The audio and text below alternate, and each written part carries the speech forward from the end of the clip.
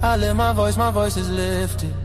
Gifted, I foresaw the end, I ripped it. The whole enchilada with a side of avocado. I came down from my fences, desperados. My flow should be sold at low. Next to the 2x4s, an electric range stove. The bolts and screws, home and approved. Gentiles and Jews, penning on views. Broken for you, my moment approaching. The coaching, the ocean is waving. The money I'm saving, the arrest I'm evading. The models I'm dating, this cup of mine keep cascading. God has engraved me into the palm of his hand. I'm in the best hands. I be washing Jeezy's dishes, pots and pans. I keep the law, the land. I speak because I can. Legalize blacks, legislate that. Hurry up, please, because a brother can't breathe. Kaepernick kneel, the world stood still. The level of hate was so unreal. I foresaw the end right before the hook. Hating is not a good look. I took from the good book. I feel like a tree planted by a river brook. Let me cook them surgically with this sword. Will put my vocal cord itching to release the source of my peace.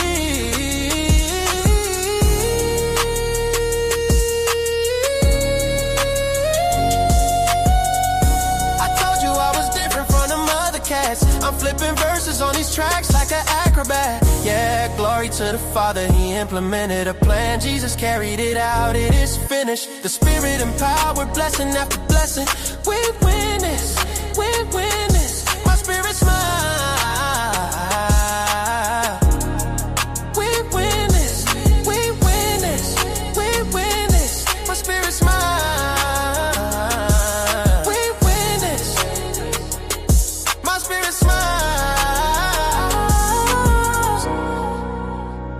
My spirit smile, my spirit smiles. Do y'all hear what I'm saying? Think about it. Think about it. Man, Jesus did that. We win this. We win this. My spirit get it. We win this. Do you hear what I'm saying? We win this. My knees buckle, my spirit chuckle. We win this. We win this. Oh.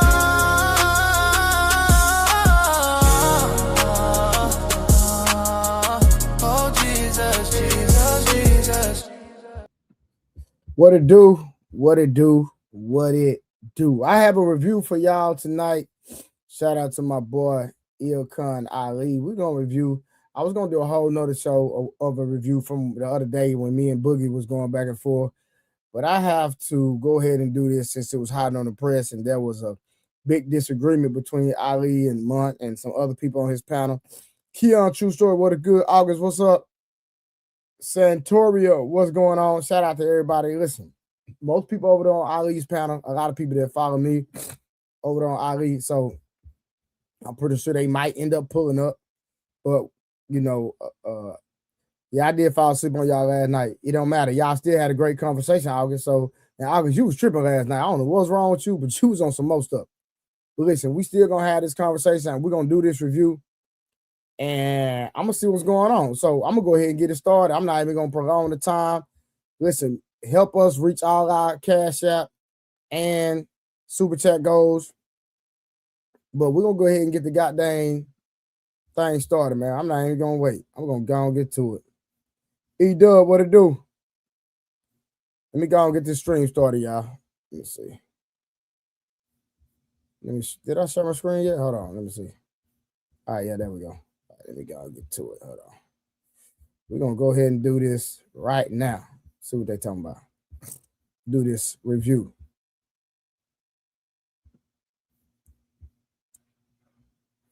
Hold on. No. That's the wrong thing. There we go. All right, let's go. Conversations with sisters, and we'll talk about income. We'll talk about security. We'll talk about what type of man they want in their life. But what I want to know is what do a lot of sisters prioritize more? Do you actually prioritize the money, or do you actually prioritize the love? But I want to play a clip. I want to show you a clip real quick, and I want to see what y'all think about this. Okay, so we're gonna start out with a clip, and I want to see what y'all feelings are about this. And let's be transparent and honest now. Don't be catching me. Let me catch you slipping up. All right. Okay, hold on. Let me play the video. Mm-hmm. Okay, this is gonna be the video. Okay, and by the way, y'all, please like and subscribe. Make sure y'all share. Hit the share button at the bottom of your screen. Please help us with the YouTube algorithm and universe. They be hating on us sometimes, so make sure y'all shoot this out. If anybody simulcasting or would like to simulcast, you could hit the button at the top right corner of the screen. You can simulcast to your crowd as well too, especially if you're on YouTube. I'm not sure how many of y'all may be on YouTube, but it would benefit you a lot to come over on YouTube. But let's start out with the first video, okay? Okay. Status of love right now. Thank you. You know, see the two fingers touching. I'm just, just living. Okay, just living life. Yeah, experiences. Just having fun. Do you have a list of things you look for? First of all, he got to have a coin. Thank you. A provider. I need someone that's, God-fearing, that's religion, that believe in God. Hold on, someone that leads. Hold on. I gotta stop. I gotta stop this review. Hold on, y'all. Listen, this is Young Miami, y'all. One of Puff Daddy's thoughts. The young lady Puff Daddy was giving her a monthly stipend. She was sitting up here doing all those things with Puff Daddy. Even though she didn't get charged, she was around with the nonsense, recruiting women, all of the above, doing all the nasty swinger type, nasty trash stuff. And this woman says that she wants a man of God, and this woman was just dealing with Puff Daddy. Make it make sense, y'all. And that's what Ali talks about when a lot of these women, they want to find God and then repackage themselves. Insane, y'all. Insane. Okay. What is the minimum net worth that he has to have? I want like a man that at least got like $100 million. Yeah. Okay. Yeah. At least, okay. We just crossed off a lot of people off that list. There's a lot of contenders that just walked the. Now again, we're gonna walk this thing down. This woman said, "What's up, Willie?" This woman said she wants a man who minimum net worth is $100 million. And what is the man getting? A repackaged thought. Exactly. She wants somebody that's God-fearing, but she was literally getting peed on, y'all. This woman is trash. And I'm going to say it. She trash. You think I'm going to save a woman that was getting peed on, participating in anything that Puff Daddy had going on?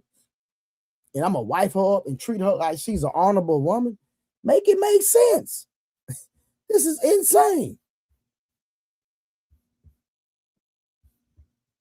The other way, your DMs will now be flooded with 10 people, I think. That's good. That's good. Narrow them down, God. Thank you. Standards 2020. So that's the first question to my sisters. Okay. Does how much money a man have matter?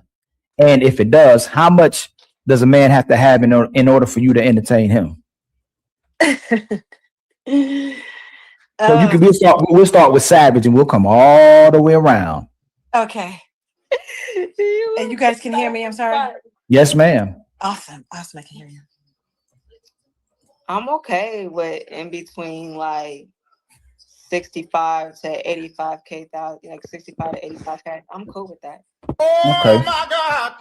So 65 to 85K. If you meet a guy, the love of the man of your dreams, if he got less than 65K, you gonna skip past him? I'm gonna talk to him about a plan. I don't believe a man stays where he's at. I think a man with a plan has a starting point, and can move forward as long as you have ambition and you're working on a plan. I think that's potential. Never trust a woman that has a price tag. Considered. Okay, so he has to always be growing. Absolutely. He has to always be growing, and if she doesn't feel like he's growing at the pace she wants him at, she's going to eventually start complaining, start getting on the man's nerve, or possibly leave the man, y'all. Anytime a woman puts a price tag on a man on how much she should make, there's nothing wrong with preferences. I'm rocking with all that. But again, your love should not have conditions on it. I'm sorry. I can't nobody convince me about when it comes to relationships and love. If your love has a price tag or any conditions on it, it is fake and it doesn't have a solid foundation. Period. Can't stay complacent at all. Okay, I'm gonna come back to you. How about you, my sister, Ari? Does how much money a man have matter, and how much is it if it does? Good ladies, boy, y'all don't like boy. Are you on me? Hold on, you might be. I think you might. Hold on, let me see something. Your mic ain't. I don't know if your mic is on. See if it's on. Try something else.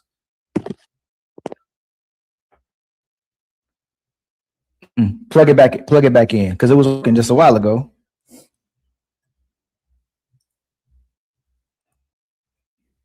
Okay, now I think it might be good. Now unmute.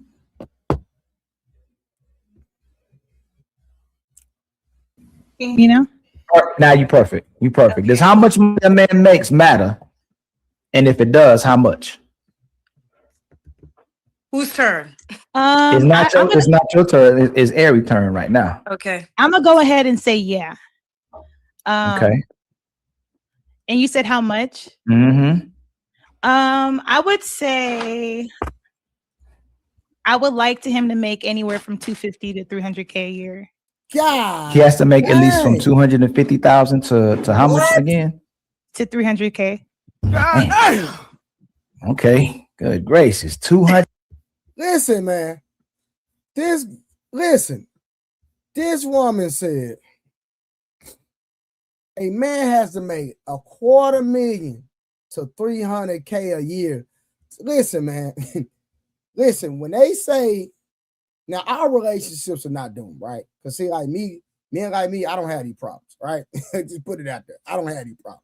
So I'm speaking for the men that have issues with getting women, or that don't have the charisma and does not have the motion as somebody as myself, who always gonna win when it comes to dealing with women. I'm gonna always win, right? But that's a whole nother conversation. But this woman says, what is she giving a man? Now, I can deal a little bit more with the woman that said he got to make 65, 85K a year, but she out of there too. But this woman said $250,000, 300K. What is she bringing to the table? How are you going to add value to my life? Why I have to make a certain amount of money? Because see, I'm the type of guy, when a woman has preferences, let's see if you line up with my preferences as well. Period. And don't ask for a man to bring something to the table that you don't have yourself. Let me say it one more time. Don't ask for a man to make 200K a year and you're not making 200K a year. Don't ask a man to make 85K a year and you're not making 85K a year. Period. This is insane, man. This is my first time reviewing this, and I'm already feeling some type of way. 150 to 300K. Okay. Good Lord. What's the matter, Ali? I mean, he knocked you out the box. Come on, man. Okay, Moonlight. How about you, Moonlight? Oh man. Well, again, I'm a little different breed up here. Like I introduced myself before, or it was told, I am divorced person of the 16-year-old that I'm raising. I haven't really gotten back into any dating situation just yet, but from my maturity and for where I've been, it never was a certain amount for me, but it was the hustle that you had. So you have to be making something, and it should be more than what I'm doing, more than what I'm making. So, if I'm at, what I'm saying, 78, then you should be a little bit more than that, in my opinion. So what if you make $1 million? He has to make $1,001 in order to be with you? Wow, $1 million? Wow, thank you for that. Sheesh. Well, I'll think about it. I'll look at the circumstance. You know what I'm saying? I'll look at the circumstance. So let me ask y'all this. Man, this is insane, 78. Listen, one of these women already said that a man has to make 65K to 85K. Then another woman said a man has to make $250,000 to 300K. And then this woman said, well, Ali presented the question. He said, well, if you make $1 million a year, because she was saying basically if she deal with a man, the man has to make more money. And listen, there's nothing wrong with wanting a man that is taking care of business. I'm not knocking it. So I'm not saying go get with a bum, go get with a lazy man. But this is my philosophy. Anytime, A-Dub, what to do? Any sleeping lounge, what to do? This is my thing. Anytime you put a price tag on a man, that means that it's conditional, right? So if that condition changes, my question is, then what?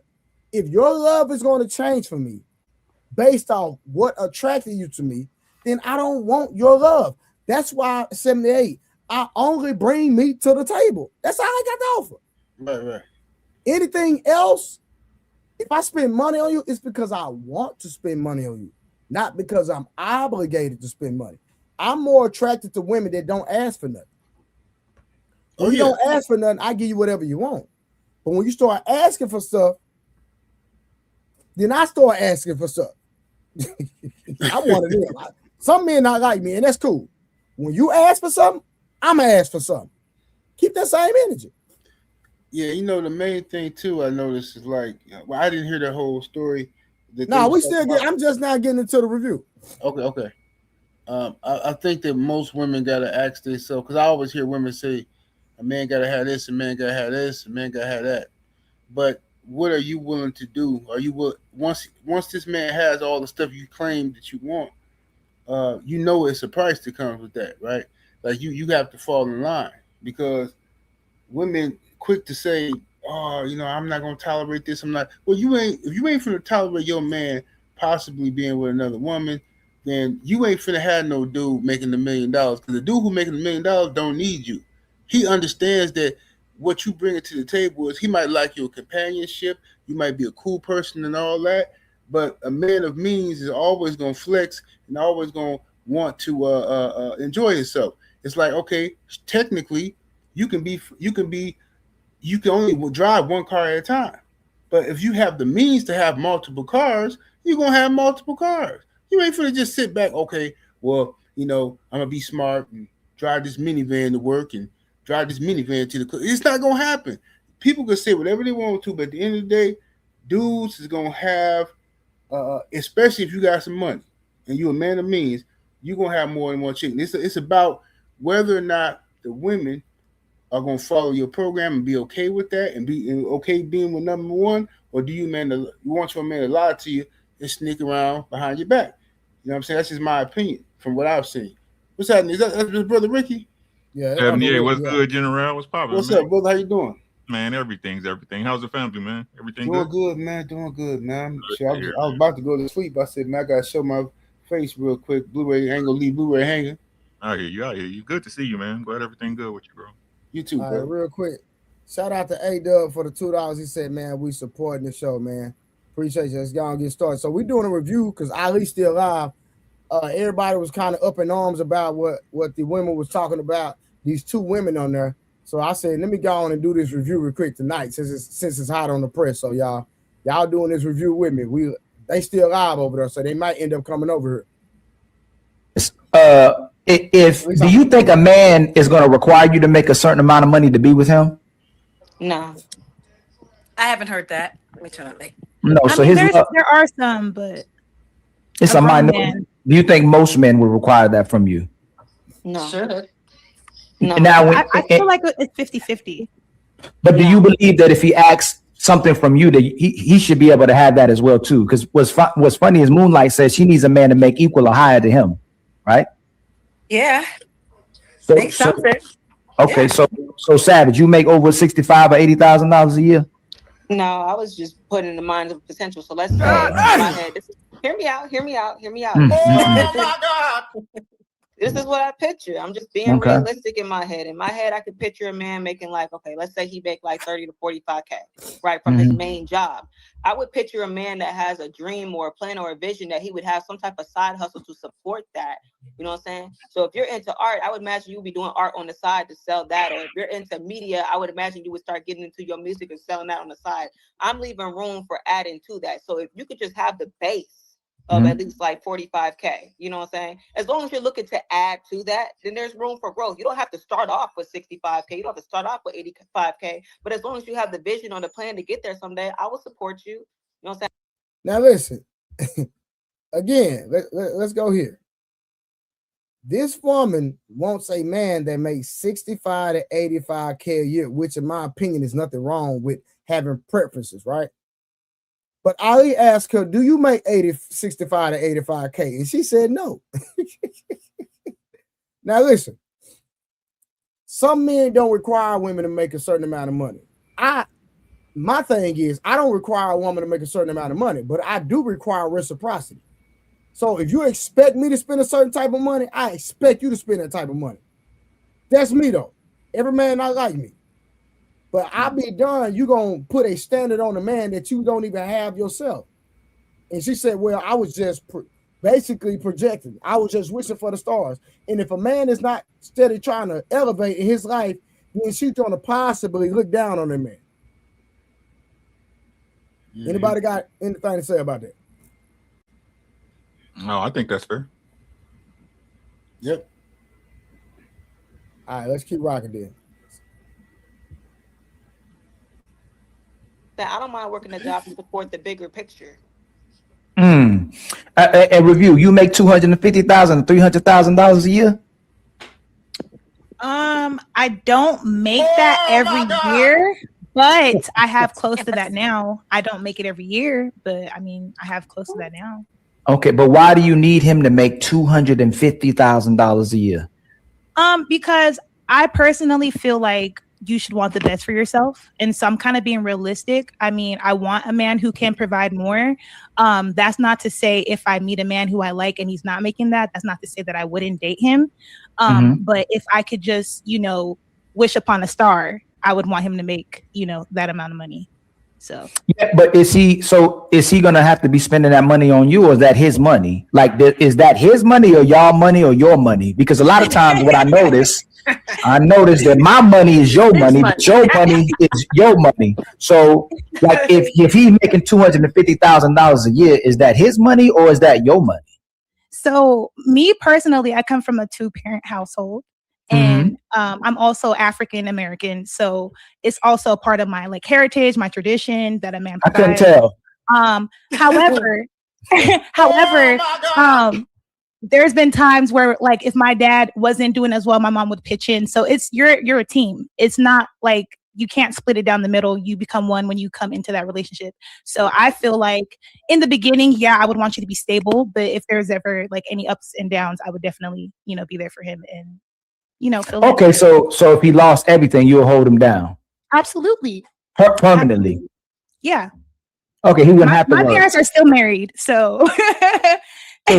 So you went from him having to have $250,000 to saying that you would take care of him if he had nothing. I'm saying that if we got together and he was stable, and then later down the line he lost it all, I wouldn't leave him. That's what I'm saying. But would he have to get that job back or get a job back, or you allow him to stay home? Yeah, I'm a very resourceful person. I'm good at finding things. I find jobs very easy. So I would help him, encourage him, support him. Just be supportive. You don't have to help. Got it once, he'll get it again. Okay, so let me ask you this: what makes it? Because this is why we discussing if this is if women actually want love. What makes it when a man does bring that to the table? Where a lot of times he still doesn't get the cooperation of the women he wants to be with, the woman's demands goes even higher. So even if he meets you where you want him to meet you, you still go, I need him to grow some more. He needs to grow even more. He needs to be more ambitious. What happens with a lot of sisters where a lot of times they get the man that they want and they end up asking for even more when they get that guy as well too. And a lot of times they can grow some type of resentment for that man meeting that as well too. And they'll feel insecure about themselves. So what happens when you do get the guy to do what you want, and a lot of times the sisters may still be unhappy? What happens with that? Who, me? Oh yeah, well with Savage. I'll start with Savage. I'll start with Savage. Why can a man, like we learned, Savage, you can give a woman everything she wants. She worked this whole entire time with this guy. She got the relationship. She got him to finally put a ring on it. She got him to be the man of her dreams, and he worked to what she wanted. Cool. And now all of a sudden she's not what she wanted. What she actually. Hey, remember, fellas, if anytime y'all want me to stop. Yeah, let me say something about that. What Ali just said, that I agree with, and I think this don't get talked about enough. Unfortunately, in a lot of relationships, you wouldn't think that this would be the case, but it is, man. Exactly. If a man is doing real good, and he got his businesses going and he doing good, you would think a woman would be so proud of her man and brag about him. But these new chicks, bro, in the modern era, man, they jealous. They want to compete with you. Your woman want to compete. You just went and got a new car. Oh, I want a new car. Oh, you doing this? Oh, I want to do like what? Why can't you be happy that your man is providing and providing for you a life that you otherwise wouldn't have, and y'all doing good? Why do you have to feel like I got to do my thing too? I got to do this and that. See, I can't. Me personally, bro, that's a turn off. I can't be with no chick that want to pee standing up. Can't do it. Yeah, I would like. She talking about help me find a job. You ain't gonna help me find shit. You understand what I'm saying? Like, I hate when women pose that shit because that just let me know they be dealing with dudes that's not responsible. How many of you guys know a dude that don't keep no job? I know like one dude. I don't even talk to him no more. You see what I'm saying?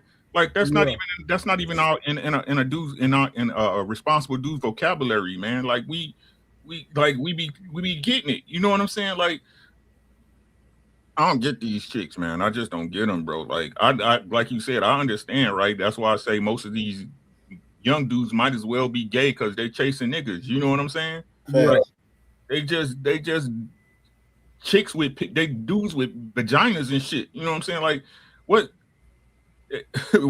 why you I understand they can't sit their ass down, right? But never be satisfied, that's crazy.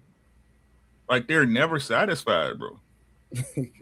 There's always something, bro. Like you could have everything. I keep trying to tell y'all these, like Satan was a woman, man. Motherfuckers don't want to believe me. You could have everything, bro, and they still want something. That's crazy, man. All right, Summer married, right? And I know you probably remember Summer. Summer said there are a lot of women out here helping their dudes find a job, sadly. And that's not your job as a woman. That's not your job. Supporting him is not, that's not supporting him. That's babying him. Y'all baby boy mamas and shit. No, that man's supposed to be a man. He's supposed to do what he's supposed to do. It don't take you telling him to do what the fuck he's supposed to do. That's why I don't understand that. I understand if your man fall on hard times, something happened, it's medical, right? That's for better or for worse. Mm-hmm. But if your man is able-bodied, that's not even a problem he should be putting on you. Hey, I got this. Don't worry about it. I'm gonna find a way. Y'all know how it was, you know what I'm saying? Before you got settled, hey, you gonna make a way out of no way. No matter what. We're gonna figure it out. Yeah, and the sister in the chat, August say, I know a bunch of dudes who don't keep jobs. They're homeless. So y'all don't know no homeless dudes? No, I'm sorry, I don't. Yeah, I don't know a single dude that's homeless. I don't know. Yeah, I can drive by and see some dudes like that, but I don't know their name. I don't know who if you know them, then that's like I don't understand why you know them. Like, but see, the problem is a lot of women, and I'm just being real. The ones I've seen women take on these pet projects, and they get these little dirty, dusty dudes who ain't got nowhere to go, hopping from couch to couch, and they play dress up with them. They feel like they can control this dude. They get him over there. Dude usually specialize in knocking the bottom up out that thing. You know what I'm saying? So they like that about him, and then they give him some money on payday. Go get his hair cut. He go to the gas station, get him a couple of white tees. Little dirty buster dude, and women. They keep one of them little dudes around, but that's not. We don't kick it with no niggas like that. No, you know we don't keep. We know who they are. We see them out and about asking for $2 in front of the gas station, but that's y'all dudes. That's the dudes y'all choose to sleep with and have babies by. Right. That's what I'm saying. Like y'all be mad because y'all choose fucked up dudes. You know what I'm saying? The same way y'all sit up there and try to, hey, women, you picked the wrong bitch. Y'all pick the wrong nigga sometimes. That's just what it is. 100%.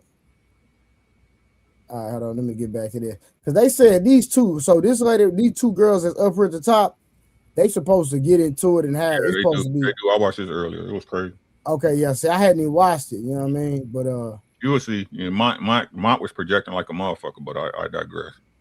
She wanted. Like this ain't the man of her dreams. That's why I played that video earlier. Yes. Hold on, before you go, I'm gonna show y'all a video before y'all go there. Okay. You got evidence. I got evidence. When did they get into it? Was, when I was, dating this person, it was beautiful. It was amazing. It was wonderful. There was courting that was, involved. And I was saying how I feel like that's no longer challenges. Sometimes you want to go back. And if I'm being very honest, oh my God, I'm about to cry. The only person that I ever loved in my life was my ex. Shut the fuck, shut. Did I say no? Oh, shit. Say it again. Say something else. Oh, say something else. Say something else, nigga. DMs here. There are athletes. There are musicians. Oh my I'm not God. ashamed to say it. I'm in my hoe phase right now. Happiness over everything. Where's your mind? If Jesus can't save these This is hoes, crazy. why are you trying? What make you think you greater than Jesus, nigga? Still in my heart, you know? Just to think about someone else feels weird.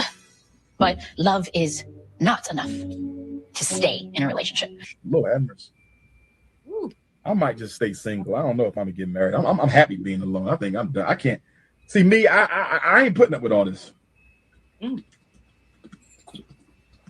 when it comes to a woman, you can damn near do everything that she wants, and she still ain't happy. It's still not enough, right? So, But love is not enough. Somebody background, it might be Tina. I'm not sure if that's Tina. But what happens when a man is essentially giving you all the things that you want? That was me. That was you on top of the love, and it's still not enough.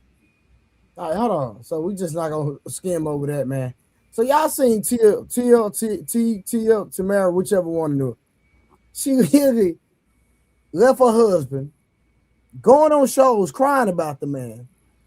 Then want to advertise she's single. Now she got a million athletes and are just trying to knock her out. That's how they're trying to do it. They just trying. Tamara, it's like a goddamn fantasy type, fetish type thing. Like we seen her growing up. Yeah, I think if I'm being honest with myself, and if I'm being subjective, right, to objective, I should say, right. To me, it's like they value getting hit by a rich dude more than anybody. You know what I'm saying? Mm-hmm. It ain't that they got to keep the dude. It's just the allure or the appearance that it's some rich nigga trying to hit their draws. Yeah.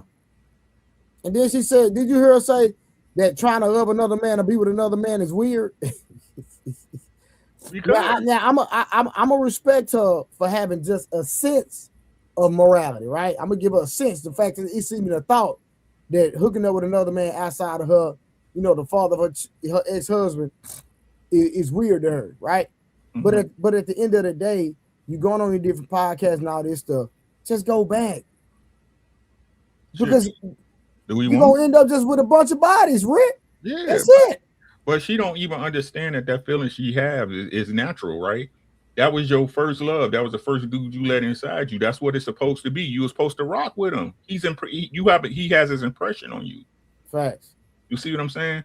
I like I said, but these chicks, all they want to do is, and they just want. I'm not going to even say just chicks. These people, they just want to go against nature. You know what I'm saying? And keep fucking shit up, like they dudes. You're not a dude. You don't wear the same. Yeah, the tit for tat, goose gander stuff, man. And me personally, there was somebody in chat said that she back with her husband now. They think, but me personally, you know, I couldn't have done it. You know what I'm saying? I know love is love, and it's easy to say what you won't do but if you love somebody, a lot of stuff like that can get tricky. But you know, I couldn't do it. Once somebody spit in my cereal, I don't want it no more. You know what I'm saying? I'm not gonna eat it. I don't care how hungry I am. I'll wait. I'm fasting now. We ain't eating that. We ain't eating none of that. Somebody, you can't leave me talking about whatever you finna go look for and then come back after somebody else that smutted you out, and I'm supposed to look at you as my wife, as a queen. I can't do it. Right, because the only reason she left, because she thought she could get a better deal. You know what I'm saying? Facts. That's really the truth. People don't understand. Right. That's why I was saying on my show the other day, last week, Trey, like with the situations that's going online, right? No matter what happened, right? His wife looked like a good woman. True. Yeah. Right? His wife looked like a good woman. If she stayed with the bullshit, right? Hey, dude's gonna be like, that's a good ass woman, right? She's staying with him through that bullshit, right? Yeah. You see what I'm saying? So the only reason you doing that is because you believe you get a better deal out there. You trying to better deal that nigga. Then you get out there and see it ain't out there. They want to run home. No, thank you. Yeah. All right, real quick. Shout out to my boy Willie Beeman for the $20. He said, "You ninjas got to get the likes up, support the host and the channel, or you not entertained." Y'all know it's gonna get a little wicked later on. So shout out to Willie, man. Appreciate it. He always pulling up, blessing, man. One thing he gonna do, he gonna bless. So I appreciate that, Willie. Hold on, let's get back to the. Hey, Most Hater, what's up? Insane, what's good, boy? You all right? What's going on with the panel, man? What's going on with the Log 7A, man? What's going on? What's Blu-ray? How y'all doing tonight? Chilling, Cool. man. We're just doing a review real quick, man. Trying to get to the hot spicy part of it. Yeah, y'all know I love jumping on panels when it's like, yes. So let me go and sit in the cut till it's my turn. For sure. So then it comes down to I always say, you know a lot about a woman based on what she do in her free time. So if you bring in the food, then she should be turning it into a meal. If you bring in the money, then she should be making it make sense. That means groceries should be attended to, kids' future should be attended to. The kids should have a saving account. The kids should have life insurance. That money needs to be put in places where it makes sense. If you out here working, then she should be out here making it grow. A woman that has too much time on her hands to worry about how she feels and what she thinks and what she likes, there's room for her to sit down, the things that he doesn't have the luxury to do. And what happens is you have enabled that woman. So when the woman is enabled and she ain't got her name on nothing around that house and she ain't got enough to do, what she does is find somebody to fill in the void of her emotions, which allows that woman to leave out that door. You didn't hold everything down. You done did everything. So there's not really much for her to do. She's like, you know what? You're not making me happy emotionally because you're too busy providing a legacy for the family. So I'm going to go mess with my work husband. I'm going to go do this. I'm going to go leave because I can, because I don't have enough to do. So it all comes down to her. Do you have a productive woman that sees the bigger vision of us and we, or are you dealing with a woman that's all about me and I? Okay, that's a great answer. How about you, Ari? That's a rare answer I hear from ladies a lot of times. What makes essentially a woman that you give everything unhappy, and it's still not enough? Why is there so many sisters? If you give them what they want, ultimately, as soon as you meet that marker, it's still not enough, and she's still unhappy. You said what is something that is not enough? Like, can you repeat the question? No, like whatever you have on your Christmas list, Santa Claus brought all those presents you were asking for, but you still weren't a happy camper. Like, what happens to a lot of our sisters where the man can check off everything off your list, and a lot of sisters are still demonstrating unhappiness? I think most men who check off everything on the list usually tend to not have any time for the woman. And that's where I think the issue is. In any like healthy relationship anyway, that's usually the case that I've seen. Like the men who are really good providers and they're really good like fathers and stuff and like partners and they do everything. The problem usually is there's no time. You guys are not like intimate as much anymore. The chemistry's dying down and it just causes frustration, sexually frustrated and stuff like that. So I think that's the problem that most women have, even when a man provides everything. How about you, Moonlight? What be happening? But how about you? What's going on? What you were gonna say? Yeah, if a lot of times, and it may not be y'all sisters, y'all may be the easiest going sisters. Somebody does everything you want, y'all happy, and y'all keep your man. What happens when a lot of men are able to meet a woman's meet the mark, and it's still not enough for her? She still demonstrates unhappiness. Wow. So he's meeting everything that she wished for. Everything. Mm-hmm. Looks, sexual, chemistry's there. Mm-hmm. Wow. That's a hard question. If you have everything that you're asking a man to deliver to you and he does. Oh, hold on. Before you answer that. So you telling me that the women in today's time, if you give her everything, she'll be happy. She won't be unhappy. Today's women, or the women you come across. I think Savage was tackling it on it earlier. You're telling me that it's possible to give a woman everything she wants and she'll be happy. Yes. I mean, she's telling you what she wants to make her happy, correct? Mm-hmm. You're saying this will contribute to my happiness, and I'm going to deliver to you, the best partnership that I can deliver to you. I'm going to try to skip it up a little bit, and let me see if I can. You don't put in the work to get it done, it's not going to get done. And that's all I'm saying. That's why I said I'm only speaking to a specific part of what she said, because it's a progress. If you're starting something new on whatever new project you're doing in life, it takes time. Even me personally, there's so many things I want to do, but if you want to do it done right, you have to take your time, learn about what you're doing first, understand the main scope of what you're doing, and then you do it yourself, and then you keep growing. So that's all I'm saying. You might not see instant results. That's why I said, when she said, well, a lot of women might have everything but not do nothing. But I'm saying instant gratification is not everything. Sometimes it takes time to grow. It might take a year. It might take 2 years when you're changing your life. So chill. That's all I was trying to say.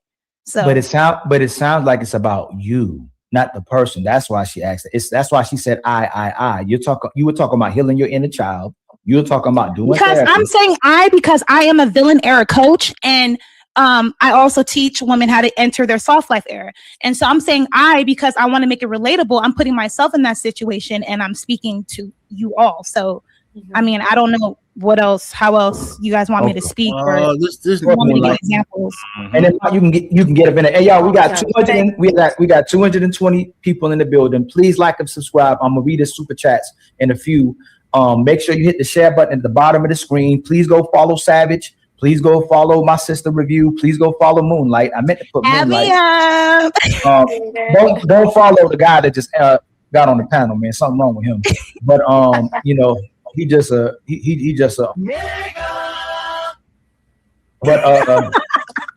Moonlight, I'll add your at the bottom of the screen. And my brother Mont, I'll add you too, my brother. I got you. Don't worry about it. But go ahead, my sister. Go ahead, my sister. Yeah, the ladies are talking.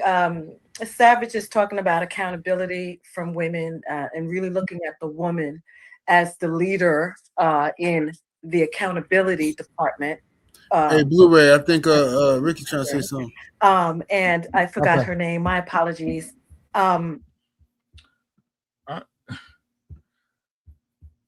lot of these chicks is low-key alcoholics, bro. Saying too much now, Ricky. Saying too much. Can I chime in after he done? Like, think about it. You don't see these girls without a glass or something in their hand, bro. Yeah. And it's looked on as cute. You know what I'm saying? Oh, yeah, like every time you see these chicks, they got something. Yeah, I can't stand no alcoholic woman, bro. I can't stand them. I'm saying, you know what I'm saying? I like a nip from time to time. You know what I'm saying? But God, yeah, that's different though. Like Jesus Christ, they can't. And what make it so bad? They can't even moderate themselves most times. Like they don't hear when they voice be slurring and shit, and they be all over the place and shit. They don't hear that shit. No, they don't hear it. It's not attractive, man. Hey, can y'all hear me? Yeah, what's good? Okay, perfect. I didn't think y'all hear. I got a phone call. My bad. Let me chime in on this real fast. From what I heard, you know what I'm saying? My man was right. Them women always do be drunk or whatever, and they be slurring their words. But that's when you give a woman too much control. You know what I'm saying? You give her too much control when they be like, she have too much time on her hands. That's having her have too much control. What you need to do is for your broad is to have you know what I'm saying, goals that she need to achieve herself. You feel what I'm saying? And I heard the part where they said the work husband and things like that. But like I say, when you give a woman too much power and then you make what's between her legs gold, I believe that's when she think more of herself than she actually is. You know what I mean? I think that any female that leads with the thing between her legs and act like it's gold, you know what I'm saying? I feel like dudes need to get that out their mind. You know what I'm saying? And know how to actually deal with a woman and break a woman down mentally and spiritually and then build her up the way you want to. You know what I mean? A million dudes gonna come on here and call her pretty, you know what I'm saying? And that'd be the problem. She might not be pretty, and she might be pretty, and she might not be. But it's gonna be a lot of thirsty niggas out here, right? So I say it like this. This is how I was taught: keep your foot on her neck, man, and she'll obey everything that you say. And keep her with certain goals that she gotta achieve to get in your good graces and to stay in your good graces. If that make any sense. No, for sure. I'm rocking with the campaign for sure. Yeah, they take a certain type of female to operate under them guidelines, and saying nowadays these new chicks, they got so much peer pressure and all this other society nonsense. They start off they be on your team, they like you, they fuck with you heavy, all this and this and that. And like the brothers, the topic of the conversation, they can say, I want X, Y, and Z from a man, right? And then once they get X, Y, and Z from a man, it's gonna change. Now they want A, B, C, D, E, F, and G. You know, you're like, wait a minute. I thought this is what you wanted to be happy. I thought this is what you needed. Yeah, but you know, see, you didn't think a nigga was gonna do it. See, they want to keep you, like Insane say, how you gotta keep your foot on their neck. A woman to try to do that to you, she'll try to have you out here chasing some shit you ain't never gonna obtain. But now if you obtain it, now she want to move the goalposts and shit. I ain't got time to play with these yamps, bro. And they all lie. They all come on the internet lying. All of them acting like they perfect chicks. They all liars, bro. Yeah, they all lie, bro. They all lie. They can't never keep it real about simple stuff. I proved the point on one of them other shows. I just asked a simple question just to prove to everybody in the chat DT be lying. I said, how many women on the panel? Well, I said, no, who all on the panel has ever watched an adult scene? Not a whole movie, just a scene. Yeah, 2 women on the panel. I never seen an adult movie. Y'all grown woman, and you ain't never seen a porno scene before. Right, never. right. Come on, but and we posted. This is how you can't. I can't trust them, bro. Grown as hell. Right. The fact that you would even let that come out your mouth and say you ain't never seen a sex scene. You done made sex scenes before, man. You know what I'm saying? I think it's like this, and this is my analogy of it, right? As long as you keep a broad chasing, that's when she gonna be in her place, right? As long as the broad know that she can be replaced with something younger and something better, you know what I'm saying? And you constantly, you know what I'm saying, put that in her, you know what I'm saying, put that in the air, a broad gonna stay right, you know what I'm saying? Because she gonna stay chasing you. The second that you start chasing that broad, I think everything go downhill. You know what I mean? Like I say, when a man gets understanding that he's the prize and you know what I'm saying, and she got to, you know what I'm saying, and she got to work to be with you, then he good, because a man gonna come with the bag, a man gonna come with the security, a man gonna come with the game, his game gonna build her up, you know what I'm saying? And in a second, she gonna take on your mentality, right? But then you got these women out here that makes more than they men, and that's okay too. She can make more than you, but as long as you keep guiding her in the right direction, you're supposed to guide her in, then everything will be good. See, it's the content of your character, right? It's the shit that you say and the ism that come out your mouth when you speak to these bros, because they listening, man. And everything that you saying, they looking for a chink in your armor. But if you keep everything player and on the up and up with them, you know what I'm saying, and you stay strong on your word and you stand strong on her neck and let her know what it is and what it's gonna be and what it could be if she don't get it right, I think every woman will fall in line. You know what I'm saying? Because every day there's a prettier younger woman out there that you could be replaced by. Shit, every day it's an uglier big booty woman. I don't give a fuck about all that shit, man. Like the whole thing is, man, you're supposed to be fucking with me off top. You know what I'm saying? The shit that you say you need come with me because you fucking with me off top. You understand what I'm saying? Like, so all that Gucci go shit. No, that's my girl, especially if that's my wife. I'm gonna do what I'm supposed to do, right?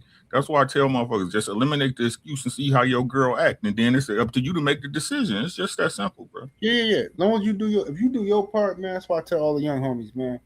If you do your part and you know you did your part, that's all that matters. Because if she start tripping and she don't want to do her part, man, let her see the back. Give her the exit. Don't be begging, pleading, and trying to fix shit, man. If she don't want to follow the program and she don't want to do her part, you know what I'm saying? Because women good for trying to hold you accountable on what you supposed to be doing as a man. But the moment you say, hey, look, you know what I'm saying? Like, I'm sorry. You know what I'm saying? As a woman, you suppose, you know what I'm saying? Right. But then they getting upset. But see, like I said this before, people think I be tripping. But like, I take certain shit serious that other people think is just, oh man, you tripping. No, bro, look, if I pay all these motherfucking bills, I gotta fucking manage everybody's shit. I gotta make sure the kids get to school, make sure that this tuition is paid, gotta make sure it's gas in all the cars. I gotta make sure the cabinets and shit is fixed and all this shit good, right? When I'm looking for my pizza cutter, I better know where the fuck it's at. If I'm looking for the goddamn spatula, it better not be underneath nobody's fucking bed. What happened to all the silverware? What the fuck going on up in here? It should be no dishes in my fucking sink. Exactly. You know what I'm saying? Why the fuck? Why I gotta? Why? Oh, calm down. It ain't that. It is that goddamn serious. So maybe I shouldn't pay the light bill this month. And then when y'all out here in the dark, then you tell me it ain't that serious no more. You ain't a man. You know what I'm saying? You ain't a man. Why the lights off? Type shit. You know what I'm saying? Right. This is crazy. Let's get back to it real quick. what you're saying is that it's growth. A relationship is growth. It's not automatic. The woman has to put in time to nurture herself to become that person, I believe, that the man wants and needs for his progress. It's 43% divorce rate out here right now. Last I checked, last we discussed, last time I was here, I think someone gave us that statistic. 43% divorce rate. Damn near 50%, which means that I think that both men and women need to come to a medium place to take accountability if they want to make this relationship thing work. We all don't come into relationships perfect or sometimes very much healed, you know? In my initial conversation, maybe the upbringing that you have has turned you, a little tainted about certain things. You have to get to know each other. Folks, you just mentioned things can't be so quick. Like, you go into McDonald's and you want a Happy Meal. That's not what relationships is. It's not a Happy Meal. It's not instant gratification. It's going to take some time from both people to want it, to be accountable for their own part in making it work. So tell me, when does a man get that? Stab, go ahead. Well, let Mont get in real quick. I just wanted to respond to that because I hear a lot of therapeutic talking. I hear a lot of mental health. I hear a lot of that inner work. I hear a lot of grace and understanding, and it sounds like it's for both of us, but it's not typically for both of us because ain't no woman about to sit around here waiting for when the man is going to be healed and stop being broken to pay some bills and protect his woman. There's not a lot of understanding and grace when it comes to a man showing up either complete or being this ambitious person that y'all talking about when it comes to money. But when it comes to him being a man, women typically expect a put together man. At least he might not have all the money in the world first, but there's no grace and understanding about what he's not bringing to the table. Most sisters ain't asking about his inner work, his inner peace, and him going to therapy or what work he needs to do in order to perform for you. And a lot of times when the sisters don't get their needs met, the clock is ticking, and she'll be justified for leaving them as well too. Just like I show you the video with Tia Mowry, she had the complete guy, and she ended up miserable and divorced him and claimed that she graduated from him. Now she wants love again. So that's why I'm asking, why is it every time the women have everything that they want, why isn't it what Savage is saying, and where the sisters are communicating, hey, I'm hurting.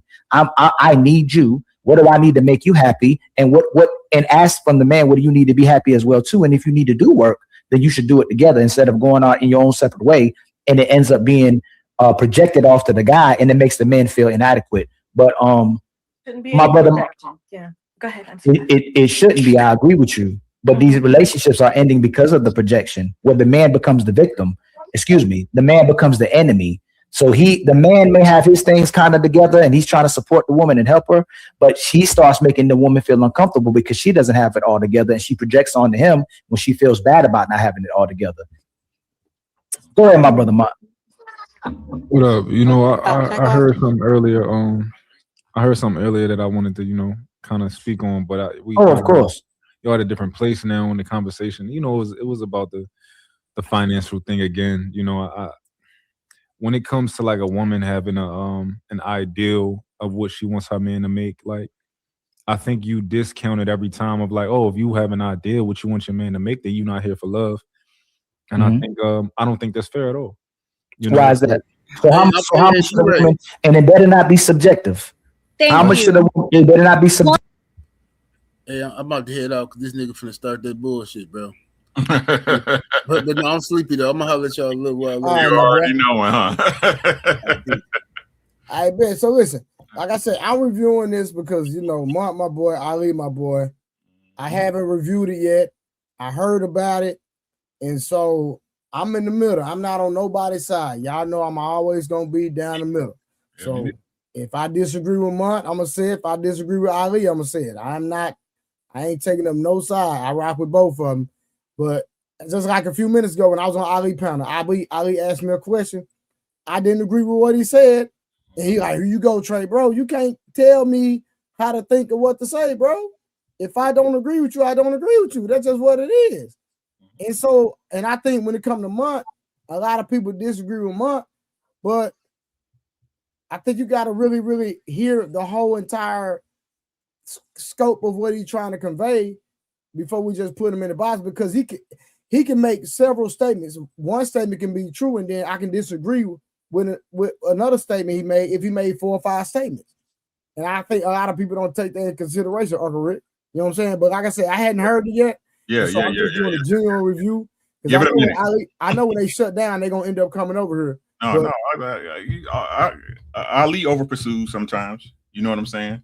And he also tried to, round about his way to some shit. I understand that, right? But on this one, he legit. In my opinion, I might be wrong. I might be wrong. Welcome to the show. It should be objective. We should not say monolith, because that's why all these relationships keep failing. The men are typically monoliths. What they want from sisters is probably 3 checklists, and most of the time, if you check that off, you happy. But for some reason, we allow the brothers to do it as well too. The women will have the checklist that goes up to the universe, up next to God, that they say they pray to. But a lot of times, when they get those things, they're still not happy. So, Mont, how much should a woman, and being concrete, expect from a man, since you said it's warranted, that demonstrates his ability to love her and take care of her? How much should he ask for from a woman? Excuse me, how much should a woman ask a man to have at least? It's each individual to each woman. And I knew you were gonna see what I'm talking about. So you're not allowed. Y'all see what I'm talking about? Right, let's start right there, right? So, from my understanding, and y'all help me if I'm wrong. From my understanding, they're talking about a woman putting expectations on a man financially. And so Ali asked Mont, how much should a woman, I guess, expect from a man, right? And he said it depends on the relationship. That's true. Okay. Isn't that a fact that different men require different things? Yeah, I'm not arguing that. Insane, Willie, y'all both agree? Gotcha. Okay. I just want to make sure I'm not tripping. All right, hold on.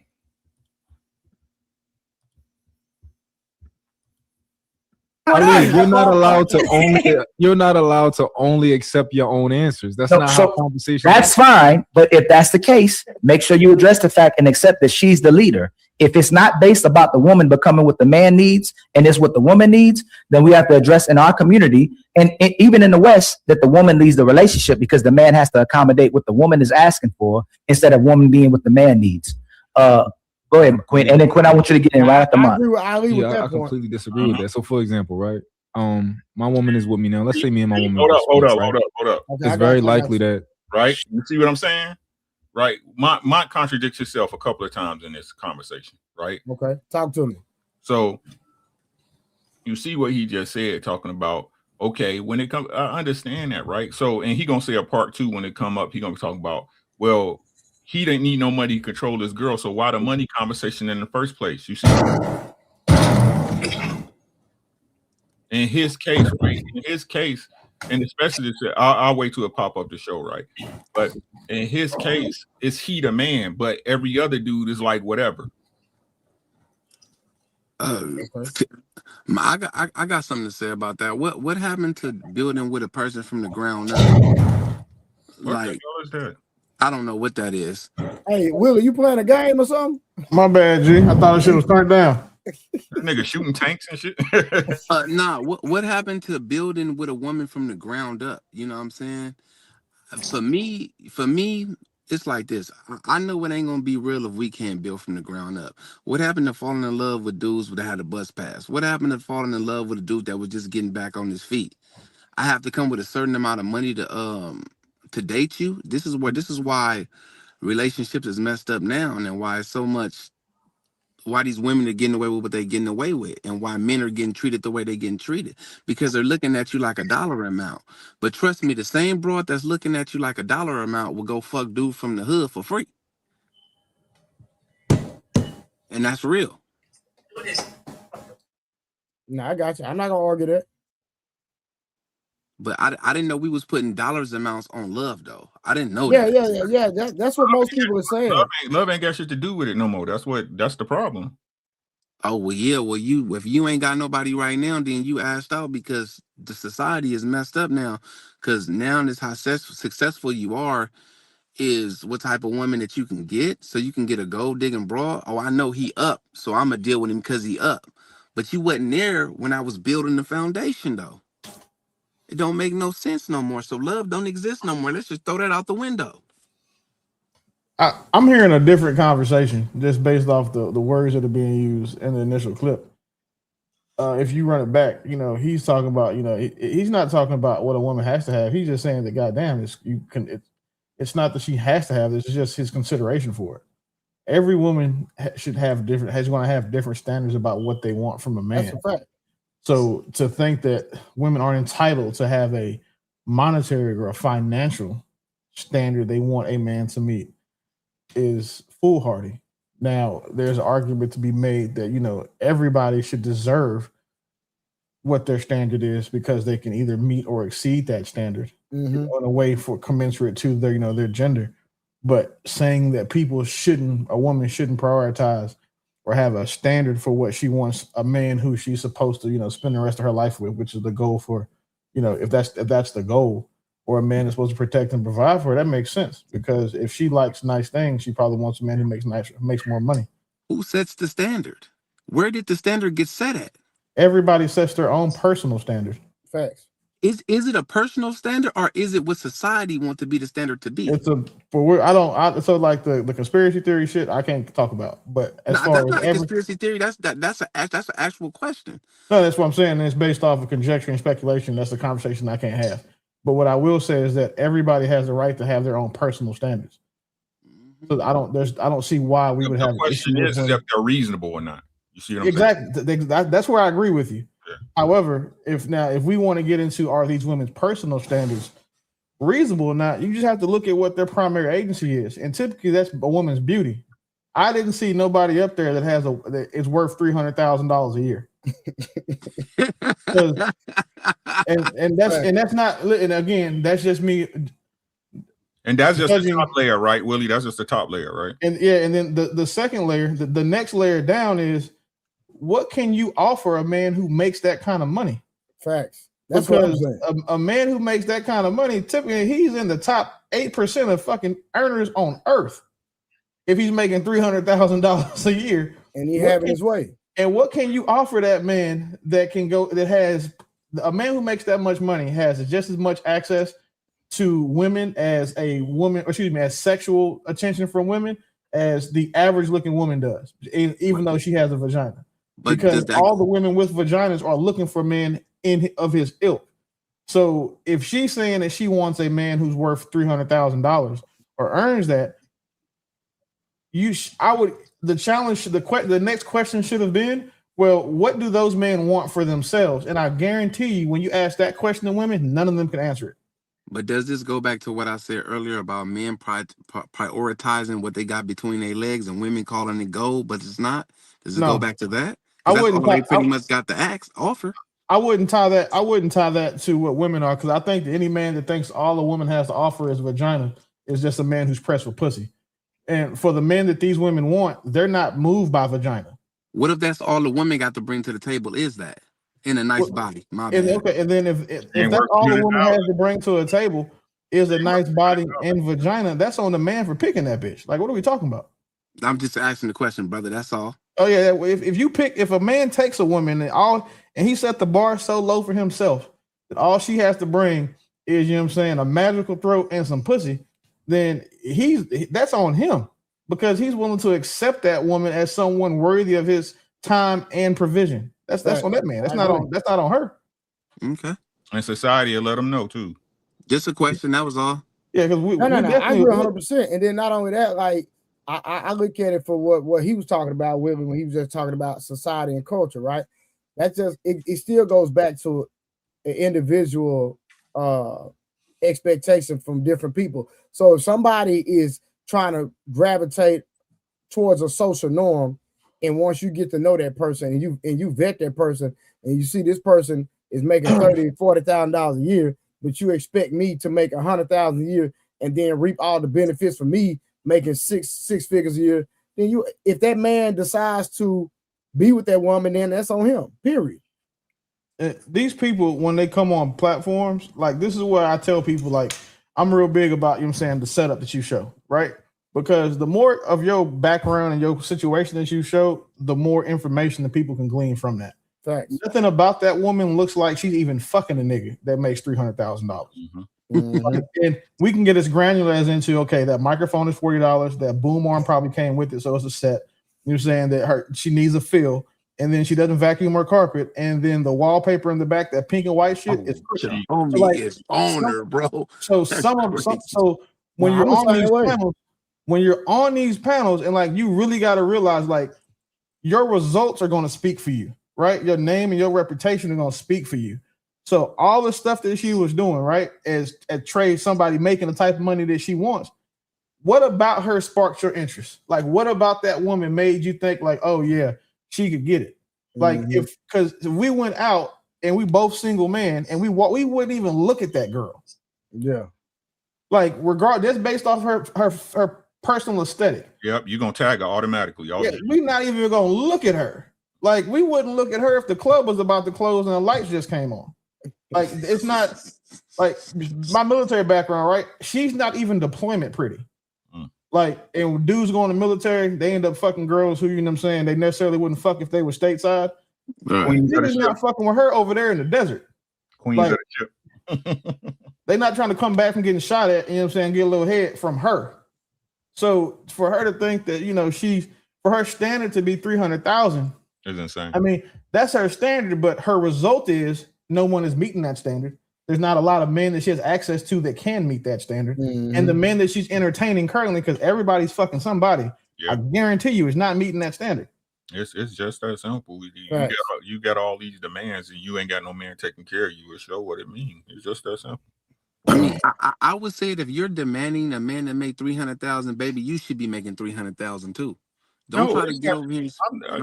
I ain't gonna even say that. I hate it. Like, I mean, but what are we doing? We got to be equal somewhere. No, we're not equal. That's the whole thing. We're not equal. They try to make it like we're equal, but we're not. Right? You don't play that game with them. You know what I'm saying? You can entertain them. You know what I'm saying? You can entertain them in conversation, but don't play that game with them. And I don't like a good woman should be provided for. I agree, but I agree with that wholeheartedly. A lady should be provided for, right? But there's certain things that come with that most of these chicks ain't even trying to do. Like I said, these women are the only ones who they don't market to the people they trying to sell to. So yeah, they don't it's like you said, it's a marketing thing, right? They don't market to their actual audience. They market to their ideal audience. Fact. And the problem is the majority of people's audience isn't their target audience. I mean, their ideal audience and like their actual audience aren't the same thing. That's like us coming on here and saying, you know, okay, well, cool. Well, we want to have all the white women on us. When I would say the majority of us is not really gonna fuck with a white woman too tough, like long term, right? Nothing wrong with a white woman, brother. But so our actual audience are gonna be people who look like us, come from places that we come from, and have the same experiences as us in general. Typically. And unfortunately, for like women don't realize that. Like women don't understand that dating for them is literally marketing and it's a sales game. Because the only time it's not is when you're dating men that you don't even acknowledge anyway. Like I'm saying, the Walmart workers or the nigga that stock shelves at Target. But since everybody want a boss or a CEO, it's a job interview every time you talk to one of them. Because we looking at how you present yourself.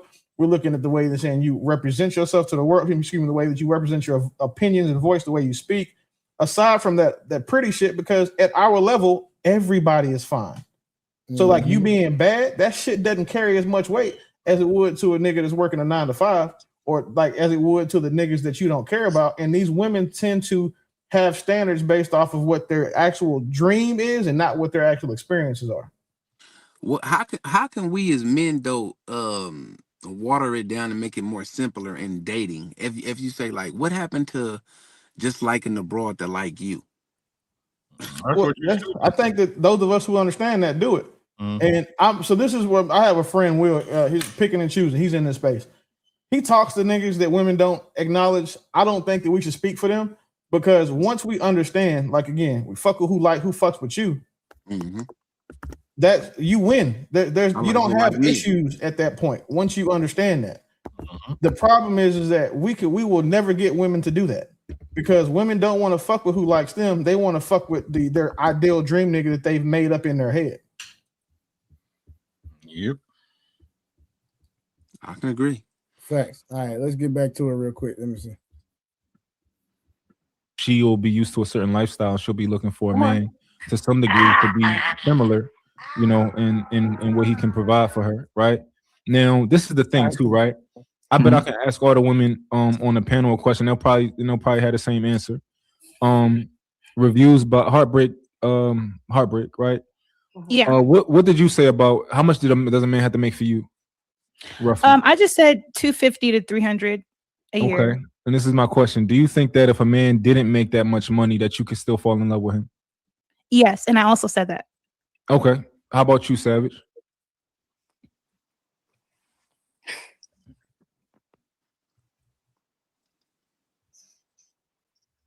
Are you responsible for that noise, anyway? I'm sorry?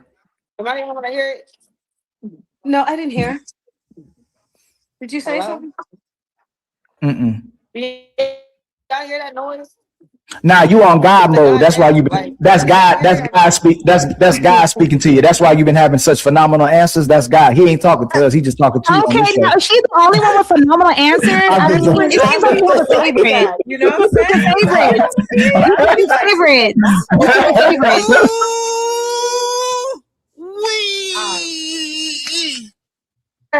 This is the first time she been on the show. She never y'all everybody on the show see from Moonlight. This the first time she for her. She the first time she been on here.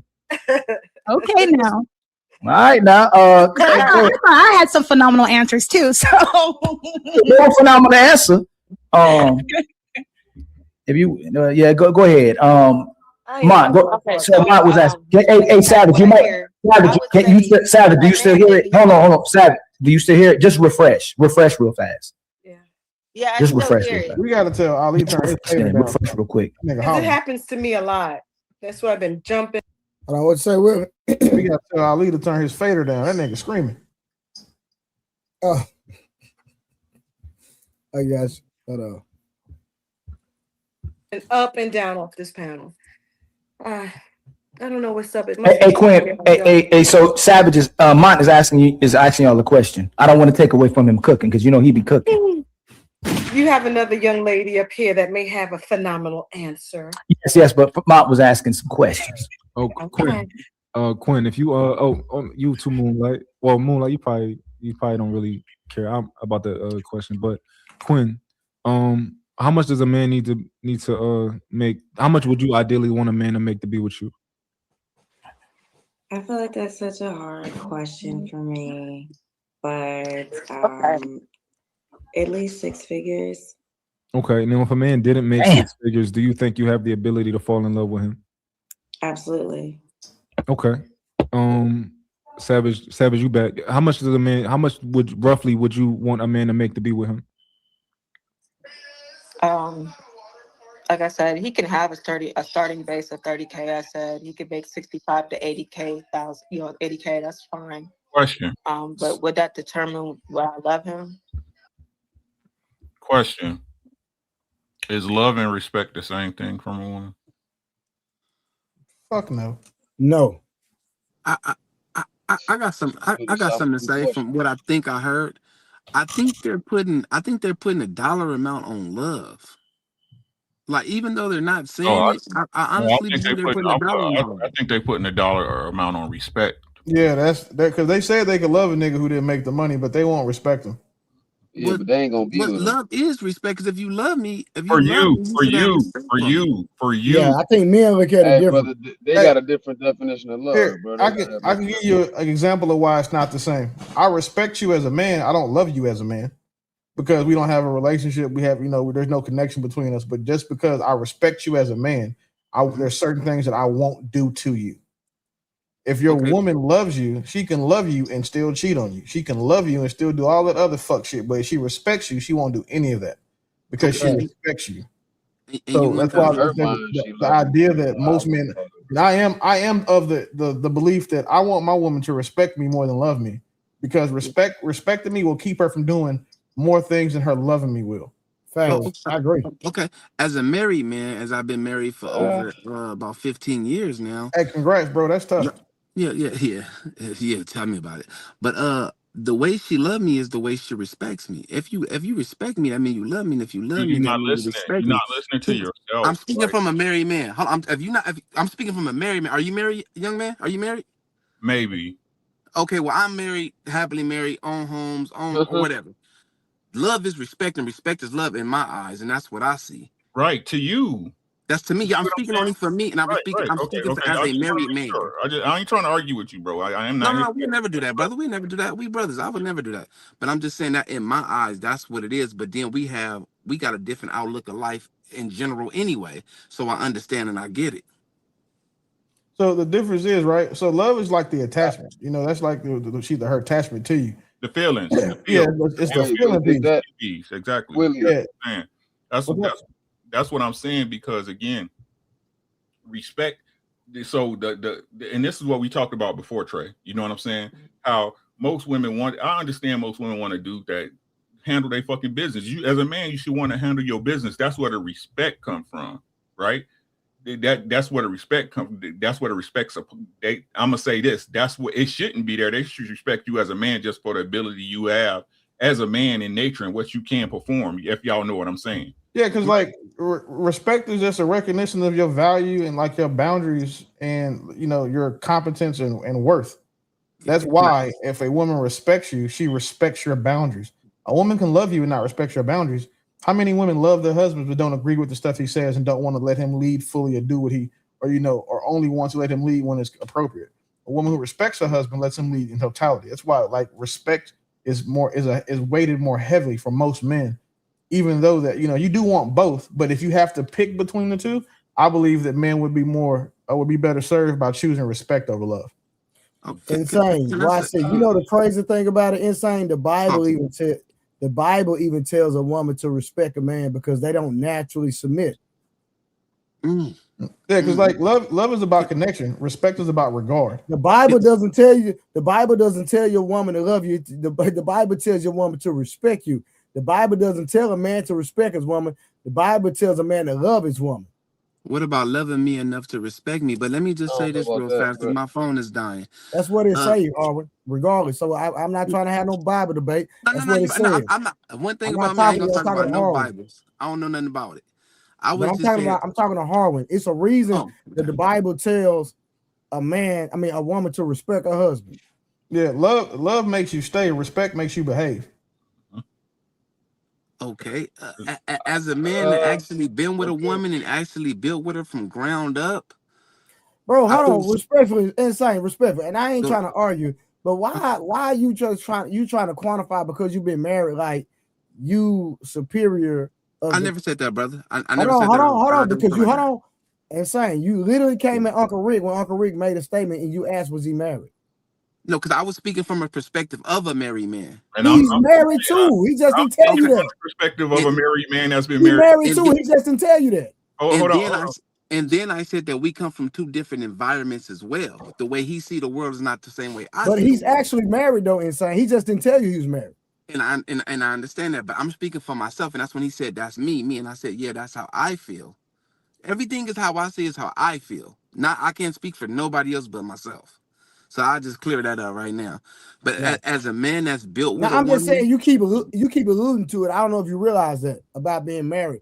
And because I was married, now I'm divorced, you know what I'm saying? But I was married 10 years. Yeah, I got 16 years being married. Congratulations, brother. I ain't trying to have a Bible debate, Trey. I'm just saying, like, but that's what the Bible says. You can't refute what the Bible says, bro. Like, why are you trying to refute it? I'm not refuting it what the literally Bible says for a woman to respect her husband. That's what it says. I'm not refuting what the Bible said, or you don't know what I was even finna say to even say what I was refuting or not. Okay, talk to me. Respectfully. Like, I agree and say that, but it also says other things. And I ain't here to have a biblical conversation. Like I ain't on that. I'm just saying, I agree with what the brother Willie Beeman was saying from a perspective of how women define love. But I'm just saying that is not actually love. So I can agree from the perspective of what it's saying is saying. I can agree with perspective what y'all are saying. From how we understand that word, yeah, Willie Beeman gave a really good definition of the difference between respect and love from that context. But to me, that definition of love wouldn't be love. That's not actually love then. Because the Bible also says that God is love. So if Psalms 82:6 say we are that, then you should show me love too. That's all I'm saying. So if that love is something that's unconditional or is it transactional? Because if it got something to do with just No, love is transaction, then it ain't really unconditional. love. Wait. Okay then. There's So no when such these thing as, sisters, I'm sorry, go ahead, bro. no, go ahead, brother. I want to hear you say no such thing as what? There's no such thing as unconditional love for a man. Love men, that shit does. Unconditional love is for women, children, dogs, and cats. Like there's nothing about a man. A man's that's not loved That's by not true, brother. in a I romantic. think that's real in this romantic society. sense. There is no Oh, such okay. thing as Okay. unconditional love. Your mother will love you unconditionally. Your father Yeah. will love you unconditionally. Yeah. Expect somebody who is not blood to you to love you unconditionally is just it's not realistic, because you have to do things to qualify for somebody's love. That in and of itself makes it transactional. And then not only do you have to do something to qualify for it the first time, you have to continue to do things to qualify for it over time. So pretty much we got to fight for I our don't love. think love is. Yeah, That's what it is. I think that in society, that's a true thing for sure. So look at it this way: have you've loved more than one woman before, right? In your life, I would assume. But when y'all go separate ways, that love is gone. It's transactional. It's conditional. That love is based on the role that she No, was playing. I ain't gonna hold you, bro. I'm still in love with my high school sweetheart. We just ain't together. I'm okay. There's always that one that got away. I'll give you that one. That's that's just what I'm saying. Okay. That's But to your hormonal point thing though, that apply to most of the women for sure. 100%. So that's what I'm saying. Like nobody is off the rip love. Like that's why when they have to fall in love, you have to do things to make them fall for you. Like you have to do enough to make them choose that the feeling they get when they're around you is what love is to them, and then they act a different way. The next stage is making sure they respect you, because again, love, what you're saying, makes them stay. Respect will make them behave. So a woman that chooses you, you don't feel like that's love? Like a woman that really chooses you? No, that's being chosen. You don't know. You don't know until they show that though. Respectfully insane. I think you got a woman choosing you is transactional. Gee, it's got to be based. Women want a nigga that's 6 feet tall. You know the Nigerian influencer girl said that she wants a nigga to make $300,000 a year. Like, if a dude doesn't have those things, you won't even get a chance for her to love you. And if that, like I said, if that was the case, right, that means most women would fall into the better or worse off bet, right? If she like you like that and she love you unconditionally, she can meet you at your worst, and that could be what you are forever, and she'd be okay with it. We know that's not the case, right? So again, like you said, that's just the burden of men to understand that for us to get love, or like I said, respect, for us to understand love within our head from a woman, we have to get respect from her, and that requires you maintaining a standard. Right. That's just what it is. is. I'm willing to concede what your logic. I'm not even necessarily conceding. I agree from the jump that your logic applies definitely how the environment is today that we live in. Yeah, I don't think that it's sustainable for us to be successful as far as we talk about the people that's looking for a way to us to be together, man, woman, child, families come together, create civilization, because you can see it's not working for us as a whole right now. But yet, it's still reality is what you're saying is true at the end of the day. That's just what it is what it is to the brother Unk point. That's what it is today, right now. That's what's going on. Thank y'all for letting me on the panel. Y'all appreciate you, Blu-ray. Appreciate the brothers. My phone is dying, man. Y'all have a good show. I'm up out of here. Yeah. Peace out, fam. All right, let's get back to it, man. No, but I wouldn't want to be with someone who's irresponsible either. So you said, I mean, your answer was 65K? Now what, y'all, hey, watch this real quick. Hey, Mont, did you have to bring any of that to get the cooperation and the most from the women you dealt with? No. That's crazy. Damn, is it playing? I can't hear nothing. Okay. Wait, did you say he said he has to do what? Exact point. That's my exact point, right? Every time. That's my exact point. So I'm asking you guys, If a Is it man because they wanted money from you or they wanted you? He gonna cut me off. He wants. No, I'm asking you not because you want to ask. It's my turn to ask questions now. Now I'm not done, damn. No, I'm asking you though. Is it because they wanted money or is it because they wanted you? They wanted me.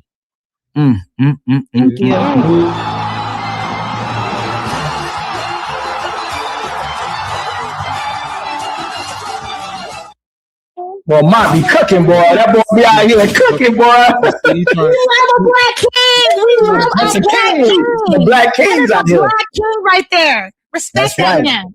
That's He right. He want to throw a fork in what I'm trying to do. That's what he like to stop. Nah, that's that. Nigga, my nigga. But go ahead, Mont. Go ahead. But that was my point, right? My point is that just because a woman says that, you know what, this is what I want to filter through men, because we all need to have filters because that helps us get what we really think what we ideally want, right? Just because they add filters does not mean that they can't possibly value a man or fall in love with a man who has less, right? For example, I can say, yo, I'm never really I don't want a girl with kids and I don't plan on dating a girl with kids, right?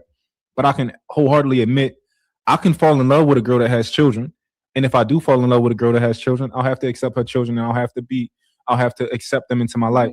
But I might be like, you know what? My filter says I don't want a woman with children, right? So just because a woman is saying I ideally want a man with this doesn't mean I don't want love. And I think Thank you. That's what. God damn. I just felt it in my soul. Like, what's that, Uncle Rick? Bird hands, boy. Bro, anytime when a woman agree with you like that, you know you done said some, you done fucked up and said something stupid. Bird. Strike one. Well, strike one was her drinking. That was strike two. All right, shout out to Square B. He said, Savage may be a grifter. I threw bait and she didn't bite. It'll show itself. It always do. What's good, Square Biz? It always do. Man, I gotta hit Square Biz with his goddamn hold on real quick. I gotta hit Square Biz with his School Biz 5538. You giving again? Thank you. Take that Square Biz. Hold on, where we at? All right, let's keep going real quick. I think it's finna get to the good part, if I'm not mistaken. Sounds like it's finna get to the good part. like, you know, like. Hey, boy, they be knowing them, boy. Thank you for that. They be knowing them. He didn't get no damn drops on that one. He don't get no drops. That was phenomenal, by the way. That was phenomenal. Well done. Can we do the sound effect? No, do you want a sound effect? Okay. Yeah. Are you close to your father? Not really. Does he even return your call? How? You know how you know, like you get Ali? You get Ali when he just be like, damn. He just be like, we gotta get you some sound effects so you can get me back, man. Yeah, I'm gonna get some sound effects. So he's saying that, although a woman wants, has this wish list, that wish list can be compromised for love. That wish list can be compromised for love. Tell him, Moonlight. Tell him. Tell him when she really like that guy, she break all her rules for that guy, don't she? Exactly. She ain't got no principles. All them principles go out the door because a lot of times when women present these so-called expectations and standards, it's to justify why they're single. So it sounds believable. So if I said Moonlight, Savage, and Airy, I'm not getting no woman unless she a 10. I'm not getting with a woman unless she got big breasts. I'm not getting with her unless she got a big booty. She got to be a dime. If all the men said that in the world, we would sound foolish and delusional. But for some reason, when sisters put out their expectations and standards, which we know is delusional, it sounds believable to other sisters because they're doing it together. Instead of saying, girl, that's not possible to get all them things that you're asking for and what you're looking for. That guy doesn't even exist, and he only exists in our brain. So a lot of times when sisters, that's why sisters, I want a man to make equal to me or higher. A lot of times, if you make $500,000 a year or $200,000 a year, it's going to be difficult to find that guy that you're talking about. But not only that, are you capable of being that woman that he needs as well too? Because if he makes just as much as you, he wants an actual woman typically. You know what's interesting about that, right? My lady just started watching Real Housewives of Atlanta, right? She just started watching all seasons of it. She just kind of like going back and binge watching it, right? And I noticed when I kind of like was in bed next to her watching her watch it, I'm like, you know what's interesting? none of these women are like really extremely attractive. They all kind of like average looking. And I just thought about like the stuff that the people we say in like this space where it's like, oh, if you ain't a badass bitch, a beautiful woman, that nigga don't want you. Niggas with a certain type of money. Now, maybe me, I want an attractive woman, but I'm just noticing. Like, it's confusing me in my mind. I'm like, yo, these girls is not attractive. How are they getting these basketball players and NBA players and football players and all this type of stuff? Because right? people make it more complicated than what it is. People create this this thing where it's like, oh, you need this to be with a basketball player. You need a BBL, you need big titties, and you need this. And when you actually get around them, they're just regular people. They don't even like all that stuff. Most guys with money like slim girls anyway. So like, I mean, the rappers aesthetic like the BBLs and stuff, but in reality, a lot of the stuff that they push, agendas that they push on social media is not even true. And it's not that deep. The only thing that separates a regular girl and these influencers that be around these dudes is like they have access. They know common people that send them the address to the party. That's the only thing. Like it's not that deep. Like, can I say something? We're talking about athletes is on their first contract. That's what they be hoping let's for. say Huh? there's a man that make 30K. Hold on. Let's say I make 45K. Is that what they be hanging their hat on? She talking about niggas is on their first contract, a third, fourth round pick that he willing to deal with her because but once that bag come in, look at the niggas in the NFL. Russell Wilson did it. What's that? The CD Lamb did it. Like you look at it is if you notice that anytime one of these athletes when they finally get like a supermax or they upgrade their woman unless they was already married. So these single niggas like Carl Anthony Towns. Willie, you saying that when he married Sierra, that's when he got his contract? You gonna make me go Google his contract? Go ahead and look. I guarantee you, it was after he got paid. Oh my God! Well, Russell Wilson had that white woman at first. Yeah, let's not talk about it because if you look her up, your computer, you're gonna catch a virus. That lady's hard to look at. Oh, I already know. Yeah, I know what she look like. Yeah, I seen she was married to that white woman, and I think did she mess with a Golden Tate? I think she got smashed by the teammate, from my understanding. Listen, Golden Tate is the nigga that everybody said they want to keep. He's a Stephon Diggs of keeping away from your people. Oh, for real? Yeah, Golden Tate was.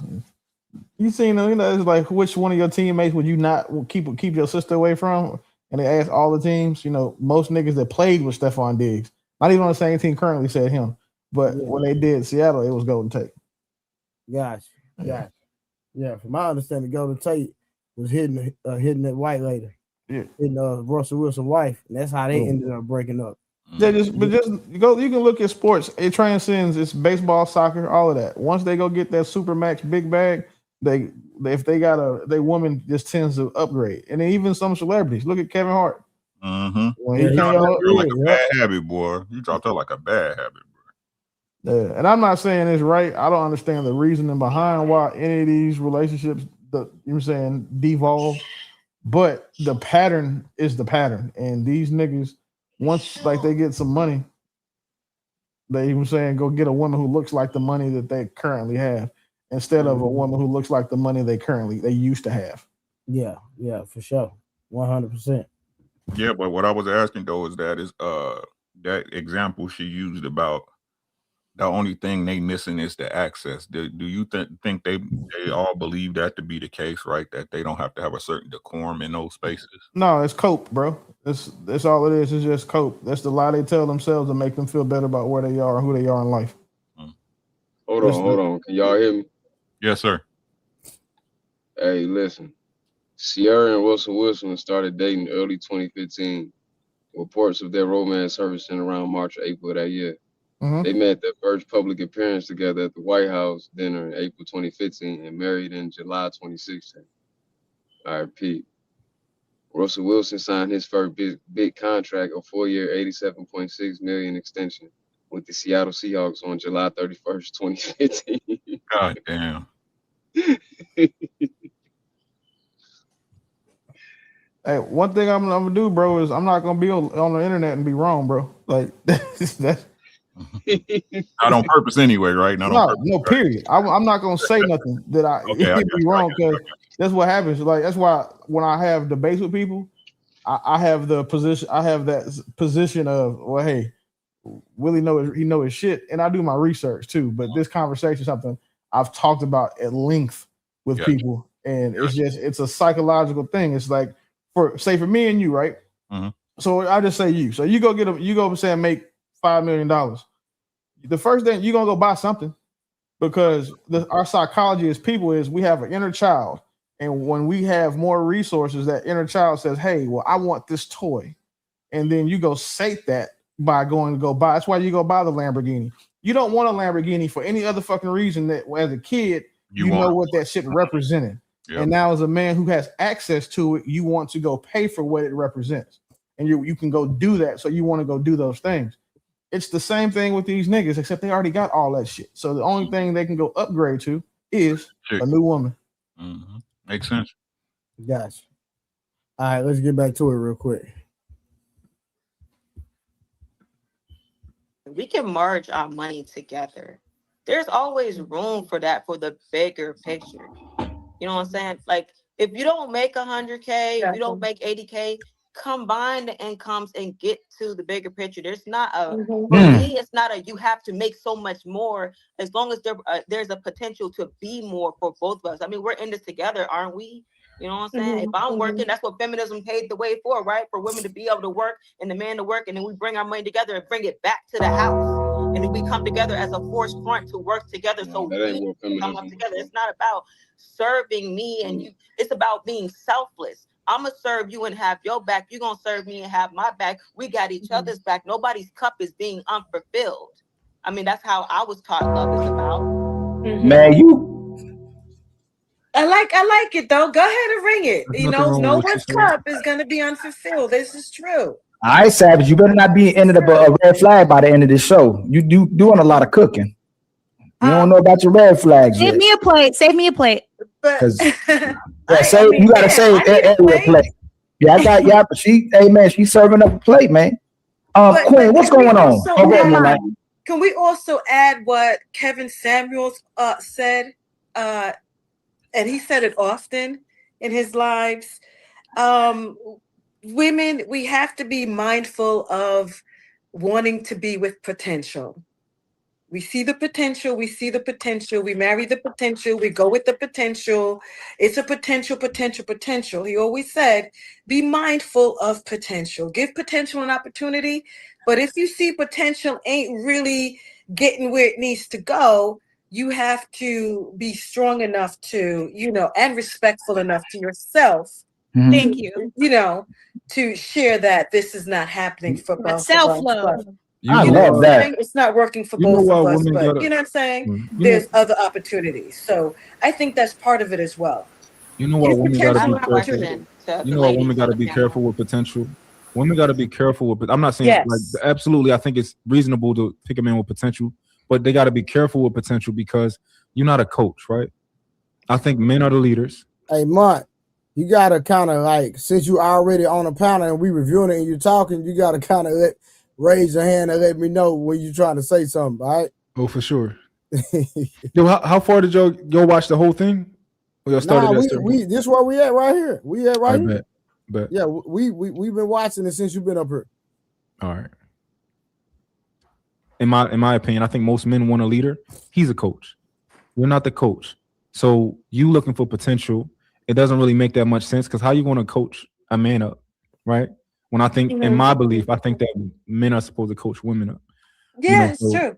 So that's I coach women online, but it's not like that. Not men though. so like relationally, like I think is All of that. I mean, we have a lot of, and I Pause shared real this quick. with Ali when I Alex, first why got you keep over looking here. at me like Pause real that? quick, Trey. Do y'all agree with what I said? Who disagrees? Which part? What did you say? I pretty much said women should be careful with potential. I'm only because men supposed to coach women. Women don't coach men. So that's why I said they should be careful. Like if I'm a coach, I can get a player with potential. I get it, right? I don't think that that's a woman's job necessarily, but I do believe that a woman should get a man early on and grow with him. but I just said they should be careful with it. Okay, So because you I I basically don't think saying that be women should wise. coach anything, but that's a separate conversation. Like you're saying, oh, are you saying a woman should coach her man? Nah. What do you? No, No, he no, said a no. woman should be careful with potential, but at the same time, I understand what you say about being careful with potential, but you know, a woman can miss her blessing too if she overlook a man's potential at times too. I agree. So I don't want it to be misconstrued. I'm not saying don't pick a man with potential, right? Absolutely. But that's typically because you're supposed to be dating people early on. You're supposed to be young, right? You're young with your husband. That's different versus like a woman getting older in age and you start to pick, start picking potential. I just think she should be careful with it because it can be that situation where they just end up, building a man type of thing and they say he walk out your life and all that type of shit. I don't think women, you shouldn't be coaching nobody. So let's take T.I., right? We already know Tiny was the one that was up when her and T.I. first got together. Like she had more notoriety than T.I., correct? Yeah. Right. And then T.I. ended up being the person that he is today. But I don't ever believe that T.I. was ever like lower than her in their actual relationship. I believe he was still that same confident man that he is now before he got the money. You understand what I'm saying? So just because a woman is up more than a man, if a man is a man, he gonna be who he is regardless. Remember I was telling you when I was dating that CEO of the engineering firm, even though she made millions and I wasn't on her level financially, but I still was that nigga regardless. And she never played with me or never disrespected me or money was never a conversation between us. Remember I told you that much? Yeah, absolutely. So if you're a man's man, it don't matter how much money you got or how much money she got. You still gonna be him regardless. Right. Your response, you being responsible regardless of what she doing. You understand what I'm saying? I don't necessarily have.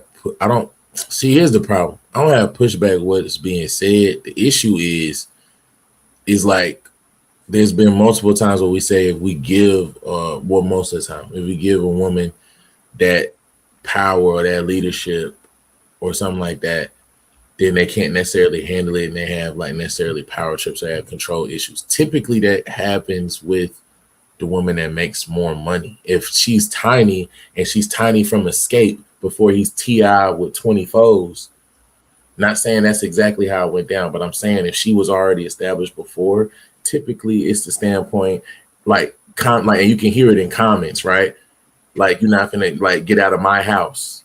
Those are my kids. Right. Those statements come out typically like I'm saying, you can always feel like you that nigga, but I'm saying typically with the woman that has more money, she might unconsciously put you like because she's not a leader. She's not supposed to be in a leader position. I agree with you, Samson. The typically, and I just got to be honest with you, that is the typical. So you're correct, typically, right? But it's still an exception to the rule for some men, and it's it might be a greater percentage than we know, though. You understand what I'm saying? 1,000%. You can't let what we see on the internet be across the board when it's a lot of men standing on business. Like think about how many Pookies and Ray Rays out here that driving women cars, and the woman got she got all the marbles. You know what I mean? She has all the what's the word I'm looking for, y'all? All the leverage. Leverage. She has all the leverage, right? But that nigga still dropping her off at work. That nigga still handling her. And that nigga ain't got a pot to piss in. But that's the interesting thing about leverage. She's keeping him around for a reason. Whenever he does the one thing or he does the Jody thing and he comes and he's been fucking with a chick in the same car that she's letting him drive, he's out of there. That's what I'm asking. So out of there. You got to get his shit and go. Like she's keeping him around. Even if he got the money, he's getting kept around for a specific purpose. If you don't serve that purpose because she's in that leadership role and she's making the money, anytime she wants, you're out of there. You got to find somewhere to go. Right. So listen to what I'm saying. This is what I was saying earlier, Trey. Right. So with all that being said, is that respect or love? You see what I'm saying? Is her allowing that Pookie, right? Does she respect that? Does she respect him enough to let him do that? Or is that she just love him that much? Man, Ali on your head right now, Mont. He is what they got. Yeah. You gotta watch. You said you ran, and then you made the conversation about you some shit. You know how Ali get down. Yeah. I just need to look. I'm not gonna lie, Willie, Trey, Harlan. All I need to know, because this is what was said. This is what I fell into. I fell into the part of the conversation where the first thing that came out of Savage's mouth, she felt like Mont compared her to a child. That's where she felt like she got disrespected. My question is real simple. I want to know, where did he, quote unquote, compare her to a child? Can we go find that right now? I asked. I don't know, but we doing a review right now, so I don't know. Yeah, that was the only question I asked. Then now, if Yeah, y'all want, I can't speak for. I didn't see it yet, but I do know that I will say that women in this ecosystem tend to be offended by the stupidest shit. You know, I told somebody her mic sounded like it was in her mouth, and she started fucking crying. So everybody was. But you know what's crazy, Willie? Because it's similar. It parallels with the conversation that we had with Ali. Because and I was just talking to Mon about this over there. On one hand, you have a situation where someone feels disrespected. The girl that crashed out, she felt disrespected. Mont's point was, I could see why she would feel disrespected, right?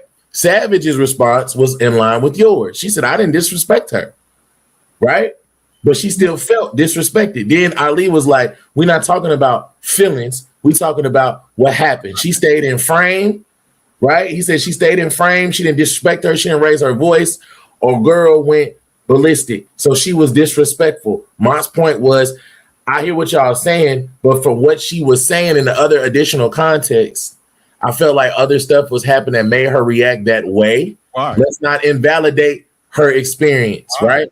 So then I'm just going off of everything that I've heard. I'm asking Mont here. I'm asking why. Yeah, exactly. Okay. So you're asking me why the which one? Which part? Why do you see that? Why she felt disrespected? I felt like she was being gaslit. Every time she said something. I think we gotta get to the review, but go ahead, my bad. Yeah. Like, so for example, when she said, I think Mont's a good man for going above and beyond for his woman and getting the cleaner. And then the other girl says, well, I don't think that you should get a cleaner because how are you going to teach you? I think it's important to teach your kids how to clean the house. Right. And then that's to her. She's like, yo, bitch, I never said my kids ain't clean. And I never said I didn't clean. I clean the house. Right. So that's in her head. It's like, yo, bitch, you keep doing that shit. Watch this. So is that an old girl problem or is that the little Instagram chick problem? It's probably the Instagram chick problem. Okay, right. So that's why Ali was asking you, right? So again, if that's something within her head, that's a feeling. Hey, your feelings are yours. Listen to what I'm saying. Your feelings are yours and you're entitled to them. That don't make them valid. They're valid to you. It doesn't make it not true though at the same time. And that's the question that I have. That's the question I have because I asked. I said we're talking about facts versus feelings. This goes directly back to the conversation that what Willie is referring to. So if you feel a way about something, right, that is different than what actually happened. That's why I was trying to get additional context from Mont since he was there. But then the separate conversation, because I want to make sure I'm not conflating. The second conversation is what Mont was trying to do with the Instagram chick is what he was trying to explain is let's not invalidate her experience. If she feels like this happened, right, that's still her feelings. Let's not invalidate her experience. Wait. That wasn't just what I was saying. I was saying I understand that you feel this way, and I can see how you feel that way. But at the same time, I said I don't think that she's intentionally doing what you think that she's doing. So let's continue to have a conversation. I don't think that's what she's doing. Let's continue to have a conversation because I don't think she intended to be disrespectful. Right. And then what happened? The girl, she kept telling her like, "Yo, don't put words in my mouth." She blew up, but she didn't call her out her name. She kept saying, "Don't put words in my mouth," and I think you have a comprehension problem if you can't comprehend what I'm saying. She was saying stuff like that, and then she said, "You ain't got no high school education." Yeah, she started going like, some people don't have high school education or something like that. She started getting a little ticked off. So what do you do? What do you do? Subjectively, right? You're welcome. When this happens to you, do you validate the feelings that's really not true? or do you deal, or do you operate within the truth of what really happened? Yeah. So I didn't feel like her feelings. I didn't feel like what I felt she felt wasn't true. I felt like it was an interpretation. It could be interpreted this way, or it can be interpreted that way. I can feel like, bitch, you trying to do some sly shit with your passive aggressive remarks. And I can say, the only thing that I can say is I don't think she meant that. I don't know if she was really being passive aggressive or not. I don't know if she had it out for her. I don't know. But all I can say is like, I think you should chill out because I don't really think that's what she means. So let's continue the conversation. So let me run something by you, right? So when you being genuine in the person, right, and it seems like that's what you were doing in that moment, right, with her, the Instagram shit, right? Yeah. And they still don't listen. What does that mean to you? When she don't listen to what I'm saying?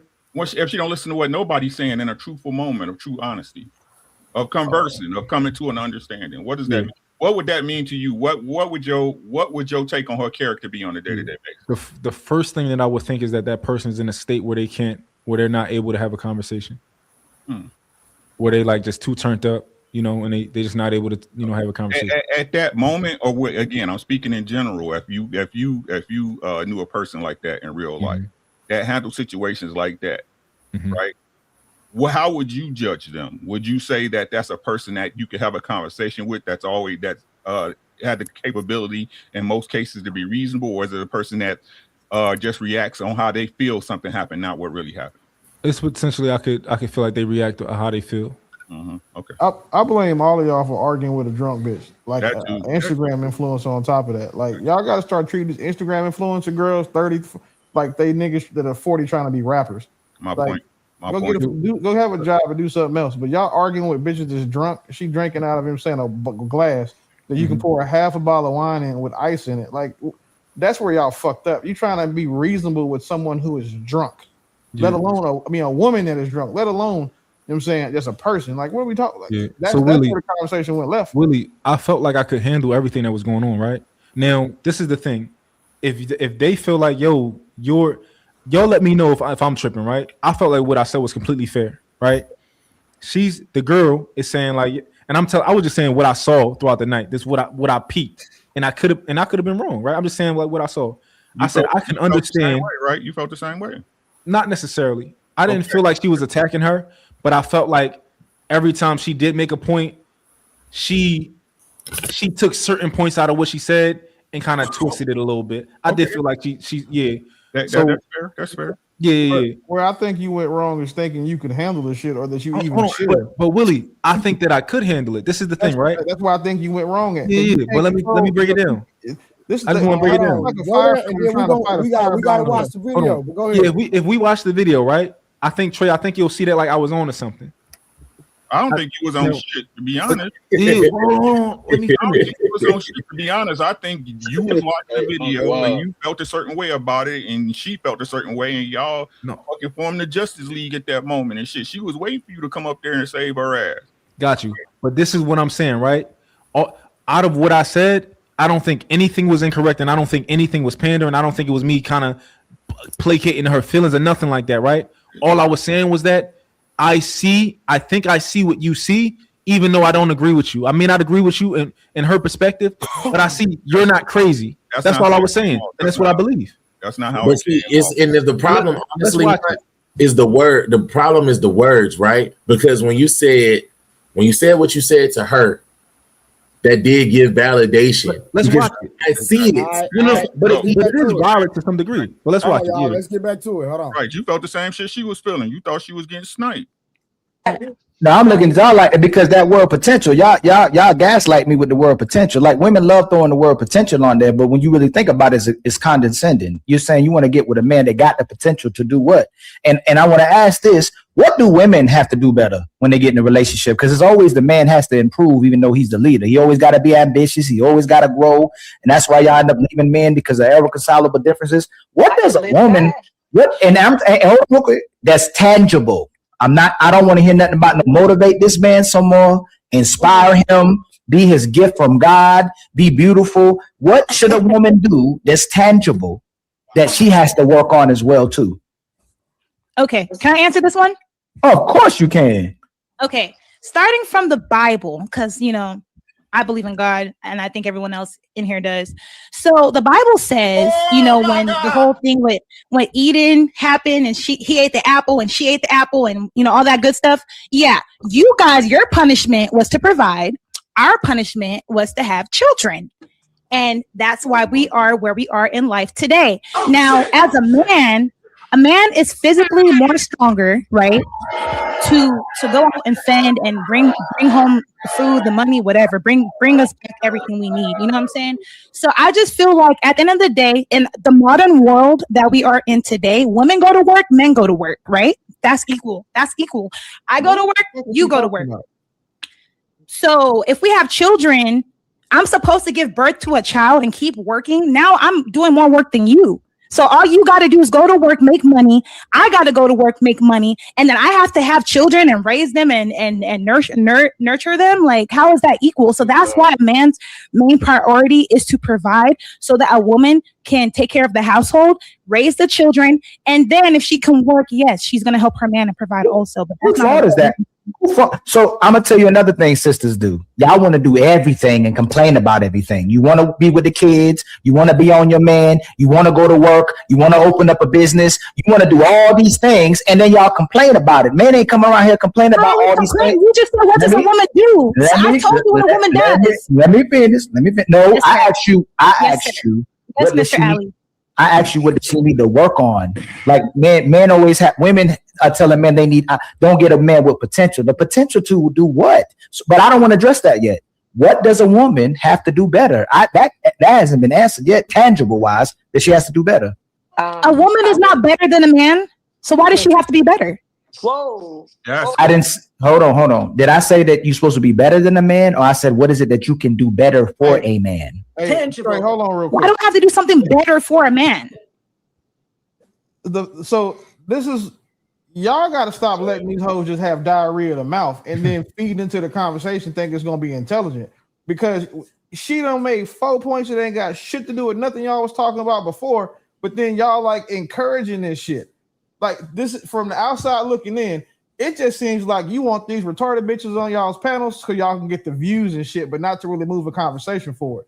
And then you try to have a serious conversation with a motherfucker who's inebriated and then wonder why shit goes this way. How is that the intention? That's the first time she's been on the show. Like we bring women on the show. That's the first time she's been on the show, sure. But it's not the first time you've had women like that on the show. It's very difficult to get women on the shows, but we bring women on the shows. We don't want to know their perspective off gate. I just go through a whole section of Instagram and TikTok inviting women. I don't know how they think. So one, don't take this as a personal thing, but just because you're in the space and applies to you. Y'all have bitches on the show that don't bring value to nothing but just to be contrarian. Y'all giving Jazz part of your platform. Y'all done brought the artificial intellectual bitch over there saying and gave her a platform. And it's like y'all are using y'all aren't finding women that are respectful. Like it's like y'all got to find the retarded bitches so y'all have somebody to argue with. Instead of having a fruitful conversation with women who actually are worth having a conversation. How do you find? So how should we find them? Tell me how we should find them. The same one, easy. The same way you vet women you date, vet them for your channel.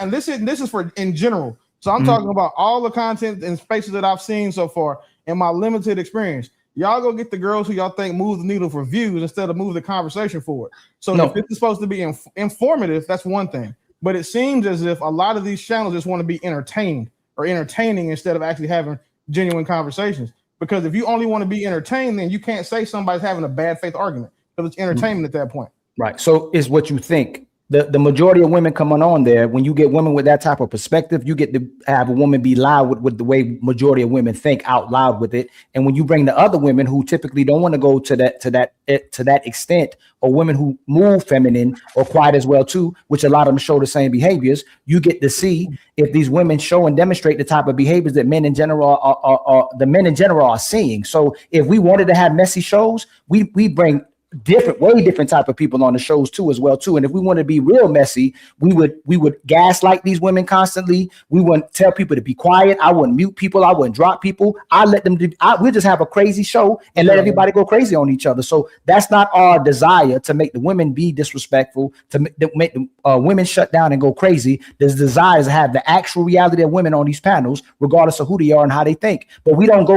I don't go through down profiles and listen to 50,000 videos from these women and vet. I go to every single channel that I can get to women to add them. I invite everybody. Fatty tries to invite people, and whoever comes on the show, come on the show. It's very difficult to get women on the show, period. Yeah, Ali, before you go, how are you doing, fellas? I just want to say one thing. Willie, yeah,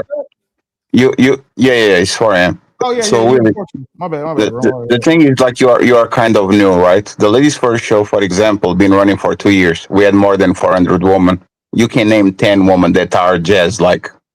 You can't. Y'all just focus on that shit because this is what people review. We can have Chris, we can have Afro, we can have Red, we can have 10 well-behaved women, and Jess can be quiet the whole show, and then Jess says something stupid by the end of the show, and now all the big content creators are trying to clip him because they want some money. Like, we actually are very, like, look at the thumbnails we do. We kind of very kind of impartial, kind of.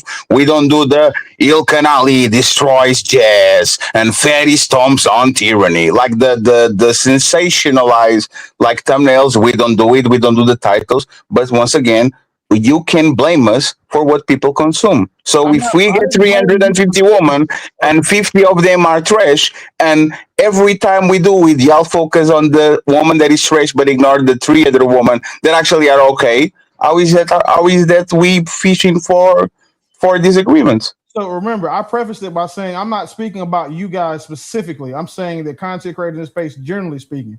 Now, I did highlight where you guys have been complicit in what I'm saying, but I'm not saying that's what I've never implied or said or intended for you to take it as me saying you guys do that. You personally do this because, again, you say you don't have the sensational stuff. I've seen y'all do that too. But I will. Who said that? You just said it, and I will. No, I didn't. No, I didn't say. No, I didn't say it. I say that you guys don't do you guys don't do the jazz. The people, you said the reviewers do it. Y'all don't, and I'll give you that. But what I am simply saying is that in this space in large, the reason why a lot of these unruly hyena bitches get put on platforms is because of the clicks and the attention and the clip. No, sure. They give you. No, sure, but that's the thing, right? There should be no argument after that because I'm not absolutely, but there's the thing is, right. So the thing is, you actually, because Ali told you, like, pretty intellectual only is on the beef because Ali kicked her the fuck out. Literally, that's the only reason. For example, she's there. Jazz, she literally got a 4-month ban because of some shit that she said on our show. If it was about profit, we will let all these women run amok. Matter of fact, look at what happened with Pearly. Pearly came up. We could make a tremendous, like, she was supposed to do a weekly show with us. She didn't even pass the first show. Like, look at Tyranny. We could literally be buttering Tyranny on the back and says, yeah, Tyranny, right? Like, so what I'm saying is this, right?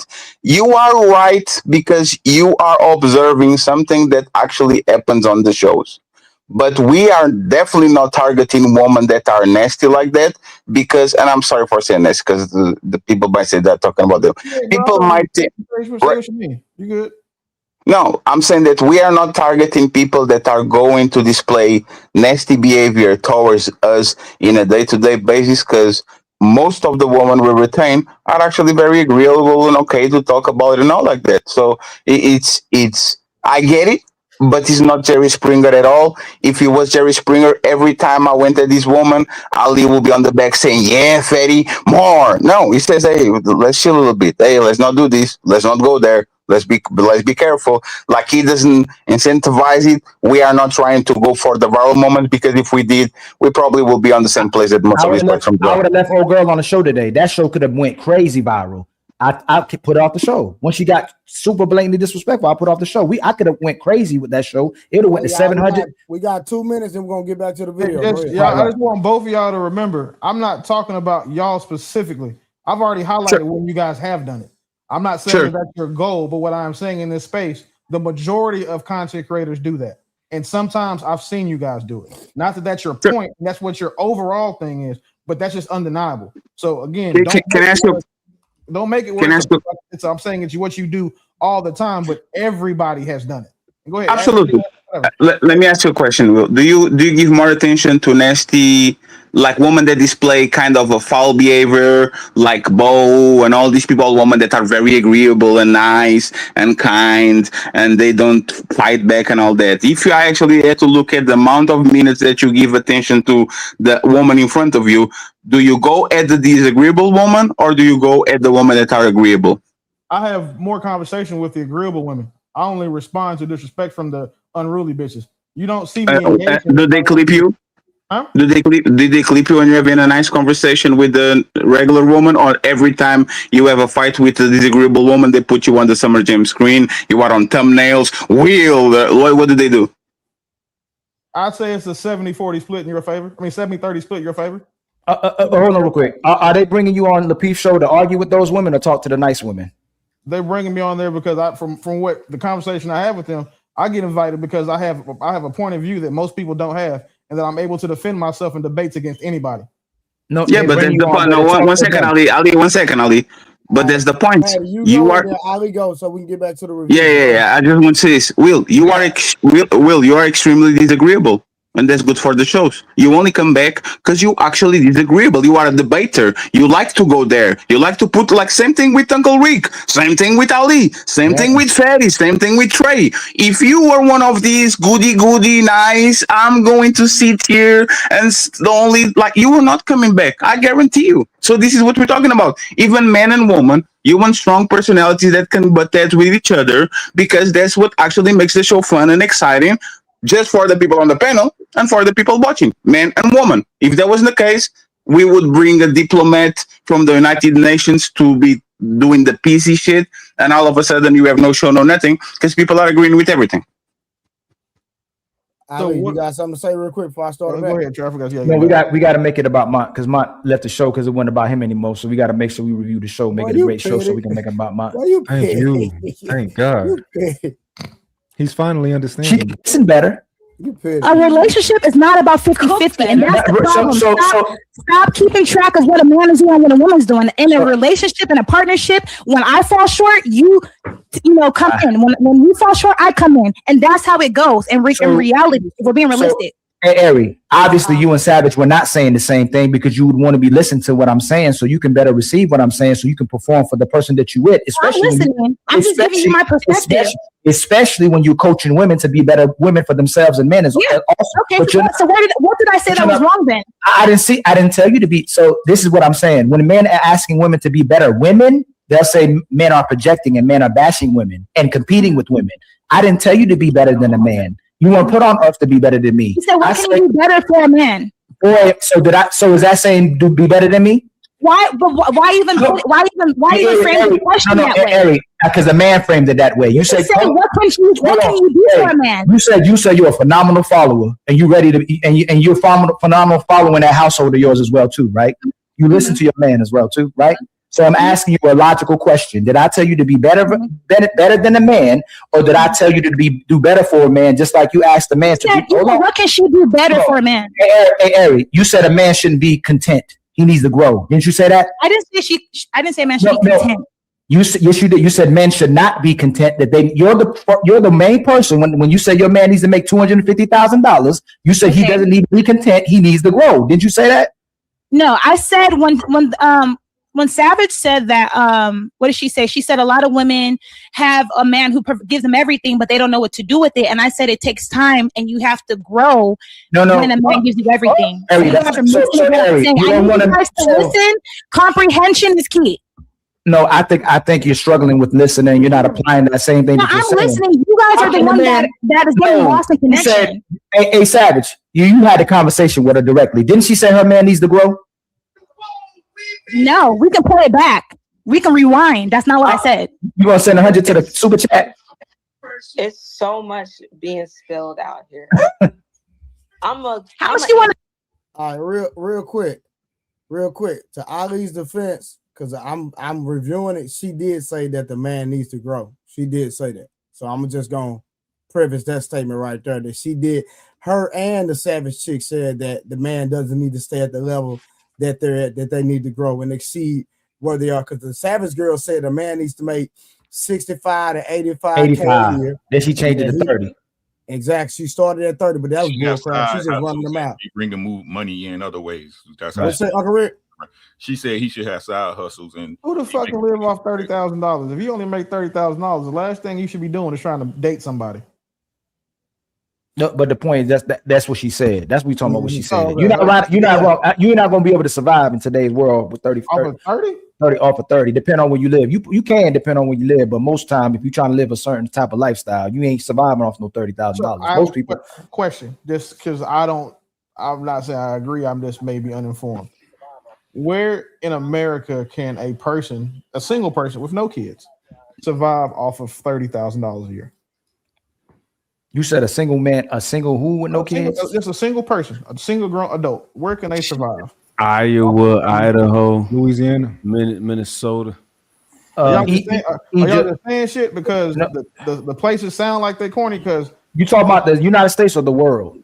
No, United States. Don't give a fuck about being in the world. Yeah, you can go to Thailand off 30 and ball out. No issue there. But we're talking about in America, where can someone spend? Because somebody said West Virginia. So, okay. Yeah, no. It Are is. we just saying that because we've never been there, or we just heard that this shit? No, I'm just going off. I guess you put the question out there, so I'm just going. I ain't never been to West Virginia, but I guess I'm going off what somebody said in the comments. No, Willie. I live in Kansas City, and I gotta if I'm going up north to Detroit or Chicago or some shit, you gotta drive through Iowa and you ask it's rent. You can get 6 bedrooms, 2.5 bath out there for $800 a month. Hold up, you from the pad? That's great. So I'm from KC. Cool. Yeah, I'm from KC. Red oh shit, for real? Yes, sir. So $800 a month, right? So that's $9,600 a year. Mm-hmm. So you take that away from the 30 that you're saying Ali, the old girl said, right? And I got you, bro. I got you. I'm not gonna let the conversation get derailed. I just want to address Willie's point, and then we get right back to the review. Yeah, hey, listen. Any commentary needs to be in the direction of the video. Right? Yeah, I live in Florida, Willie, and there's several suburbs in Florida that's outside of Orlando that you can live off of $30,000. We got it in North Carolina too, Burgaw, Fayetteville. There's a whole bunch of little small cities where you can survive in those cities. Ocala, you can live off $30,000. Go ahead. I only stopped the video to confirm that what Ali was saying was correct. That's why I stopped the video. Because like I said, I'm reviewing it being unbiased, right? So do that. I bet that I didn't say that. I'll bet you $100 right now I didn't say that. You gonna super chat me that? Yeah. Okay. Let's rewind it right now. Y'all have you the gotta send me conversation. 100. If you're wrong, you gotta send me 100. Of course. Okay. You said you want your man needs to grow. So hold on. I didn't say that. Okay.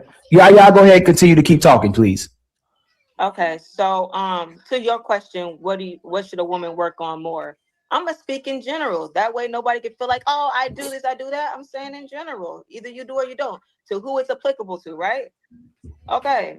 If you have discernment, like most of these women claim, and you picked a good man, so we're gonna assume that he a good brother. And you went through a proper vetting process like you're supposed to, so we're gonna keep assuming he's a good brother. I'm trying to get away from that. Well, he has to too. We're gonna assume he already doing those things. I really want to get away from the deflection.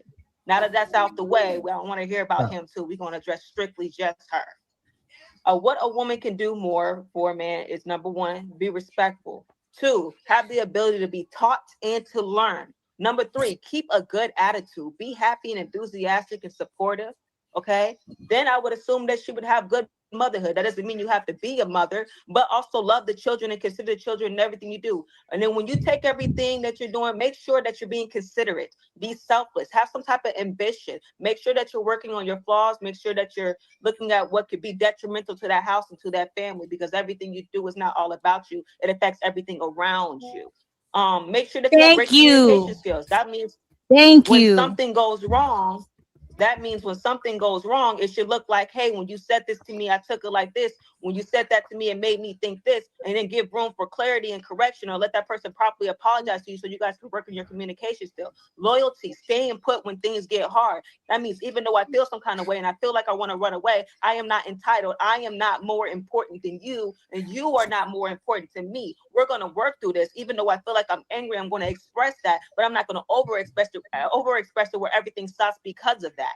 Then when you're in a partnership with a man, you have to be willing to know who you're laying next to. That means don't pay him out to be no bully. Don't pay him out to try to hurt you because he sleeps next to you every night. If anything, he loves you and he shows up for you. So when he's doing all those things and he's talking to you, you need to be correcting him and saying, hey, baby, when you said can you point out the fact that they agreed right here? All right, hold on real quick. Because supposedly that Mont said that she disagreed with her all night. Can we point out the fact that they agreed with each other just then? Do y'all think that's fair? Do y'all think that's fair what Ali just did? Yes, it's definitely fair. If you said the woman disagreed with her all night, that it's fair to say that she on that point she didn't disagree with her. She was agreeing with her. Yeah, but okay. It's very fair. There was no point of like, you know, where they could No, have. dude, so two things we got to point out. What he tried to point out was what Moonlight said before she left the panel. She said that she had a disrespectful. Hold on, real quick, please. You can respond to when I land. You did, but you didn't want to talk about it. I thought you were. So hold on. Let me.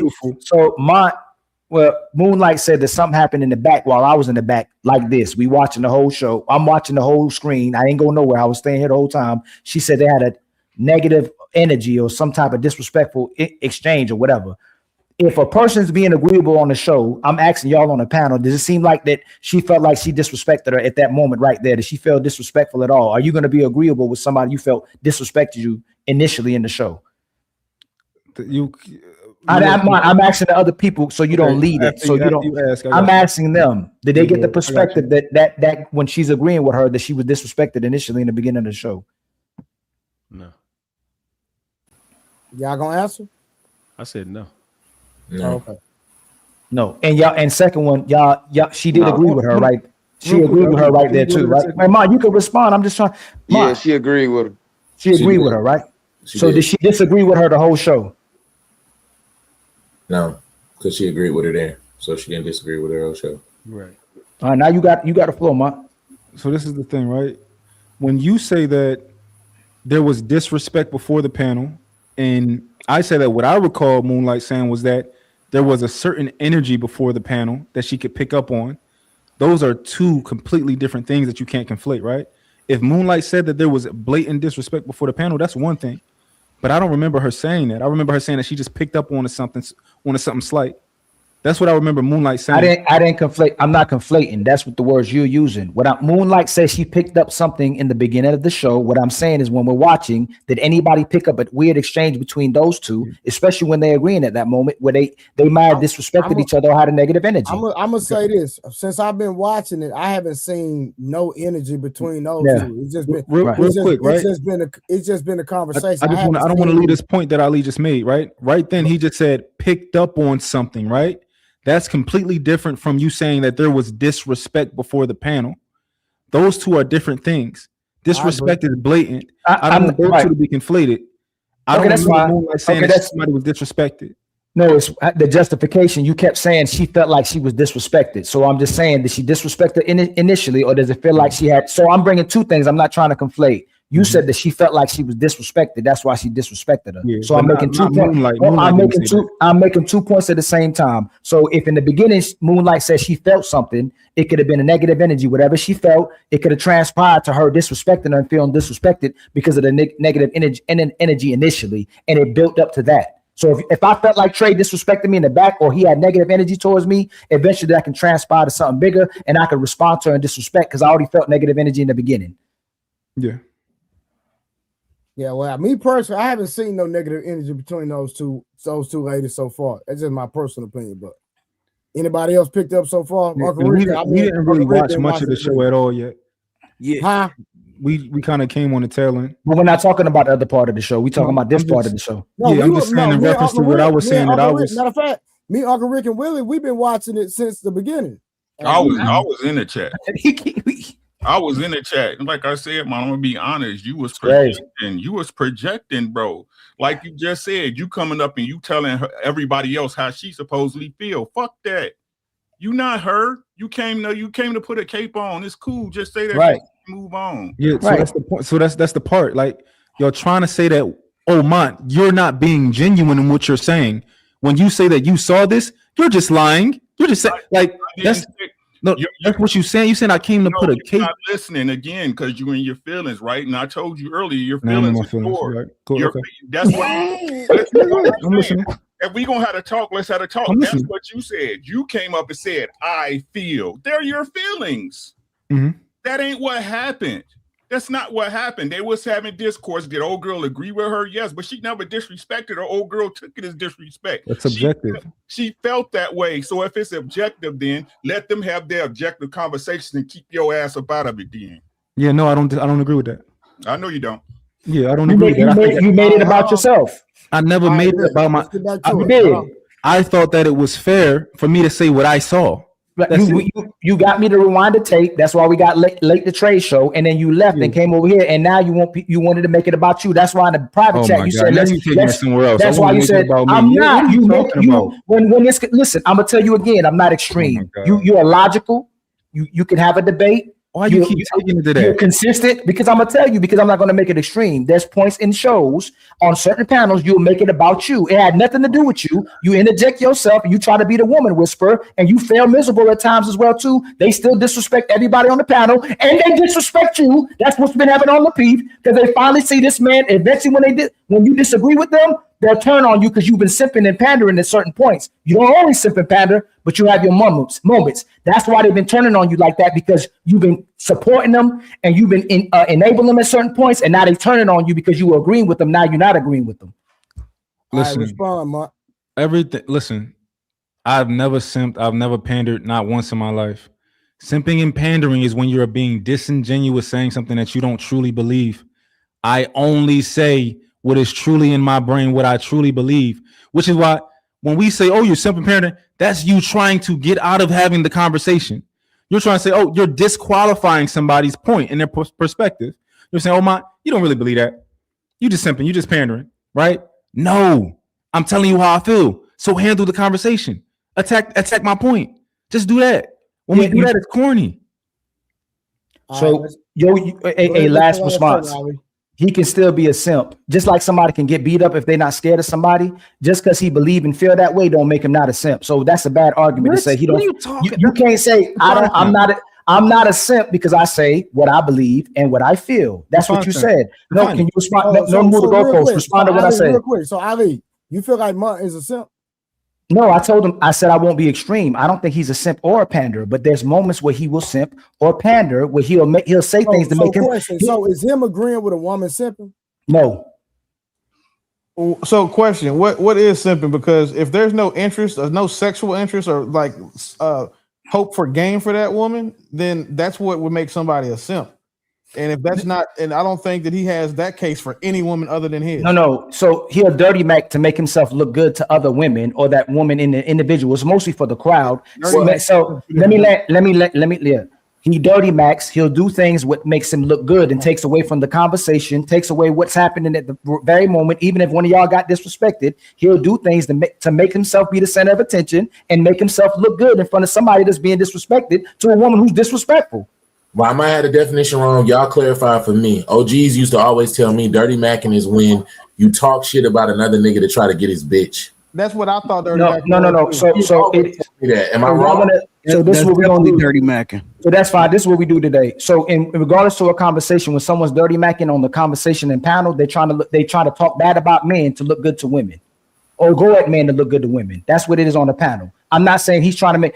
I've never seen Mont make advances towards women. I never saw Mont trying to talk to women. That's not him. But he'll try to look good to women, and he don't care how it benefits anybody else. He'll try to be the woman whisperer and get in the conversation to make himself look good. Ali, I'm gonna keep it real. I really believe Mont really believe what he be saying, fam. No, he's a red pill. Hey, Ali, so what he does is this, right? And Mont can Mont know this because my first introduction to Mont was literally pointing out what he does. We didn't have a professional relationship, and I said, Mont, we've been watching panels too much for know exactly what you're doing. What Mont does is the good cop shit.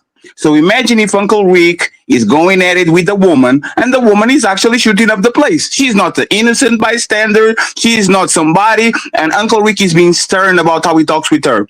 Mont will let Uncle Rick be the bad cop and do all the shit that might get him in trouble, that might get him in the bad position with the ladies. And then he comes up as a good cop with a drink, and he sits on the interrogation table and says, "Here is some coffee, lady. Let me talk with you. I understand that my partner is a little bit upset, but I understand that you've been having a stressful day, and you have 2 kids, and you have a family." That shit is the dirty making of panels. Is you let other people do the dirty job and actually put women against the wall, and then you come and steal the prey by being the good cop, the nice voice with the soothing presence that is looking at the camera and understands woman better than Uncle Rick because you actually pander to their feelings. So it's what when we say dirty making, that's what we're pointing out. And you can deny that shit, Mont, because everybody sees this shit over and over and over. Everybody. Hold on. So y'all saying that Mont don't hold women accountable? Is that what y'all saying? No. He holds women accountable.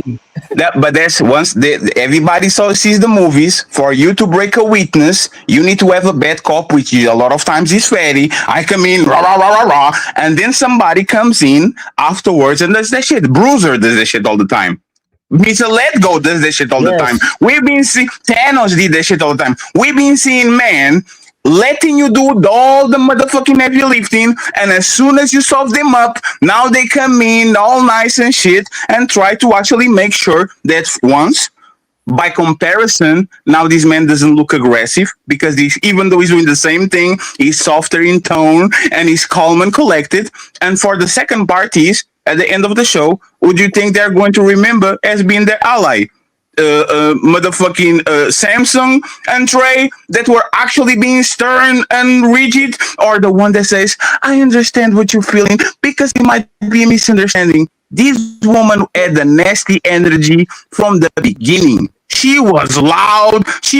It's not that she was not shooting up the club. She was. And the first thing Mont says, "I understand how you feel." Because even though she might not be doing this, it looks like she's always going against you. That's called riding the fence. That's called pandering. And we know exactly what you do, Mont. And that shit annoys the shit out of us because we've been dealing this shit for 4 years. So, hey, it's your turn. You got it. You're wrong. But I was just gonna say mine. Did any of that. I was just gonna say this, and I know a lot of people on the panel probably. Well, I think everybody probably been on panels more than me. I know I'm still a little new, but I've had experiences with my own panels, and I will say this because I know y'all said not absolute. I know y'all said not every time, but it does seem a little coincidental. Correct me if I'm wrong. It does seem coincidental that the one time that he might say something that looks like he might see where a woman is coming from, he gets called like he's pandering or simping. That's not the first time he's been called that. Hold on. I'm not calling him that. I'm saying in this instance, y'all see, I ain't call you a pandering or nothing. I'm talking about this instance. That's what it looked like to me. Okay. I don't. Everybody's entitled to their opinion. I'm talking about. Don't be taking up for no slag, bro. That's all I'm saying. Yes. No, Mont came in. So let's Ali, hold up, right? Hold up. Give me a second, right? This is what I'm saying, right? She was off point. We shouldn't be validating. You should have known who she was by the way she was acting when you came up to give her a fucking leg up, bro. Shaking her ass, getting up, twerking and shit, drinking wine. Don't got a man. You see what I'm saying? Don't do that, bro. Like, no matter what. Go back, Ali. I wasn't there. That's my screen was black. I went to that's neither here nor there, right? What I'm saying is again, you can hate me, you can dislike it, right? The shit it wasn't kosher. It wasn't, right? She ain't shit. Leave her alone. Like I said, I don't get why people just can't sit on a panel and let people finish their thoughts. They'll tell you everything you need. There's no need for you as a man to jump into their shit. That was a woman's disagreement. Right? Let that shit rock. And and listen to what I'm telling you, bro. This ain't no disrespect to nobody. You told her right knowledge and she still went off the deep end. That's why I asked you, what would that mean to you in your real life? If there's a woman, you trying to coach her up, like you said, women shouldn't coach men and men should coach women. You trying to coach up and tell her what's true and right and exact, being true in your feelings and your thoughts and actions, and she's still acting up. Right? That should let you know you was wrong for even doing that right there. Her man can't control her. What man think you can? I disagree. But you the man though, right? You the man. You the man that can put her in her place, right? Because your girl like you take care of your girl. It ain't got nothing to do with the money, right? Because she like you didn't take money, right? You just like the rest of the niggas out here. I keep trying to tell y'all, bro. If your girl wasn't a virgin, you a clean up nigga. Every single one of y'all a clean up nigga if your girl fucked somebody before you. But I just wanted to ask. I disagree with the other point she was making. I just had one question, Mine. You got it. What's the difference between I can see where she's coming from and I'm sipping and pandering to her? What's the difference? If I see where she's coming from, am I sipping and pandering? Listen to what I'm saying, right? And that's a valid point. I'm not judging him. If y'all trying to hit off on Ali and Fatty, y'all got to talk to them. And if this is something they're saying they seen on a consistent basis, that will come to tape. It's YouTube. It's all content, right? Do a show about it and pull up the tape and walk it down. Sure. Unc, it's not even that, right, Samson? We are versed not in just relationships. We are versed in multiple things. What Mont does is called soft power. So let's imagine the United States has a problem with the country, right? And they use imperialism or they use force because they have the biggest military on the planet to make him do something, right? China will pull up and says, oh my God, they're so mean to y'all. Instead of us fighting y'all, let me give you some resources. Let me build you some infrastructure because we are not bad like them. We don't destroy, we build. And we know they're doing that shit kind of on a malicious way to get the resources, but on the low. It happened literally a week ago when Donald Trump announced 15% of tariffs to all the world.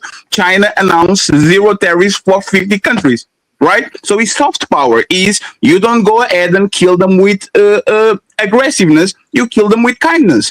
Is this still a nefarious strategy? Absolutely. These people are not doing that shit for goodwill. They want the resources, for example, in Africa. But while the United States is the bad cop and is going around trying to get shit on the hard way, Mont will do the soft power. He will do the China and he will pull in and says, I understand what you're feeling. I get it. It's always like that. And this shit aggravates you because he might not want to try to get your girl, which is dirty macking, but it's YouTube dirty macking. You are using me to get in a good graces of a girl because you might be the same as me, but at least you look better than us. We talk about this for 4 years. It's called optics. Ali knows about it. Everybody knows about it. It doesn't matter if you're right or wrong. It matters how he looks. And Mont usually does that. That's why he never goes first. Never. What? Look at what Mom does on panels. He never goes first. He lets everybody soften up the panel, and then afterwards he says, "No, guys, wait, Ali. I think I understand this. I got this. No, Troy, I got this. Don't worry. I think I can go through her." When you do that, good cop, bad cop. You are a good cop. It's totally fine. But every time you embarrass us, we're going to point out the shit that you are doing. That's why we call you woman whisperer. All of this shit is in your head, Fatty. I have no strategy about not going first. I don't know if y'all be counting or something like that. I don't care. When Trey asks me a question, I answer it. There's not no like, you know what? Let them talk. Let me just wait and let it bubble. Like I don't do that normally. That's not how I behave. I just go on motherfucker calling me. Sure. Did you notice how you didn't say? I could understand how you could see that, Fatty, like you did with that bitch. You see? No. Let me. No, I wasn't finished because you did the full sentence. Let understand that when we are talking, when Monty's talking to man, he never says, "I understand how you could see that, Ali. I understand how you could feel that way, Fatty. I understand how you could feel that way." But every time he talks with the woman that is trespassing, I see your point of view. It kind of might look like that. But let me talk with you real quick. Like we know what you're doing, but my brother, there's a reason why you have 3 baby mamas. Because you're good. You good. You could have 10 months. This woman love you. I don't want to take. Hey, 1 second, Mont. I like Mont. This is not a this. This is like you are him. You. Oh damn, that's crazy, Mont. You are him. You master the game of talking with women, even if you're not pandering. You master the game of being on good woman graces and get what you want. So if you did that all your life, what stopped you from doing that shit on the panels? I never did it all my life. Hey, Mont, after you go, I'm gonna read the super chat. Then we gotta get back to I never did it all my life. I never pandered. I never had to do none of that. I fucked bitches. Like I just did it. I just was a nigga who fucked bitches. I didn't have to be nice to none of that. I didn't have to be none of that type of shit, right? But even right now, right? You like, oh, when a girl says something, you know, you try to be all soft, like, you know how many times I be disagreeing with these bitches all the time? I don't like every panel. I disagree with something that somebody say, and I be saying shit that be low key. I know will be perceived to be wild if a motherfucker hear it, and there's no explanation behind it. I don't be giving a fuck. Sure. I'll say, oh yeah, women act like kids. I say shit like that all the time. I don't be saying shit that just sound good to women. Fucking Rose be up here twisting her face up at a lot of shit that I'll be saying because the shit I say sound misogynistic. All right, shout out to Striker Rich. He said Mont stands for nothing and is perpetually on the fence for everything. Therefore, he can pick and choose which side of the argument he is going to be on. Shout out to Striker Rich. Appreciate that $5. And real quick, when Fatty said like, oh, so Mont, like, you're not going to validate my perspective? No, because I can't see it. I don't agree. Mont, can we What just about my feelings? Hold on. Mont, just use this example and then y'all go back to the review. Yeah.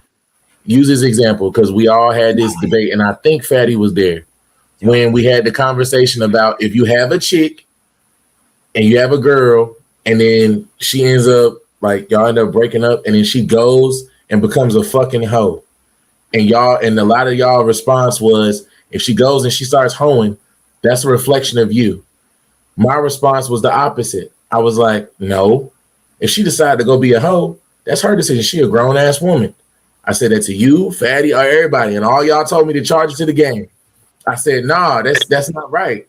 I was like, because if she decided to be a hoe, whether she's the mother of your kids or not, that's her choice. She a grown ass woman. That has nothing to do with you, because when y'all was in a relationship, y'all were fine. Everybody disagreed with me. My response to me was, I can see where you coming from, but you got to charge that to the game. Because he does Samson, because he does the aim, right? But this is the thing. Me and Ali used to have like every 2 months, and Uncle Rick probably remember this. We used to have the ladies first, the reverse show, where we come to the show and we pander to women and we laugh and we say, oh yeah, you baby, you are right. I respect y'all ladies, and this is why these weak men. You know what's so frustrating? And I'm going to talk about the two men on the corner, the host and Ali. If these men pulled up one day and did what Mont does, they will clean motherfucking out.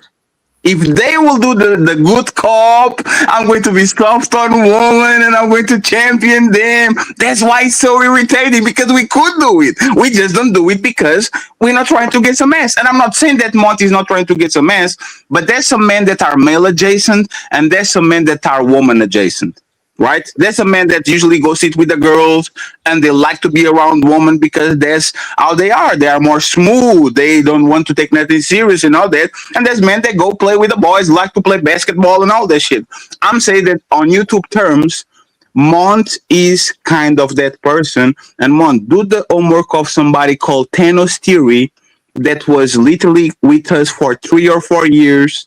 And he used to have the same red flags as Mont until we kind of figured out exactly what was happening on the back. We've been through this, Mont. This is not the first time we've been through something like you. You are necessary. I'm just saying, next time I see you on the panel, I'm going to always go after you and I'm going to play the game. You are going to be the good cop. I'm going to be the nicer cop. Oh my God. I understand your perspective. Fatty, it's all in your head. All right, let's get back to it. Say, I know this is what you mean, but can you change the delivery? Make room for correction, but still participate in your relationship. Don't have somebody doing everything for you and you're not making it easier, but you're running away so they can keep running after you. That's not fair. A relationship is participation. And if you guys are having trouble, can you guys hear me? Yeah, we can. Yeah. Can you hear me now? Yep, yes. You good. Okay. If you guys are having trouble keeping your man, your villain era coach, I'm right here with you. Make sure you tap in with me, and I'm gonna teach you how to keep your man, because I've been with my man for the last 5 years, and he does beyond and above for me, and I'm happy with it, and I reciprocate the love, and I can teach you how to be a high value woman. So, well, what about what she shared so far? I think she. Hold on, real quick. Now, Ali, you asked her how much a man need to make to be with her, right? Am I correct? Yes, sir. And she had a man the whole time. Yes. So why would she even answer the question when she? Why would she get up and twerk? No, but the truth is, she said she had a man, but not really. But I don't know. Yeah, that's fact, Uncle Rick. She said she had. Yes, that's facts too. She didn't really claim. But what I'm saying is, if Ali asked a question about how much a man need to make, and she already got a man, she shouldn't even answer that question. She should have answered the question. What Ali should have asked her was, "Does your man make that?" Okay. I did ask her that. She said no. I didn't see that part. I asked her that, and both of them said no. So I was like, "How y'all asking for somebody to give you something that you can't even give yourself as well too?" Well, so it's not that they can't give it to themselves. How you gonna tell me a nigga got to make 350, but the nigga who dick you sucking ain't right now don't make 250? Exactly. Well, that too. Stupidest shit in the world. Like, right. Yeah. But we know it's unrealistic, but it's the way to justify being single because they never have it. They have all these expectations to justify. They don't tell you it's to justify why they single, but they have those expectations and standards to justify to you why they're single, but they can't pull that guy. Otherwise they'd be with him. I just feel like that if a woman in a relationship, any questions about relationship she should answer that and preface it about the man she with currently. She said $250,000 to $300,000 to be with her. You gotta have 250. And I said, do you have? And again, we asked her. She said her man ain't got it. The other one, she really didn't want to say whether she was single or not. But I think she was single as well too because she was saying what she was saying. And a lot of time you'll get discredited for looking like you're male. Yes, you look like you male. There's another thing that's going on in the back about her as well too, but I don't know what that's about to happen about. People, there was somebody messaging me a whole bunch of messages about that person too, but that's a whole nother conversation. Hold up, did it sound like she was in a situationship, or did she like sound like she had a real nigga, the Ari girl sound like she's in a situationship. Like he got her, she ain't got him. You know what I'm saying? Like it's like she ain't claiming him like that. Listen to what she talked about. She had so many talking points about how easy it is to get with athlete niggas and they really like simple bitches. Now niggas got to make 250, 300, but the nigga whose dick she's sucking doesn't qualify for any one of those things. That's how you just know like these bitches gonna internet and just start talking. Yeah. Mm-hmm. Like she got a nigga, but she up twerking. She did she got the camera set up. She can go walk. The bitch drinking a half a bottle of wine at a time. Like she has no credibility in any conversation. Like none. And like the back and forth she had with the girl is because now I've seen it now. And one thing that you niggas can't argue or lie about is that there was tension building up between them two women the entire show. And you can see it. And if you don't, it's only because you're not reading their body language. You're not seeing what the facial expression she's making as the other girl is talking and vice versa. And what women are really good at doing, they're good at having covert beef in front of people. And then making it to where I'm saying it makes other folks uncomfortable, but you have to actually look for that shit. So now, can I ask you a question, Will? As soon as I'm done, and as soon as that happened, like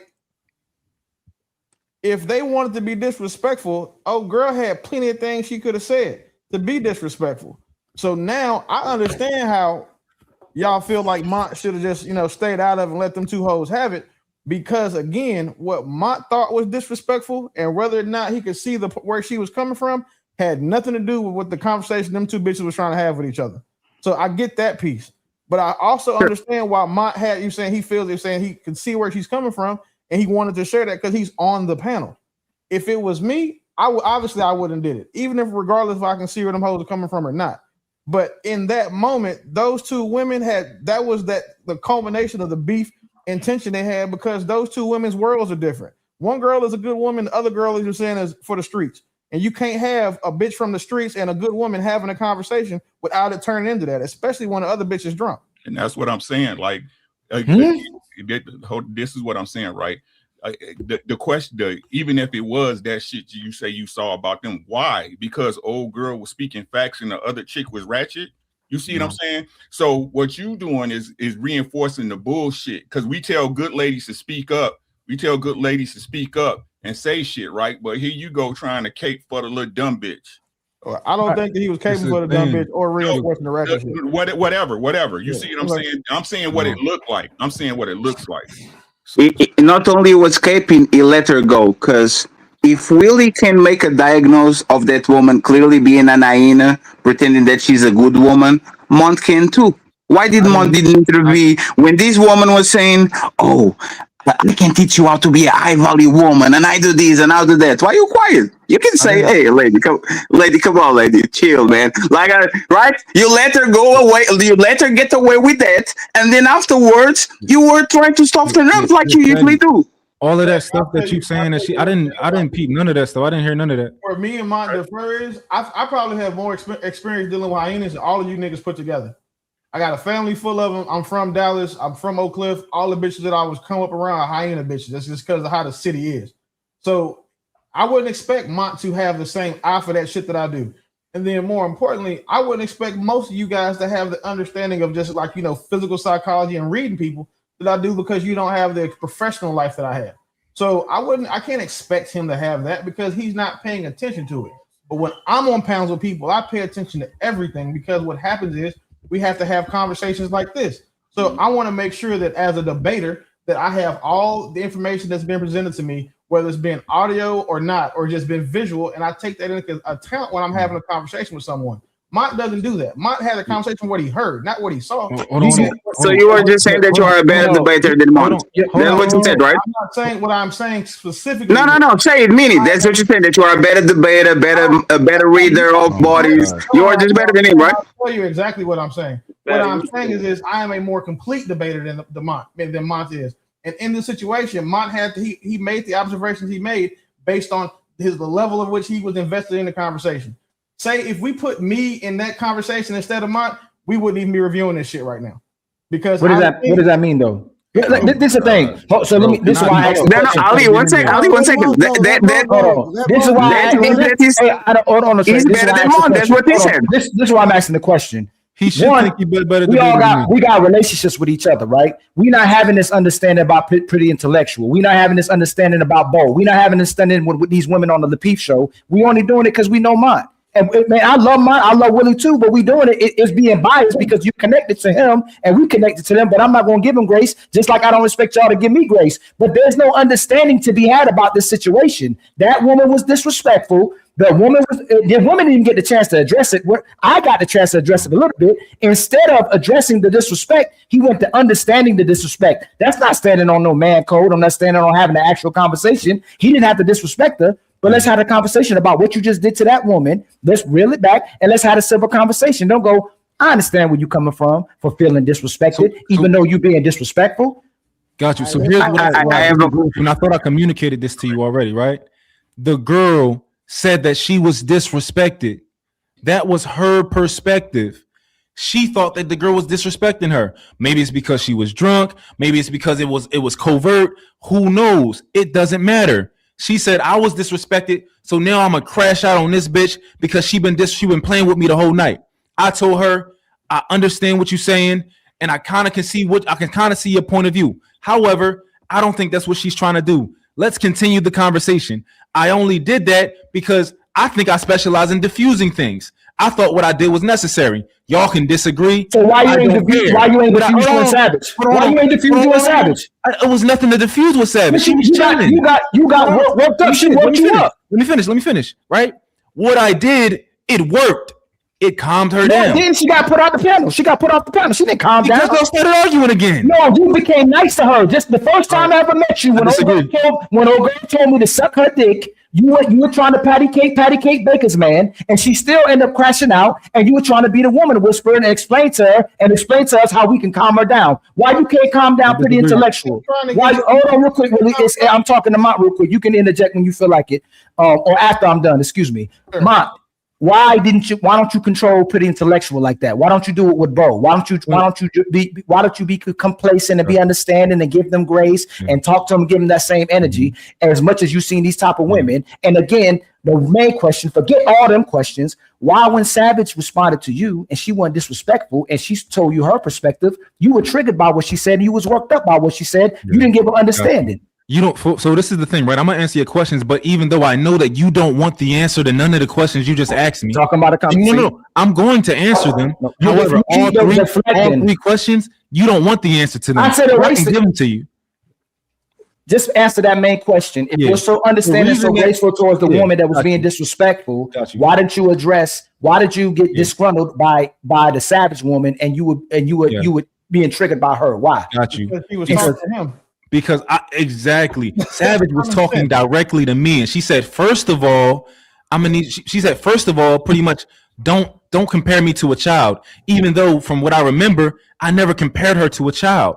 I think you gave an analogy, and I went off of that. I think you asked like, "Oh, with your kids, who you gonna stop first if your kids was doing this or something like that." I felt like I never compared her to a child, so I was triggered by that, right? Because I'm a human. And I can admit that triggered me when she accused me of something. However, throughout the conversation, I said, I apologize for cutting you off because that's what I do. Let me know what I'm doing. I'm a human. I can be in a moment just like all of y'all. Let me know, and I'm gonna apologize. So you do believe in these conversations we should practice grace and understanding, right? You do believe that. I think we should strive to. And you would have to call yourself a hypocrite if you're telling somebody to exercise grace and understanding to somebody that was disrespecting them by looking at her perspective, but you didn't do the same thing once you felt like somebody was calling you out for feeling disrespected. Because she didn't disrespect you. Her perspective is that you disrespected her and you didn't give her grace and understanding like you expected Savage and us to have understanding for the fact that she was disrespectful, which would make you a hypocrite. You're being unfair. I'm asking everybody because there's intellects on the panel. If he's asking a woman being disrespected and Ali to be understanding of a woman and look at her perspective, shouldn't he look at Savage's perspective for feeling like she was disrespected by mine? Hold on, real quick. Yeah. Who did I ask that to? Who did I ask to give that girl grace? Can I? No, but who did I ask to give that girl whatever her name was grace? No, that was your sentiment to great grace and understanding. You didn't have to say those words. So it's the plausible deniability thing you're doing. My sentiment was you asked the question. You asked the question. This is this plausible deniability thing again. You validated their feelings. That's what you did. You validated their feelings. I'm asking a very clear question. When did I ask you guys to give her grace? Now, Mont, you validated their feelings. That's what we're saying. Think about it, Mont. No, Mont, but Mont, that's the point, right? There were 6 people on the panel. She felt that she was being attacked by 3 of those people. Ali was playing favorites. You were disrespecting her by comparing her to a child. And the other girl, every time she opened her mouth, she's coming against me. She was against the panel. And instead of you actually make the general statement that I think you're seeing things because every time we open our mouth, you think we're trying to target you. You validated their feelings and say, I understand how you feel that she's coming at you. What, right? She was coming at you. She was coming at Ali. She was coming at everybody. And by the way, she was out of control. She was screaming, twerking, rah, rah, rah. This is a hyena for everyone. But like you do, and again, you are not the woman whisperer. You like to be the hyena whisperer. You go around and you take your flute and you like to do that shit. So yes, she was acting crazy with everybody. I just have one question so we can go back to the video. Hey, Mont, do you think, because Willie said he's a more complete debater, and if I'm there, we are not even review the video. Who do you think gets true woman better, you or Willie? I think I do. Why? I think I do better than all of y'all. Okay, well, no, this is perfect. I agree. I actually agree. Why are most of the men on the panel superior debaters than Mont, but Mont, for whatever reason, gets through woman way better than us? Why? Because Mont leads with the curiosity and we don't. The question was for Mont. Oh, I'm sorry. So ask your question again. If most of the people on this panel, in my opinion, are better debaters than you, really clearly better debaters than you, right? If most people on this panel are better debaters than you, but you actually are the man that gets through woman better than all of us, what makes you actually go through them when we can't? Like, what makes you actually get to the goal? How I can't possibly answer that because I don't think you guys are all better debaters than me. So you okay? You said if everybody's a better debater than you, why do you do better when it comes to communicate or whatever? That's why I isolated. I'm sorry, Trey. No, you good, fam. All right, shout out to A-Dub for the $2. He said Savage for the win, and we know I got something special for my member. ADB 9769. Thank you for the Munyun. Who the fuck is that? That's always. August. Damn, that's great. So Mont, this is why. That's a real This person. is yes. Yeah, I that's a thought real that was comment. AI people y'all made. My bad, bro. I'm sorry. So Mont, this is why I isolated Willie, because I knew you were going to go to the lowest common. I think I'm better. Willie's a better debater than you. Do you disagree with that? I disagree. Anybody on the panel is a better debater than you? Is anybody a better debater than me? On this panel that you consider being a better debater than you, that can go on the back and forth, catch women on contradictions, throw them to the side, flipping. Do you think there's anybody on the panel that's a better debater than you? In general, I don't think anybody on the panel is a better debater than me. But basically, what you said as far as like catching women and like stuff, I don't get into that. So y'all got that. Oh my God! It's not my strategy. Any panelists that you came across that you think are clearly better debaters than you? Anyone in this whole space? Yeah, I'll say who I think is a better debater than me. I think Marquette is a better debater than me. Sure. I think what's that white guy? Andrew something. Okay, Andrew sure. Willis. That's perfect. That's perfect. We all know these names. If we put both of these men and Mont on the room, and we have to woman whisper, hyena whisper, go through them, make them like. Who do you think gets through them first? Mont, Saint and the Sinner, or Andrew Wilson? Mine is focused on communication and not debate. Once again, a question was for Mont. Oh, my bad, G. You got Yeah, I think I would. Hey Willie, yo, Mike, and also like, and also like with these questions, like I think everybody has different strengths and weaknesses, right? Like I think Willie is a very strong debater, but I think that my tactics are different, and I like my tactics. Willie's better with information than me. Right? That was not the question. I'm not talking about Willie anymore. I just wanted to qualify my opinion so that I didn't want it to be, misinterpreted what I actually think. Sure. So now can you answer the question? Saint to the Sinner, Andrew Tate, Andrew Wilson, that you clearly said are way better debaters than you, right? Especially that motherfucker Saint and the Sinner is like a word wizard. He will turn shit into like a 5-star meal with his wording, right? Mm-hmm. Now that I know these people are better debaters and Saint and the Sinner clearly a better communicator than you, if I put them, the three of them, you, two of them on the room and you, Mont, I'm him, who gets through woman better, faster, more efficiently? Mont or these two debaters that you actually said were a better debater than you? Me. Why? More genuine. Okay. All right, real quick. Shout out to Lexi D in the Cash App. They sent $10 and they sent a message. They said, for Ali doesn't want you to play the video. Great show. So I don't know who that is, but we getting back to the video right now. Hey, Trey, this is like the last point. Hey, Trey, do women respect people that are honest to them and genuine? Do they respond better to men that are honest to them? Talking about most women? Mr. Mont said they will answer quickly and more efficient to me because I'm genuine, meaning I'm honest, right? I don't think a woman know if you genuine or not. I think it's more of Mont's approach. He's kind of like laid back and monotone. No, but that's what he said. I didn't ask you, Trey. Trey. I don't believe it's because he's genuine or not, because they don't know if he's genuine or not. It's his approach. He's laid back. He's calm, he's chill, and so he's not rah-rah. So yes, I think they're more apt to answer the question. Sure, it's because he's full of shit. It's because he's full of shit. He creates the fake safe place. He minds his tone. But he always has that. What's the word I'm looking for? He's smooth. True. That delivery, it's the delivery. Like, it's like Samson, right? I don't see Samson like I'm loud. I'm naturally loud. Like Fatty, you naturally loud, right? We both loud. Sure. But Samson is not a loud individual. So when he talks to women, they tend to listen a little bit versus me. Absolutely. So one second, Ali. I just want to grab this up and then you got it. We all know why he actually gets through women way better than people that might even look better than him, have more debate skills than him, are better communicators than him, is because he is literally cookie cutter from Derrick Jackson book.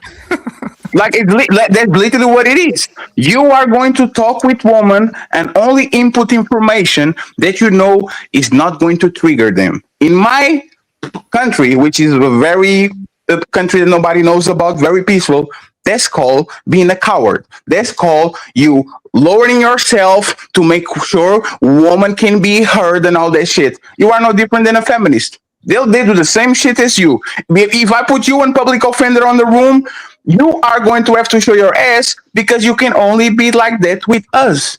You can only be like that on a red pill space. You can only be like that on a place where men put their foot down. Because if I put you next to public offender, you are going to show us your ass immediately because you can play that petty cakes. I'm a woman. Let me talk with y'all softly so you can listen to what I want to say. But fatty, hold on, fatty. That's come on now, public offender and feminism. That's really nonsensical. Like public offender. You can't compare that nigga to doesn't make logical. There's stuff that makes logical. It doesn't make logical sense. Hey Samson, did his answer was logical? Was his answer logical? I get through them because I'm genuine with his honesty. Was his answer logical? I don't know. Oh yeah, you look into the side, right? Exactly.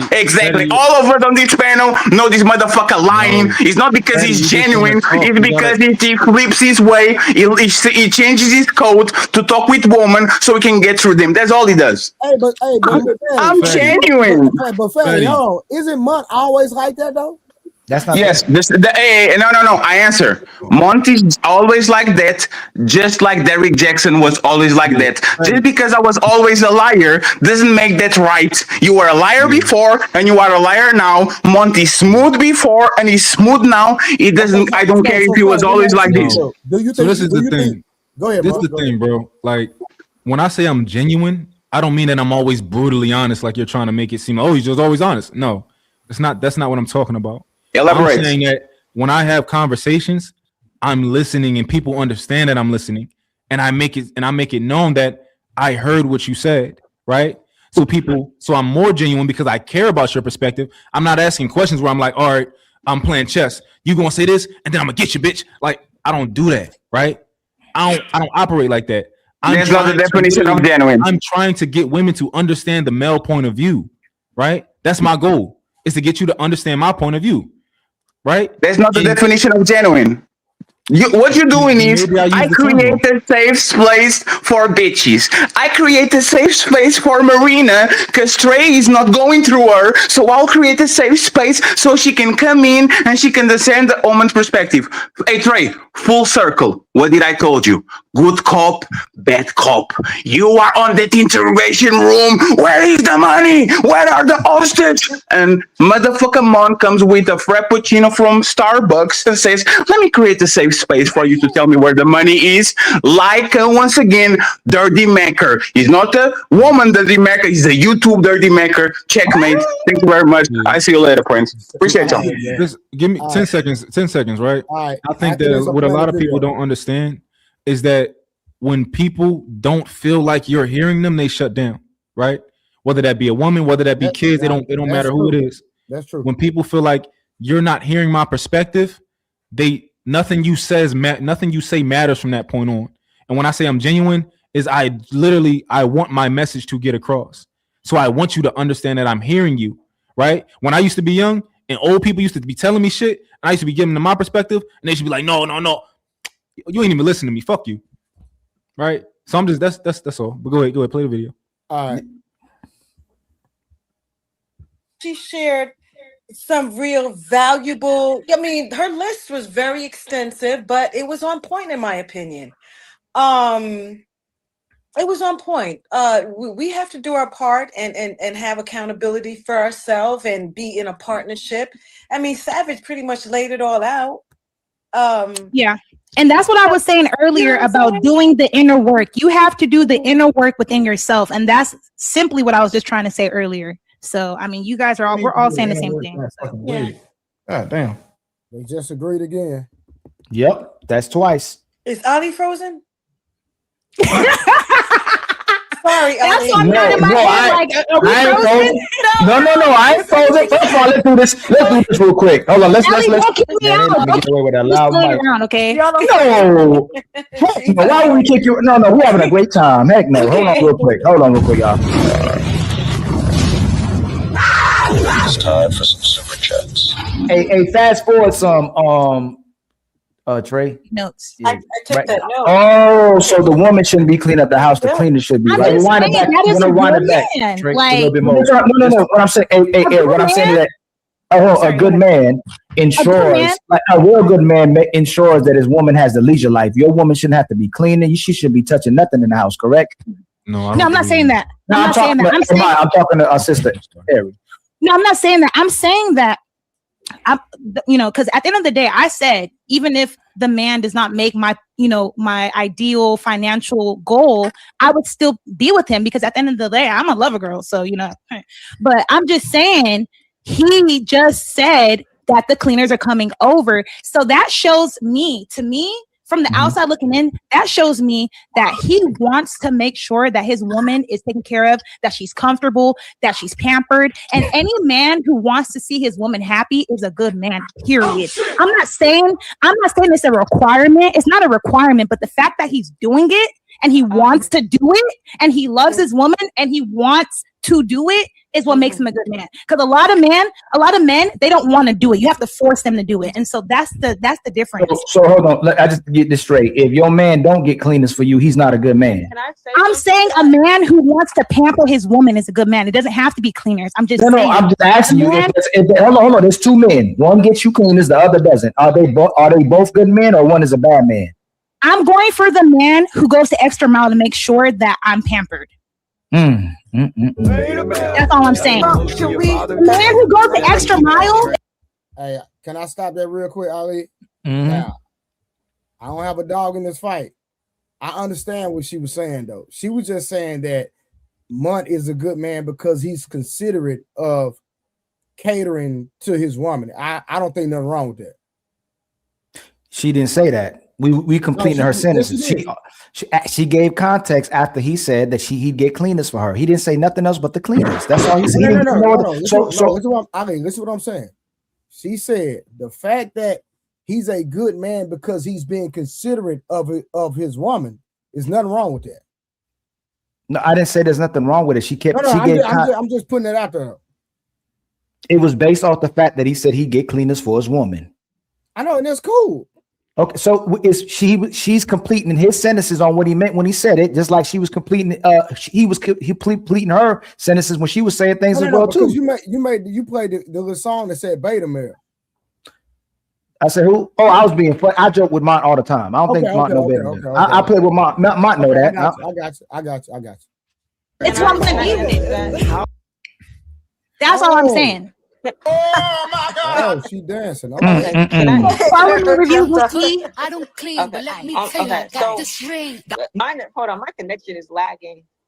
Okay, just what I have to say to that, the whole cleaning thing, I think it is important for a woman to clean because when are you teaching your children how to clean properly? We're not saying it's not important. We're not saying it's not important. See, now you guys are moving the goalposts. You're moving the goalposts. I did not say. You gotta stop moving the goalposts, all right? All right. So we gotta walk this thing down, right? She did not say that a woman didn't have to clean. She didn't say that.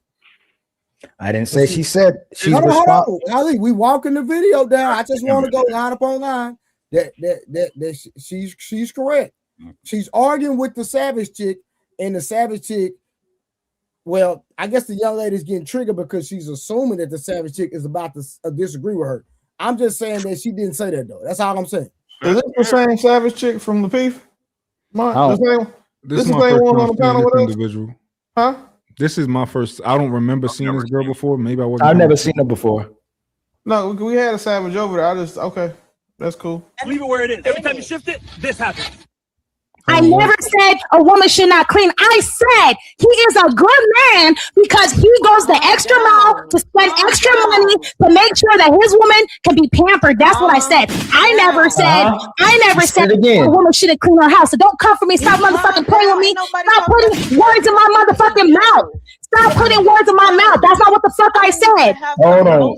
Period. Hold on. I'm not here to act intelligent. I'm here to tell you what the fuck it is. Hold on, Ari. If you're working on men being good men, shouldn't you exercise and make sure you showing respect to the sister as well too? I'm not here to paint a picture. I'm not here to paint a picture. This is who I am, and if you like it, you like it. If you don't, you don't. But at the end of the day, I'm tired of no Savage because you've been trying me the whole life. Hold on, Ari. Hold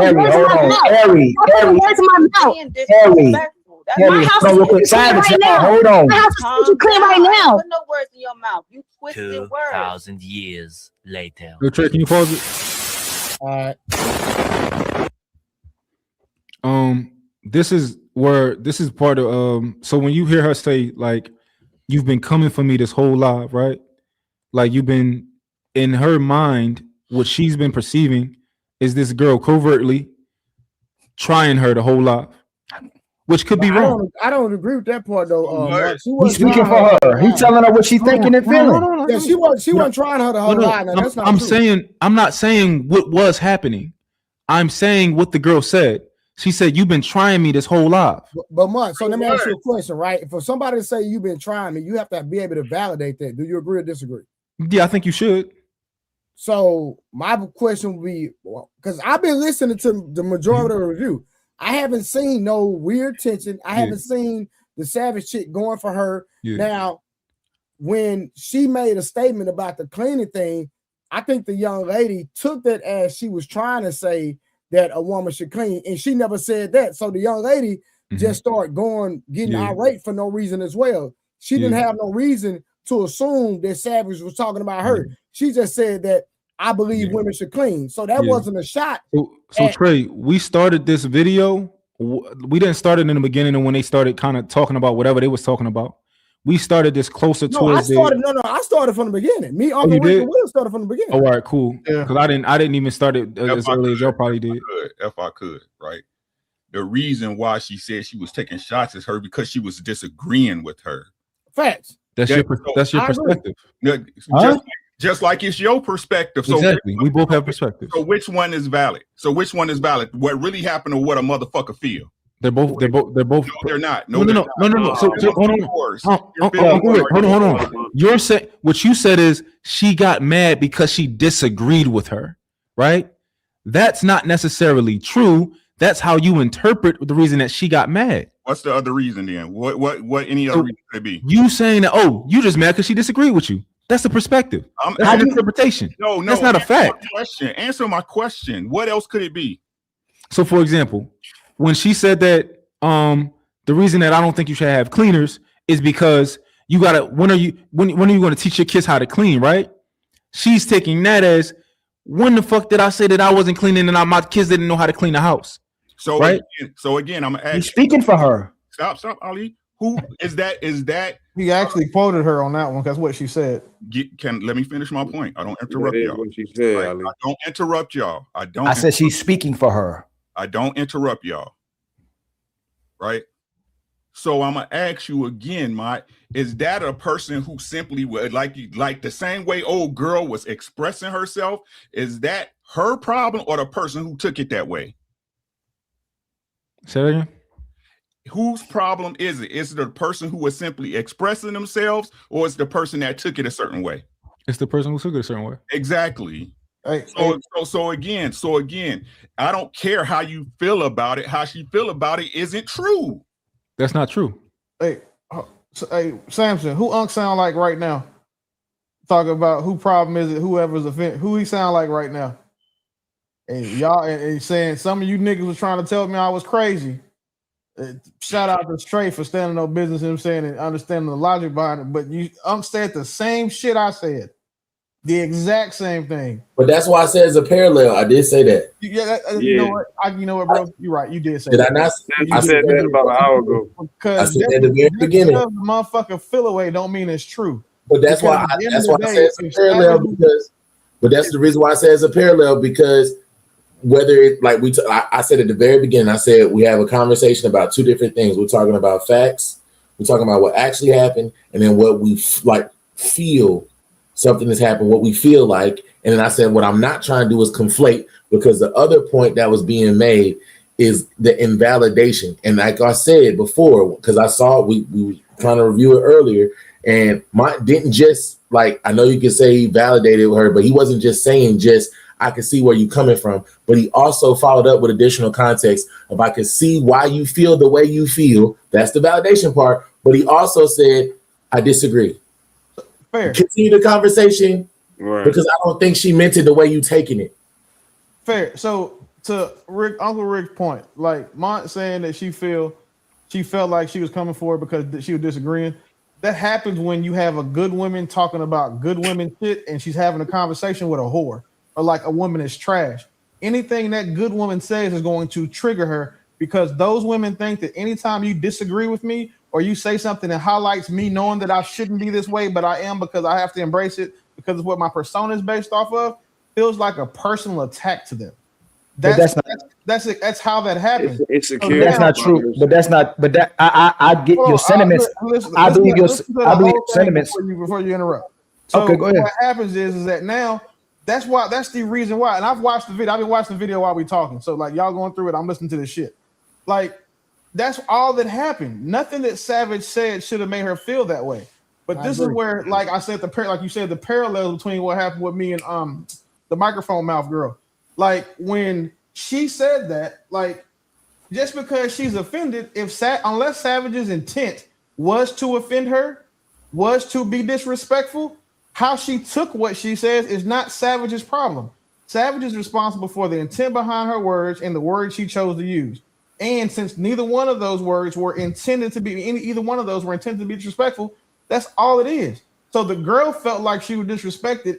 We have to diagnose that. The only thing that I can say I would fault Mont for, I'm never gonna disagree with my niggas publicly. I'm not gonna argue with you niggas about, you know what I'm saying, certain shit on the internet, because men handle business behind the scenes, as far as I'm concerned. The only thing that I feel that he shouldn't have done is that he tried to validate her feelings, because we don't owe her that. Nobody owed the validation of her feelings, because when you tell a retarded bitch you validate her feelings, you tell her that she's right to her, because one, the bitch is retarded, and two, she's drunk. So when he did that, it seemed to a lot of us like he was just telling the drunk retarded bitch that she was right. You can't give drunk retarded bitches no air. You got to keep that shit cut the fuck off. Me, I would have been like, okay, I can understand what she's saying, but I'm not gonna tell a bitch that at that moment. Backstage, maybe we gonna have a conversation. But him doing that is what spawned the genesis of this entire conversation now. You know what's interesting? I think the problem that y'all have. You knew I was gonna respond, Mont. You know I was gonna respond. I just think the problem that y'all have with me is the problem I got with y'all, right? Y'all are faulting me not for what I said. You're faulting me for the other side of it. Right? Wait, to be clear, the only thing I fault you for is validating and retarded bitches' feelings. But we had that conversation before. So like when we say, like, you know what? Because this bitch is going to misinterpret what you're saying and think that you telling her she right? And I'm like, hold me accountable for what I said, not for what this bitch is going to take and run with, right? That's my perspective on this. I thought that, like last night with pretty intellectual, right? When I said no, don't worry, we're gonna spank her, right? And what if somebody jumped in and said, yo, Pretty, I understand how you can misinterpret him saying that he's going to spank you, but I truly don't think he meant it that way. Lakeisha tried to. And she snapped on her. And she snapped on her, right? Because she's not a part of the girl, whatever, the fucking sisterhood, right? But that's the same thing. But I can't fault Lakeisha for trying to do that. But Mike, that's the whole sentiment of, like, you literally made your point to her before, and then she like interpreted it to child molestation or sexual assault and stuff like that, and took that and ran with it. Now the argument could be made, been on them panels long enough, you probably should have saw she was going to do that, because she's done that a lot. But then at the same time, like you said, hold you accountable for what you said. You didn't say that, but she's literally taken a lot of stuff that y'all have said and ran with it. So I would expect her to do exactly what happened to you. I would expect it to happen. That's her shit. If you didn't validate her feelings, that shit would have never happened. Mm-hmm. You got stuff. No, they talking about that. Y'all talking about Pretty. Y'all talking about Ari, right? Ain't nobody. Don't nobody. I swear to God, I don't give a fuck about Pretty. I hope she died on her birthday. I don't give a fuck about that. Damn, that's crazy. I'm talking about the lady from the video. We talking about Ari. No, And the thing about it, if you saying that she already made it about her perspective, why would she take what you said about what you actually said and not about her perspective? And you know that if you knew she was doing that from the beginning, you're familiar with women who move that way. She's not about to respond to what you said. She's gonna respond to how it made her feel. So if you knew that she was already acting a certain way about making it about her feelings, why would she take what you said directly as well too and not make it about her feelings and being validated? Because once you said what you said, she took it as if you supported her, and now you are aligning with her. It didn't change nothing that she did. It didn't change her behaviors. It didn't change her feeling. It didn't make her feel like she was wrong. She doubled down and still became disrespectful because she took what you said as validating her, and she didn't take what you literally said. She took the perspective from what you said, just like she did in the beginning. You can say Jesus, but you do the same thing. And Mont, could you see that what that Just to be wrong. Could you see what that young lady was saying that Savage did was not true? Can you agree to that? That it wasn't true. I'm not going to say it's not true. I'm going to say that Hold on, Mont. Oh my God, yo! Mont, we watched it. We seen it. What you talking about? Hold on. That's disingenuous. Hold on. I'm asking Willie. Hey, Willie. I'm putting Willie on the spot. Hey, Willie. He just said it ain't about what I actually said. It's about her perspective. Why is he still answering about a perspective and a feeling versus what actually happened? When he wants us to look at what he Mine is saying, don't look at how she took it, what I said. Look at what I said, but he's not looking at what actually happening. He's still looking at her perspective. This is what I'm trying to communicate to y'all, right? You can't separate the two. That's not consistent. You can't separate the two. He's trying to. I understand why, but I'm saying I agree there. You can't separate the two. Like we can't say, look at what I said, and then be completely dismiss what the outcome of what you said caused. Like, and again, like you can't. This is one of the places where me and Mont defer. Like we had conversation back. No, wait. Please respect it. He said, don't blame me for her perspective. Listen to what I said and did. While he's saying, don't look at what she said and did. Look at her perspective. Yeah, that's what I was going to explain. I get where you're coming from with that one because we've had the conversation saying, hey, listen, you can't give these hyena bitches no air. You can't, you can't give these bitches no fire. You can't give a fire no air. You want to put that shit out. So all we doing is validating and enabling Mont's feelings. He's talking about his feelings and perspective and her feelings and perspective, and we validate him to make him feel good about himself as long as we having this conversation because he's 100% wrong. I think it's more so not his feelings, but his feelings is hurt. His perspective and his perspective. I definitely don't think Mont's feelings are hurt. I know he got tough skin, but what I'm saying is that we making it about his perspective and feelings and her. We're living through. You see The Conjuring where the ghost haunted the other ghost, and we didn't know who the main ghost that was haunting them. This man's still living through Ari, but we can't. It's about the reason why we still having this conversation. It ain't really about how. Hold on, let me land. Trey, please. No, Trey, I know, but Trey, please let me land. We're not having this. We're not having this conversation because of Ari's feelings. We're having this conversation because of Mont's feelings. Hey, but you just ruined that movie for a lot of people, G. I just want to throw that out there too. Hey, Mont. Go ahead, Trey. You really gonna do this? He The Conjuring. Bro, we seen what happened. So what I'm asking you is, fam, that's crazy, bro. we heard it. We've been watching, but you and Ali and them, y'all was still over there fussing, arguing, going back and forth. Me, Uncle Rick, Willie over here chilling, watching the whole thing from the beginning. So that young lady Savage didn't do anything that. What's the girl name? Review. Let's call it Instagram girl. Ari. They call it Ari. The Savage chick didn't do nothing to the Ari chick for her to blow up like that. So how could you sit up here and say that you can understand why she felt like she felt? So that's what she say happened didn't happen. So that's where I disagree with y'all, right? I don't think that she has the skin that I have. If I feel like somebody's purposefully taking what I said and misinterpreting it, but that's not what she did. No. If I feel like that's happening, I can handle it, right? If I say something and then somebody's like, "Well, I got to teach my kids how to clean, and I gotta know how to clean my own house." Like, if somebody misinterpret what I'm saying and they do that, some people take that very personally. No, she didn't misinterpret. She just had a different perspective. That's all. I don't think that's a different perspective. Hey, Trey, that doesn't differ from what she said. Hey Trey, I'm gonna say it like this. I'm only gonna say it like this, right? So when she responded, she felt like Savage was putting words in her mouth and like basically lying on her and misinterpreting what she said. I understand that, but that's not what she's doing. The reason I understand what you're saying, but the reason why it matters is because later on in the conversation that Ali's like, you was in your feelings, Mont was in his feelings. Mont literally said he was triggered because why? He said, I did get triggered, but that was because she said he apologized. Hold on. She said to Mont, you disrespected me. You compared me to a child. And then she said he disrespected her by cutting her off. Then after she said the statement, she said, Mont didn't even think she was talking about him. He was like, what are you talking about? You talking about me? He's like, what did I say?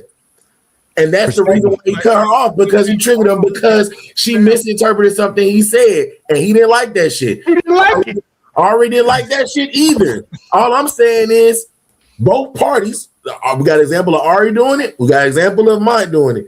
They felt like they got lied on, misinterpreted, and they responded. They reacted.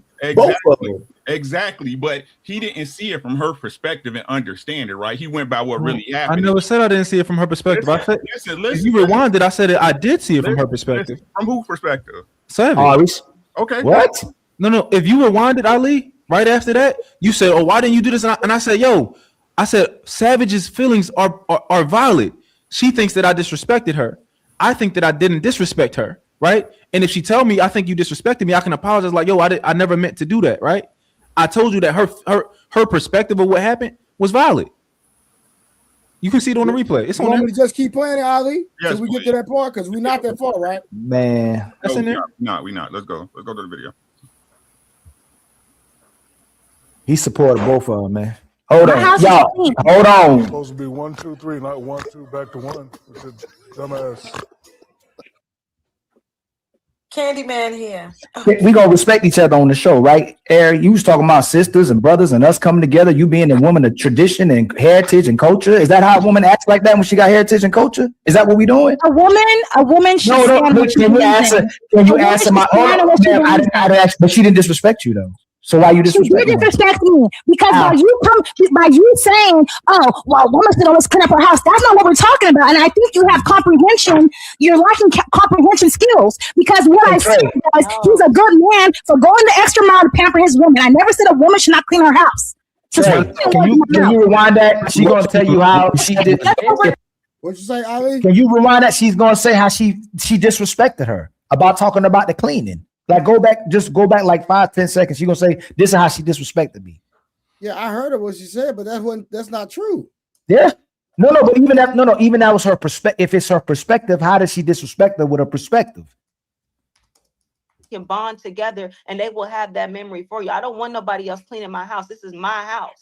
It's my job to take care of my house, and I want my kids. And she nodded her head. Job to take care of their house. Can't nobody take care of my house better than me. This is where I live and lay my head. Matter of fact, I feel like my space is invaded because how dare you think you could pay somebody to take care of my house? I'm gonna walk into my house. That's common sense. That is common sense. Let her finish. Let her finish. No. Let her finish. No, not yet. Let her finish. No. Let her finish. Harry, let her finish. You get to respond. You playing favorite. I'm not playing. Let her finish. Let her finish.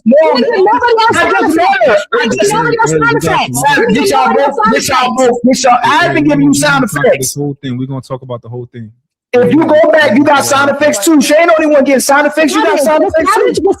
No. She gonna finish. No. Harry, she's not cutting you off. Harry, I hope you gotta utilize self-control. Come on. What you mean self-control? I'm stating what I believe. What you mean? And she's over here trying to put words in my mouth. What do you mean? And you're I don't need to translate. I don't need to. Not doing that. The average person can't afford cleaners. The average person can't afford it. It's a luxury. It's a luxury to have cleaners. So obviously, this is what. This is sister. But don't try to let her finish. Women shouldn't clean their house, because I never said that. I never said women shouldn't clean their house. Period. You gonna let her respond, or you gonna demonstrate self-control? I got plenty of self-control, but I'm gonna pop my shit when needed. So this how ladies should conduct themselves? I don't give a fuck. I'm not your fucking mother. Okay, so you're not my mom. I didn't actually be my mom. It's not my job to tell you what to do with your life, but I'm gonna tell you what I'm gonna do with mine. What does that mean? You're not even making no sense. You're not gonna sit here and try to put words in my mouth. That's what you're not gonna do. She didn't put word in my. I don't need you. No, you're not. You want to diffuse it with the soft voice? Go ahead. The soft voice. Go ahead. So this is what I think is happening, right? Ari, right? So I was watching the show before I came up on the show, and I think that you may have the perception that, and I can understand how somebody else could see it, that Savage has been not purposefully, but like almost just trying to disagree with you the entire time. After you make a point, she's trying to make a counterpoint that's the complete opposite. Yeah. So I saw that, even if I don't think that that's her intention, I can see what you see, right? Thank you. So I'm just letting you know that if that's how you feel, I saw that, right? But it may not be her intention. But I think that if y'all had this conversation, like, and I want to get on this conversation too, because I agree more on your side, and I want to kind of make that make sense to Savage. I want to give her my point of view, but let's let Savage finish her point, and then we probably have a similar point, so we'll talk to Savage. Hold on. You saying that Savage is purposely disagreeing with her? No, I'm saying that that's his opinion. Can we move on? Hold on, please. He don't need a defense. He's a grown man. He don't need nobody to defend him. Savage the whole time. He don't need nobody to defend him. You got a problem with it, and that's what I said. You're biased. No, I'm not. He said that it looks like she's in. Let's move on. Let's move forward. Ali, hey, hold on. Hey, Ari. I've allowed you to do that for a little bit. Please don't disrespect me on my show. I don't want to get serious. Do shit because I don't want to get. I don't want to. Yep, she can't come. What I'm saying, uninterrupted. Now you get to finish. What I was saying was, you know what? I like being able to take care of my home, and I like being able to teach my kids how to take care of their home, given the fact I do have 2 children back there. And there's nothing wrong with that. That gives me an opportunity to bond with them and teach them how to be responsible. Can we pause real quick? Because I cannot afford any cleaners, and I'm not. All right, so let's talk about the situation.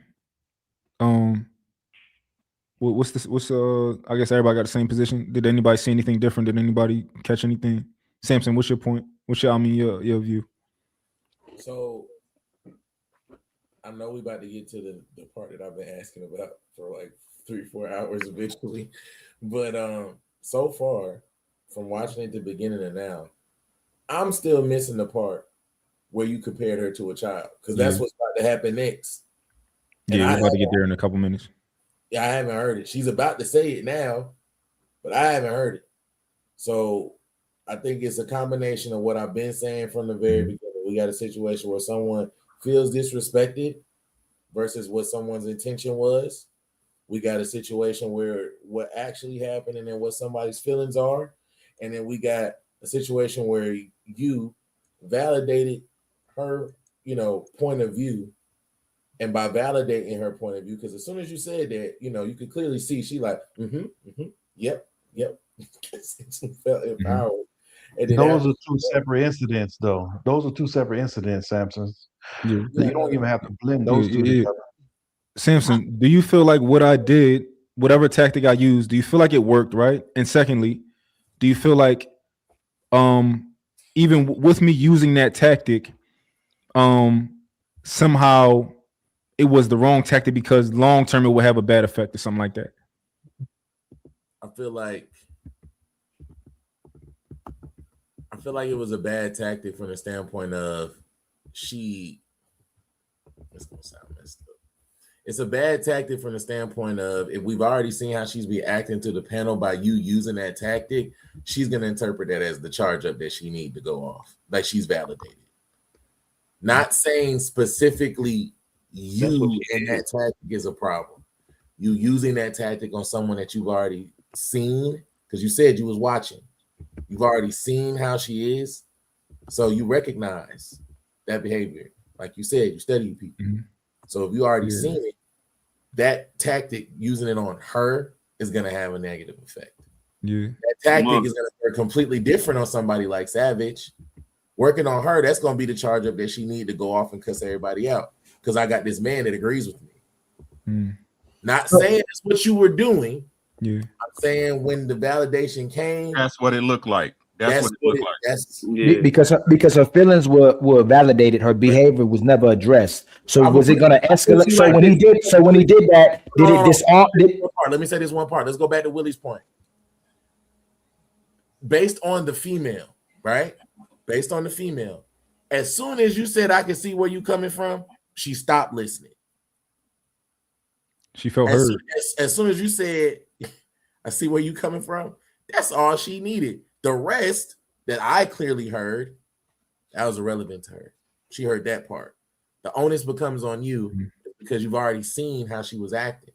So using that tactic on somebody that you've already seen, it's like she's gonna take that and run with it, and that's exactly what she did. That's all. And I just want to say I do disagree with y'all that she did it. I thought that it was gonna. I thought that she. Oh, go ahead. You thought that was gonna help? I did. Yes, and I still do. Can you tell me how that was going to? So everybody, before he answers, do you feel like that was going to make her continue the behavior and get worse, or was that going to make her disarm herself and make her control herself and make her de-escalate herself? Like, what did y'all think was going to happen? Her behavior was going to continue to get worse, or she was going to stop the behavior and control herself when he did that? I think his intention was to make her stop. Not the intent. But man, so you have to identify both sides. His intent was one thing, but what I know happens is what happens, because again, you can't give Aina bitch no food, bro. You got to starve them hoes. So let's say worst case scenario, right? Let's say I didn't do that, right? She would have ended up getting kicked off sooner or whatever because she was already up here, right? So my tactic was to let's bring you down here and let's get you to have a conversation. Now I think that she was about to try to have the conversation again, right? She wasn't, Mont. So Ali tried to get no, I get it. You're saying that you think that she wasn't going to try to have the conversation. That's your thoughts. I think that she was. That's what happened because that's not what happened. So let's rewind it. No, her and Ali got into it because of a comment. After that, Ali tried to get her to stop talking. After you had talked to her, and then she immediately said, "Why you stepping on here? Now I got somebody on my side. Now you talking." So she cut me off. Interrupted Ali when Ali tried to let the other Sister Savage talk again. So she immediately. That's not what happened. But that is what happened. We're gonna rewind it. That's exactly what happened. We can rewind. We can rewind it, but let's just make sure this is clear. That's what happened. That's what happened. Though. He's right. That's what happened. But that's what happened. Make sure we get this clear because I apologize if I'm wrong. We'll see. No. That is what happened. But I want to make sure I get this point clear because what Willie's saying about giving a hyena food, this is the only part that is very, very valid that needs to be recognized. Mm-hmm. The moment that you had that statement for her, when Ali said something to address the conversation, he was addressing the conversation. Her immediate response was, "He don't need your help." She immediately came to your defense because you're the one that gave her the validation. She immediately she said, "He don't need no help." She was like, "Don't say nothing to him." She was talking about you. You gotta. Ali said he don't need no defense. He a grown. Let's run it back. You gotta treat these women like fires, bro. Like there's class A fire you put out with water, a class Charlie fire you put out with a fire extinguisher, and a class Delta fire you got to put out by submerging in water and jettison overboard. You treated a class Charlie fire like it was a class Alpha. You tried to go spray water on an electrical fire by telling the bitch, "I understand how you feel and where you're coming from." That's what happens with this shit, and then it turned into her getting into it. But one thing that I don't understand how you do, and Ali, this is for you. When these bitches get out of pocket with you and start talking to you crazy, how do y'all let that shit go on so long when you can drop a bitch? Because I'm starting to call my Instagram, TikTok, YouTube time capsules of truth. So when men are giving their perspective, when they're having conversations about what's happening to them, I want to make sure on the panels people get to see exactly what happens and we let it play it out instead of let go. Hey, just stop it right there. What's going? Let it play it out a little bit so I don't jump the gun and say you was being disrespectful and you were blatantly being a hyena. Let it play out long enough to where everybody can go. That's exactly what happened. That's exactly what we see. Or the person's able to control themselves and come back into the conversation as well too. I get more my intention is more for everybody who's watching from their perspective to see what's actually happening in the conversation, so nobody can just go, "Oh, this is what happened. He escalated her. He tried to control her. He didn't let her talk. He was disrespectful." No, he was. I want to make sure everything that's supposed to happen like in real life, let it play out to a certain point to where it can't play out no more, and then the conversation ends as well too. So I want it to play out like it would in normal life, and then stop it when it gets too blatantly disrespectful out of hand. Run that back, Trey. But y'all hell, boy. Hold on. Real quick, let me see where we at. These super chats gonna be crazy when you read them. Yeah, I seen that, bro. I seen that, bros. Hey, can I say this to what Willie said real quick? Yo, that's crazy. When you allow a woman to talk to you like that, bro, it's like she almost earned that shit. And it's not like she earned it to where she, you know what I'm saying, you're supposed to eat it. It's like she has walked in that light where you ain't even see it coming. And then finally one day you already tapped in, like, and then when she starts doing that shit, you start to tolerate it because you already locked in with her like that. Like, they don't start off like that, bro. You know what time it is, like, bro. I think a lot of the internet 10 months in. Yeah, I think a lot of these internet bitches do because they think it's safe. But like I said this on another panel, like they come on internet talking this reckless shit, knowing because they're safe. No woman would talk to a man that way. Yeah, facts. Any woman that talks to a man that way has never met a man who beats bitches. But the day that a woman talks to me that way in person, she probably will, or beat her husband and then her. Like, that disrespect shit, regardless of what sex it comes from, I don't tolerate that person. Facts. Yeah. Savage has been not purposefully, but like almost just trying to disagree with you the entire time. After you make a point, she's trying to make a counterpoint. That's the complete opposite. Yeah. So I saw that. Even if I don't think that that's her intention, I can see what you see. Right? Mont, hold on. Mont. Told you, bro. Come on, man. You need to stop this shit, bro. You agitated that, bro. No, you play back from the beginning, bro. Not only that, can y'all look at my perspective too? Hold on, one more thing. Remember this. Hold on, let me address one thing. We're making this about Ari, and we're making this about Mont. Like, how would someone that's actually feeling in that position being disrespected feel in real life if that's happening to you, and that's the conversation you having, and you sitting there being gaslighted like that? If that girl would have went crazy and just went like retarded, it would have been because of Mont escalating that situation as well too. Even if it went your perspective and your intention, you downplayed what was happening to her by validating that woman's feelings. You didn't address nothing about Savage feelings and perspective of what was happening to her. And run it back from the beginning.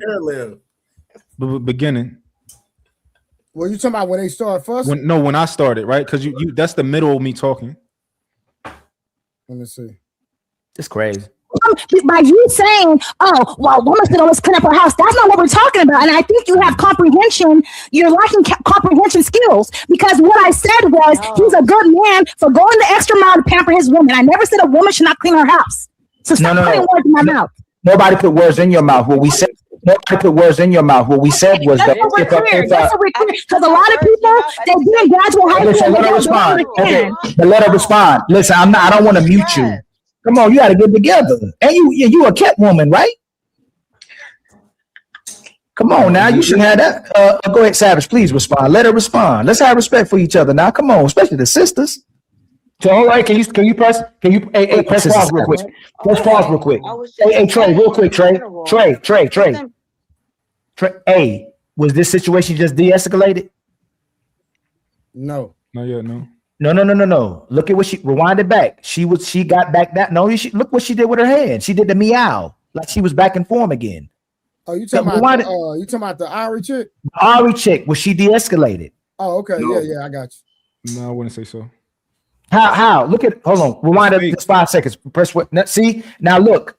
You see how much? Now that's come back to us again. Come back again. No, not to this. Come back to us. He just checkmated himself, and the debate is over. He said that's fake. Yeah. He said, "No, let me and this how this first one Mont just said, hey, no, and we know what you with the intellects. He just stop the conversation. The debate is done. He said it was fake. It's over. The debate is over, which means Mont is disingenuous right now. The debate is done. It's done. Are you done, Ali? There's no reason to press play no more. Okay, he's finished, right? Okay, Trey. Ali said that. Come on, Ali. Let me talk. And you wanted to say no. He has to stop me from talking because he can't win. I know, because you just got gotta stop me from checkmated. talking. Go ahead, talk. Perspective, everybody's perspective on the panel is you checkmated. You got veins coming out his neck. You got veins coming out his neck. I do, because I checkmated you. Veins coming out his neck. No, my bad.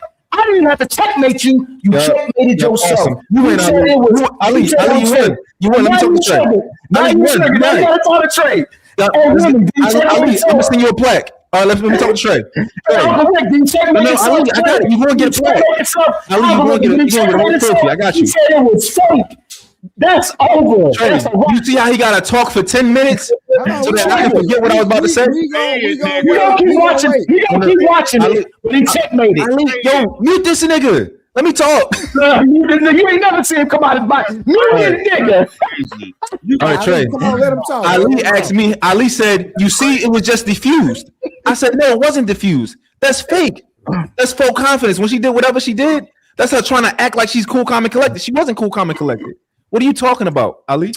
So why'd you try to calm her down? Why you try to de-escalate her? Because it wasn't de-escalated. Like you just tried to say. Humming. Yeah, I got you. Exactly. No, yeah. Got him. Does it make sense what I'm saying? Got him. All right, so hold on. Asked. So this is what we're gonna do. We're gonna play it back and we're gonna ask the entire panel. It was fake though. Let's see if the entire panel agree if it's fake or not. Hold on.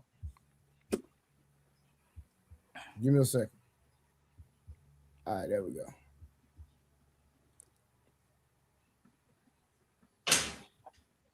What about my feelings I have though? to say to that, the whole cleaning thing. I think it is important for a woman to clean because when are you teaching your children how to clean properly? We're not saying it's not important. We're not saying it's not important. Now you guys are moving the goalposts. You're moving the goalposts. I did not say You gotta stop moving the goalposts, all right? Just leave it where it is. Every time you shift it, this happens. I never said a woman should not clean. I said he is a good man because he goes the extra mile to spend extra money to make sure that his woman can be pampered. That's what I said. I never said a woman shouldn't clean her house. So don't come for me. Stop motherfucking playing with me. Stop putting words in my motherfucking mouth. Stop putting words in my mouth. That's not what the fuck I said. Hold on. Period. Hold on. I got you. I'm not here to act intelligent. I'm here to tell you what the fuck it is. Hold on, Ari. If we're working on men being good men, since you exercise and make sure you showing this respect to the sister as well too. I'm not here to paint a picture. I'm not here to paint a picture. This is who I am, and if I'm not here to paint a picture, this is who I am, and if you like it, you like it. If you don't, you don't. But at the end of the day, I'm tired of no Savage because you've been trying me the whole life. Hold on, Ari. Hold on. My house is clean right now. Put no words in your mouth. Hey Trey, I'll drop 10 subs if you don't play that bitch voice again for the rest of the show. Boy, you stupid. It's supposed to be 1, 2, 3, not 1, 2, back to 1. Dumbass. Candyman here. We gonna respect each other on the show, right? Ari, you was talking about sisters and brothers and us coming together. You being a woman of tradition and heritage and culture. Is that how a woman acts like that when she got heritage and culture? Is that what we doing? A woman should stand what Can you answer my? I asked, but she didn't disrespect you though.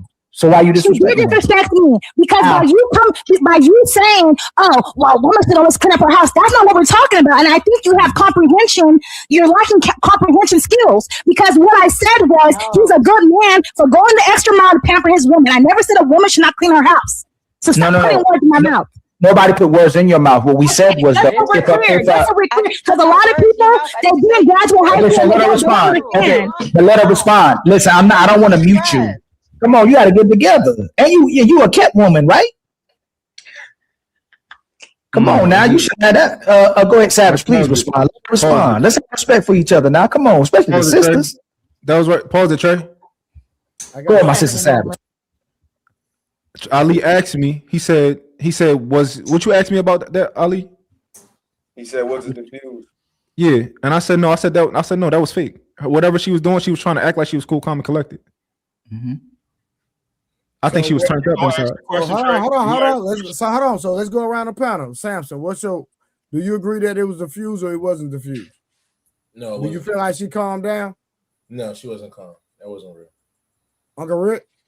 Hey, Mont know his girl better than I do, I guess. Willie? Nah, it wasn't diffused. I think that she did that just she's performative, but I ain't no bitches. Okay, red pill. He wasn't there. Harwood? Nah, it wasn't diffused, and mine hadn't started talking yet either. All right, algorithm. All right, he not there. Simon. Yeah, I don't know, man. I'm listening, bro. Hey, wait, is this the same Simon from last time? Yeah, that's Oh Willie, shit. Hey, Willie. My bad. No, Trey. I'm gonna start Trey.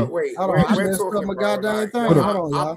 I'm being calm. Don't do that. Trey, hold on, Simon. Trey, do you see how everybody just shared the same opinion with me real quick, right? But Ali just chose to take a slam dunk, alley-oop, debate over. He do that shit every day. No, you said because he can't win. He gotta stop me from talking. Listen, if y'all don't understand what happened. Put a muzzle on me. So Ali, Mont got a point. He got a point. Dude. No, do you understand? No, he said it was fake. No, hold on, Ali, hold on. What I'm about to say is this. Just let me say this. Close your mouth, Ali. The panel agreed that she was not calm. So what's your response to that, Ali? How was he gonna get if it was fake? How is he gonna calm her down if he said she was being fake, which means she'd be fake the whole time? She'll be fake the whole time. Ali, you moved the goalpost. You're crazy. No, hold on, you moved the goalpost. Let me tell you why. Because you said, you said that it was diffused. Now, I felt like it was. I agree with you, actually, Ali. I'm not gonna lie. I agree that she was diffused because she did calm down. But the panel majority says that she wasn't calmed down. So what's your response to that? No, listen, it's reverse psychology tactics.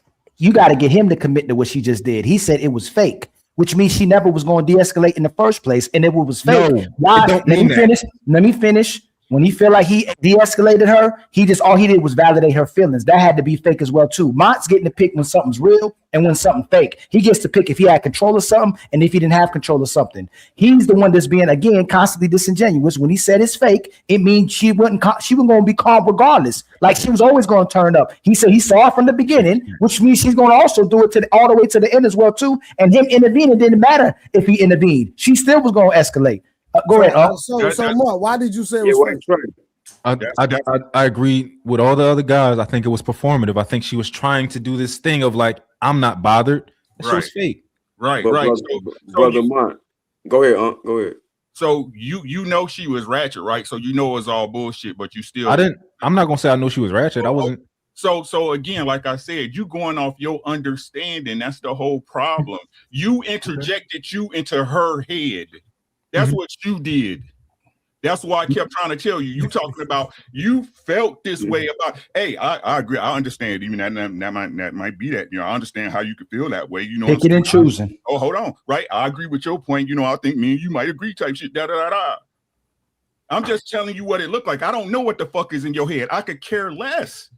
You said feel. You didn't say I think. You said I feel. Hey. Brother Mont, you got to remember, after you're done talking, when he replay this, she is not going to be diffused. She's going to turn up again on Ali. I want you to stay focused on that. I want to watch that with y'all because I've been going a lot. Yeah, because she definitely went right off right there as soon as Ali started talking. So I want to get to that. Was she? Hey, one more thing. Hey, Trey, one more thing. Hey, was she being genuine anytime on the panel? She was double talking because at some point. No, not you. Not you. I'm talking about the person who's in her head. Was she being genuine during the panel? You talking to me? Yeah, he talking to you. No, you. I'm assuming that she was saying what she believed. No. Was she? I didn't ask you. She said what she believed. Was she being genuine? What do you mean by that? So you can say whether she was being genuine or not, but you can't tell me what I mean by that. You don't know what genuine mean now? What? Yo, ain't this crazy? He can tell you she was being genuine, but then he can't tell me. He asked me what I mean by that. Y'all remember this? What's the definition to genuine now? Yeah, I'm calling it down the middle. You should be able to answer that though. No, I'm trying to. So ask me again because I guess I just didn't understand. Ask the question again. Oh wow. Was she ever being genuine during the panel? I think I said I think she was. I think. How do you know? If she was being fake, I didn't say I know. I said I think. Right. So you're picking when was she being genuine? I don't know. I assumed that when she was answering questions, I assumed that it was how she felt. Second checkmate. That's not a checkmate. You don't know. So how can you make a concise observation from your perspective about what she feels when you don't even know? Which means who said I'm making concise observations? You asked the question. Listen, let me make my statement. Okay, go ahead. Who said you making? Are you really asking these type of questions? Who said you making observations? You don't want to make an observation. No. Why did you just drop the word concise? Say exactly what you said. Words are very important. You said you don't know. You said you don't know. So you can't even make a logical argument because you don't know. You thinking. Don't drop the word concise next time. You're thinking and feeling, so you don't know, but you're speaking for her. You're just telling me what I think. You said I made a concise observation. I don't think that I was making any sharp observations like that. I would think I was just telling you what I thought that she could have. You've been speaking for her mind, her perspective this whole entire time. You keep saying what she felt. And I do that. I do that for any of the guys. I do that for anybody. It's just how I do. I think it's reasonable sometimes. What the fuck is going on? I was just saying in general, I think it's important for a woman to clean her house so she can set the standard. So then when she's cleaning her home, she can teach her children how to take care of their home. Teach your kids how to properly do the dishes.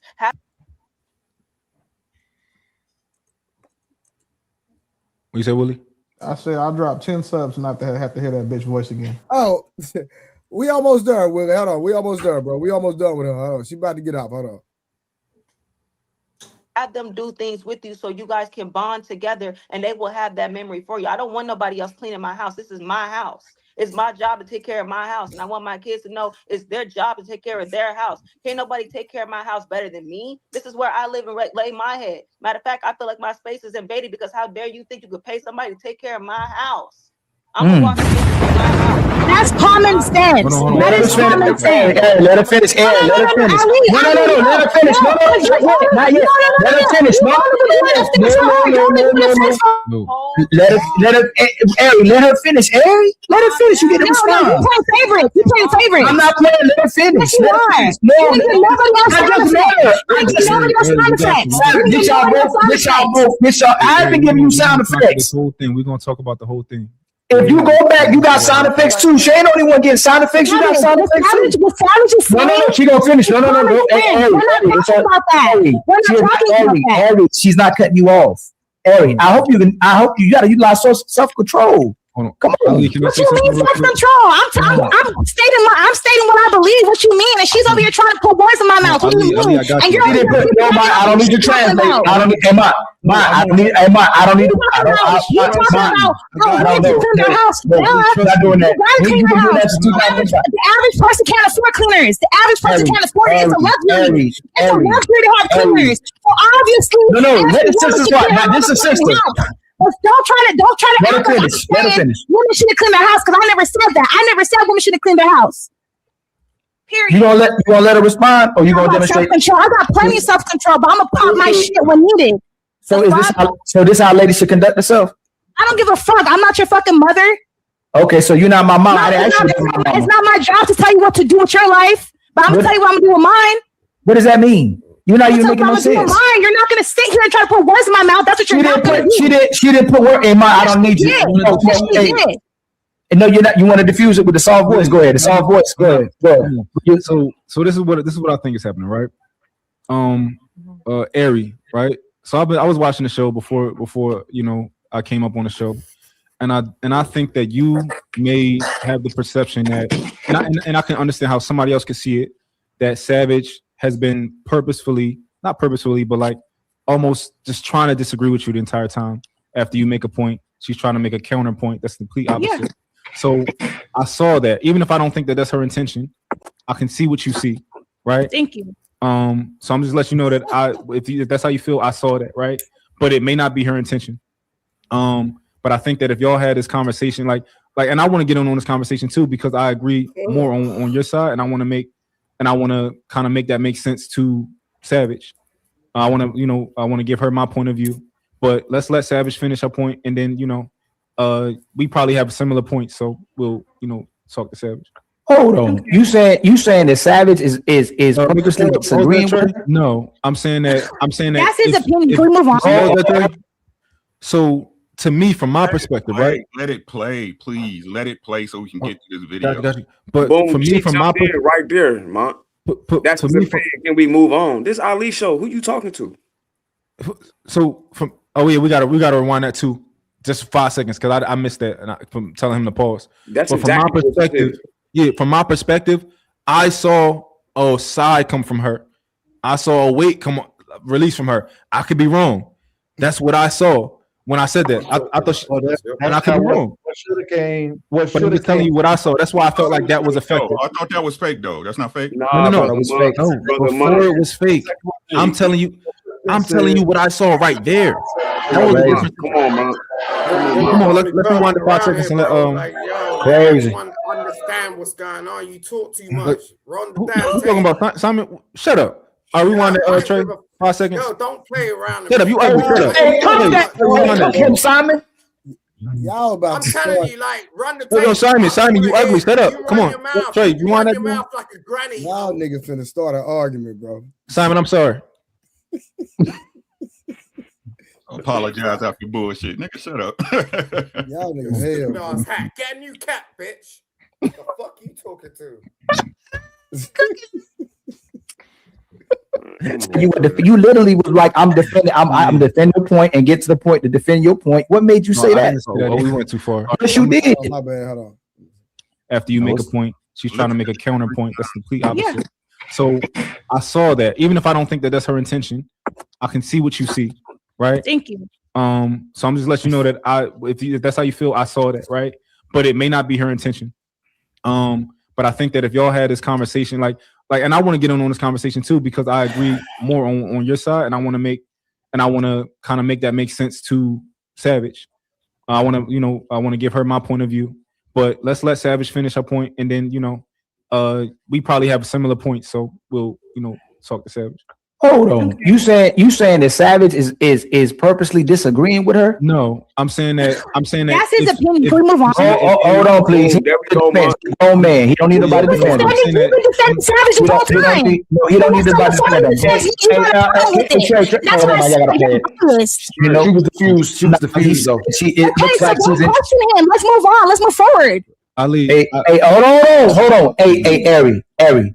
I've allowed you to do that for a little bit. Please don't disrespect me on my show. I don't want to get serious. Do shit because I don't want to get. I don't want to. Almost. When We do I almost get got to it. finish what I'm saying uninterrupted? Now you get to finish. What I was saying was, and you know what? I like being able to take care of my home, and I like being able to teach my kids how to take care of their home, given the fact I do have 2 children back there. And there's nothing wrong with that. That gives me an opportunity to bond with them and teach them how to be responsible and organized. Now, because I cannot afford any cleaners and I'm not rich out my butt, that's fine. I'm going to be grateful for the house I have and take care of it because these things are valuable. You add value to your home because you can't afford all these big fancy things. So whatever you have, take care of what you have. Take care of anything you have in your house. If you don't have money for shoes like that, then take care of the one you have. If you don't have money for the big fanciest table or the big fanciest crib, then whatever you have, do whatever you can to maintain it. And then you give value with it when you give it love and you have some gratitude. I don't need to be rich out my rear end and stuff like that to appreciate somebody's hard work, to have this over my head for me to have. You took the time to give it to me. I took the time to work for it. So I'm going to take the time to care for it. That's all I'm saying. I understand that. So hold on, Mont. This is the thing. What made you say that she was purposely disagreeing with her? That's the part. You said she's coming. What made you say that she's? And you said no. And you also said you would. You literally was like, I'm defending the point and get to the point to defend your point. What made you say that? I didn't say that either. Yes, you did. I'm gonna tell you exactly what I said, right? And I made sure I made it clear that I'm not saying that Savage is purposefully trying to disagree with you. Savage, did you hear me say that? I don't know. Did y'all hear me say that? No. I made sure to make it clear that I'm not saying that. Right, question. No, you good, Savage. You good. No, Savage. No, does that matter if you agree with a person and say, I see what you're seeing? That's what I was saying earlier on the stream. After you already said, I can see what you see, but maybe that's not their intent. Does that really matter? Yeah. Exactly. No, the whole premise of that whole conversation, because I think this is what we're missing. The whole premise of the whole conversation is the lady E felt as if she was being disrespected. When Mont said, "I could see why you felt disrespected," that's when I became on the opposing end because I'm like, just because they disagree doesn't mean it's disrespect. They just disagree. They had two different viewpoints on how they see this. She automatically took it as disrespect because it was her opposite viewpoint. So the whole conversation boils down to is her saying she disrespected her. And Mont saying, I can see how you feel disrespected when I don't see how she feel disrespected because it was just an opposite opinion. There's more than two ways to get to the grocery store. This way, we both got there. And that's I don't know. That's why I don't see why we're talking about everything else. The whole main premises was she said she felt disrespected. It was no disrespect. It was just a disagreement. So there's no disrespect. This should have been ended a long time ago. Acknowledging somebody's point and saying that I can see how you got here is not agreeing with it. I can understand why a homeless nigga wants to drink himself to death because the nigga is homeless. I don't agree with it. So we can't act like that's what anybody up here does. And if that's what people think, then we need to have another conversation about who's the one being disingenuous. No. We already went past what you just said. I'm responding to what he just said. All he did was say, I can see where you're coming from. We've already identified that was the issue, but we're not going to. I'm fair now, but goddamn, we're not going to act like he was saying that I agree with her. That's not what he said. But he did say, I could see how you were disrespected. Do you feel like she disrespected him by disagreeing? I can see where you're coming from and see how you feel disrespected. It's a very different thing than I can see that you were disrespected. And he said, I can see how you feel. He was talking about her feelings. Y'all niggas are making it seem like he said you were disrespected and he didn't. Well, not y'all, because Ali, that's not when he did, he cleaned it up. Even when he said he cleaned it up right after that. Willie. So in the context matters, and as a panel full of men, we should make sure that we stay. Wait, hold on. Hey, Willie, let Mont take this L, man. Oh, I'm not. I gotta ask. Ali, wait, I gotta ask Mont this. Willie, are you gonna console the person who feel disrespected or the person who was actually disrespected? Where did you get this? No, from, I'm not bro? going to console like, either one of them. I'm going to acknowledge where they both feel. If you took that position, Will. Hold on, Simon. Yeah, so let the niggas with power in their house talk, bro. Chill. You're on a battery pack right now. Nigga, calm the fuck down. Listen, bro, don't don't do my man Simon like y'all not gonna talk to my man Simon like that. Simon, that nigga spent 30,000 on a bitch. Hey, Simon, get him. Talk to me. This is like he like women that have penises. He shouldn't even be on the panel right now. Like, what are we talking about, bro? That nigga looks like an unknown character from Madden with no fucking. Hey,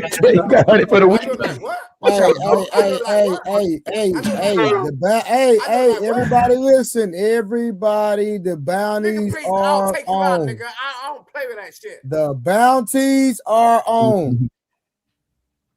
That's what I was saying. Talk to me. That's what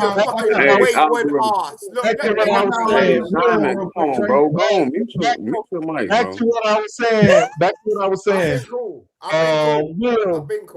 Will, I'm not saying that you personally would take a side and interject. What I am saying is, if you did take a side, which side would you have taken? The person who was actually offended properly, or the person who just believed they were offended?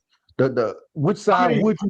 I've had this exact same thing play out on this very panel, and so I think that I have a very clear and documented stance that if I didn't intend to offend you, your feeling offended is your fucking problem, not mine. Your mic went out, Willie, to your computer mic. Oh, my bad, G. I said that I've been on this panel. We've had the conversation before. I said something that somebody took as disrespect because they want, I think that women just want to be a victim sometimes. You see how I looked out? Right? Nobody called me for being loud on the show. Simon, shut up. I text you and said, your mic sound loud, bro. Turn your fader down. For real? Yeah, like I did that when we was on your show. Dang, I ain't know that. Yeah, your Yeah, mic. and I said it to Trey when he was over here. I was like, wow, Dang, I Uncle. don't know that nigga. Yo, where was you at, fam? Why you ain't tell me that? Yo, who put my mic up?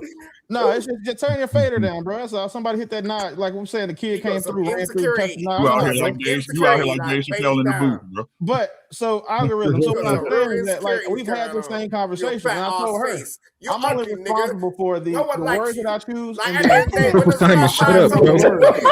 So if you choose to be offended, that's your right, but I don't have to acknowledge it, and I wouldn't validate No, it. you did it. You did it. So Will, you actually agree with me, Now you're Will. gonna go. You want to play Because around if me, you Willie? took the position, Willie bitch? if you took Willie the bitch? position, Okay. and Simon, I'm gonna take you out, ho. I'm Simon, gonna what are take you you out. doing? No, listen, What are bro. you doing, Listen, Simon? bro. I don't have no time. Take that You cap sound off like your you in a fucking real head and show killer your empty full alcohol bottle. Show your But forehead, anyway, bitch. Show your forehead. Take that hoodie off and show that you have that excessive melanin you have, you burnt match looking nigga. Your forehead, ho. I will do this. I will dance all night, Bro, why bitch. do your I'll teeth pay and you your some wall motherfucker. match? Like your I'm a teeth and the pimp, color of that nigga. wall are the Yo, same yo. color. Who Like the you fuck give a you new think you're definition to speaking off to? white. Like what the fuck Take are you your cap talking off, about? bitch. It's always Take you your cap crispity off, crackety bitch. saying Trey, how much to get Simon off this black joint? How much niggas that that cost? come on internet mad because somebody It's likes whatever them. y'all want to Trey, give. I don't care. hey, Trey, bitch, nigga, look, nigga. You ain't can't say that one word. lick in your face. You from Like, 3, I 4 don't know niggas what running you through the with. crib, You know what I'm saying? all black, mask on, running through the crib and shit. One nigga run to the front door. I hop out, I start shooting. Bow, bow, bow, bow, bow. Shot the nigga. Bow, shot his ass. Bow, bow, bow, bow. All the niggas run out the door. They run out the door. This nigga on the floor. Yo, if you from England and you say nigga, we gonna fuck you up. Somebody needs to buy this nigga another hoodie. Like Foot Locker got hoodies on sale 3 for $20. Go buy yourself a t-shirt, bitch. Hey, when they have that still, I need to get the fuck. Yeah, I'm serious. I'm not gonna argue with nigga with a trucker microphone on, bro. We're not doing that. Y'all niggas funny as hell. We not doing that. And look at the sleeves. Like look at the neckline of that fucking white hoodie. Like how the fuck is the neckline of your hoodie beige and you that black? That Simon came into your life and he's gonna be your stepfather, bitch. Don't fucking play around with me. No, I promise you, my mom don't like niggas that look like they've been set on fire, bro. You're a third-degree burn victim. Why would somebody choose you? You don't know anything. You don't know anything. You know what I'm saying? I'll take care of you, ho. Why do you have the darkness set? Why is the darkness on your camera set so high, bro? Back up, nigga.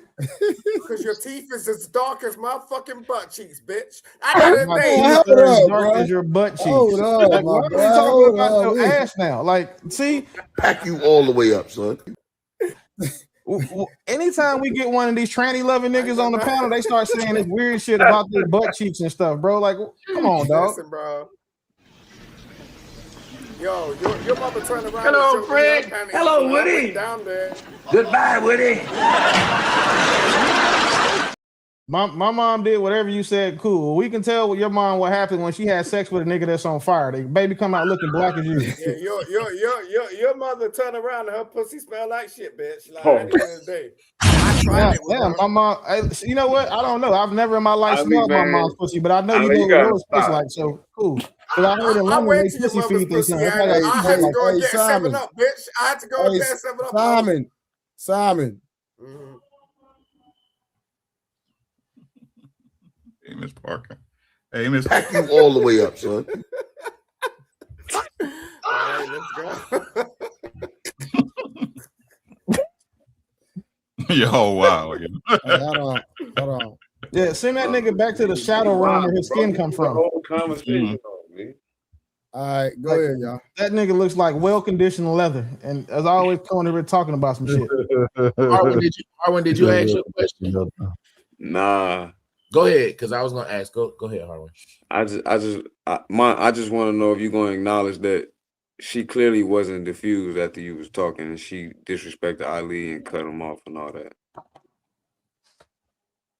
You muted, bro. You muted, man. What I truly feel like is, I think that No, wait. Not feel. We talk what we seen on the video. Yeah, I mean, what we see can still be subjective, right? But so what I'm telling you is, what I read from her is that she took a sigh of relief from what I read, and I could be wrong, right? Y'all could see something else, right? And I felt like what Ali kind of whatever he was like talking to me, but she kind of got turned up again. Like I feel like what I did was like, oh no, real quick. What I did was like, yo, say, let's have a conversation. Let's let what's her name? Savage go. Let's have a conversation, right? And what I wanted was for Savage to immediately speak, but then Ali kind of went and took it somewhere else. But I wanted Savage to give her point of view so that we can kind of retort. So hey, this nigga Mont. She said, "Let's move on to the next topic." She wasn't trying to let Savage finish, bro. Hey, yo, this nigga Mont, he the type of have his girl. Like, so I'm gonna ask you again, bro. Like, for real, come on, man. Like, be fair. What? I'm being serious. Hey, you gotta charge that nigga double because he up 10. Paid double. Shit. He paid double. He up 10. He paid double. Hey, yo, he got $10 credit. Came back to argue. Goddamn. Hey, yo, how much is it getting back off this joint? Hey, yo, Mont. We up 10 right now. Hey, yo, Mont. You the type of nigga that have his girl, have your girl mad at at herself that you cheated on her and shit. You know what I'm saying? You be like, that's a superpower. Right, I understand you feel this type of way. Wait, you saying like I really did this. I really did this because you da type shit. You know what I'm saying? Wait, you saying he cheated and she think it's her fault? Right, he gonna make her feel bad about the shit.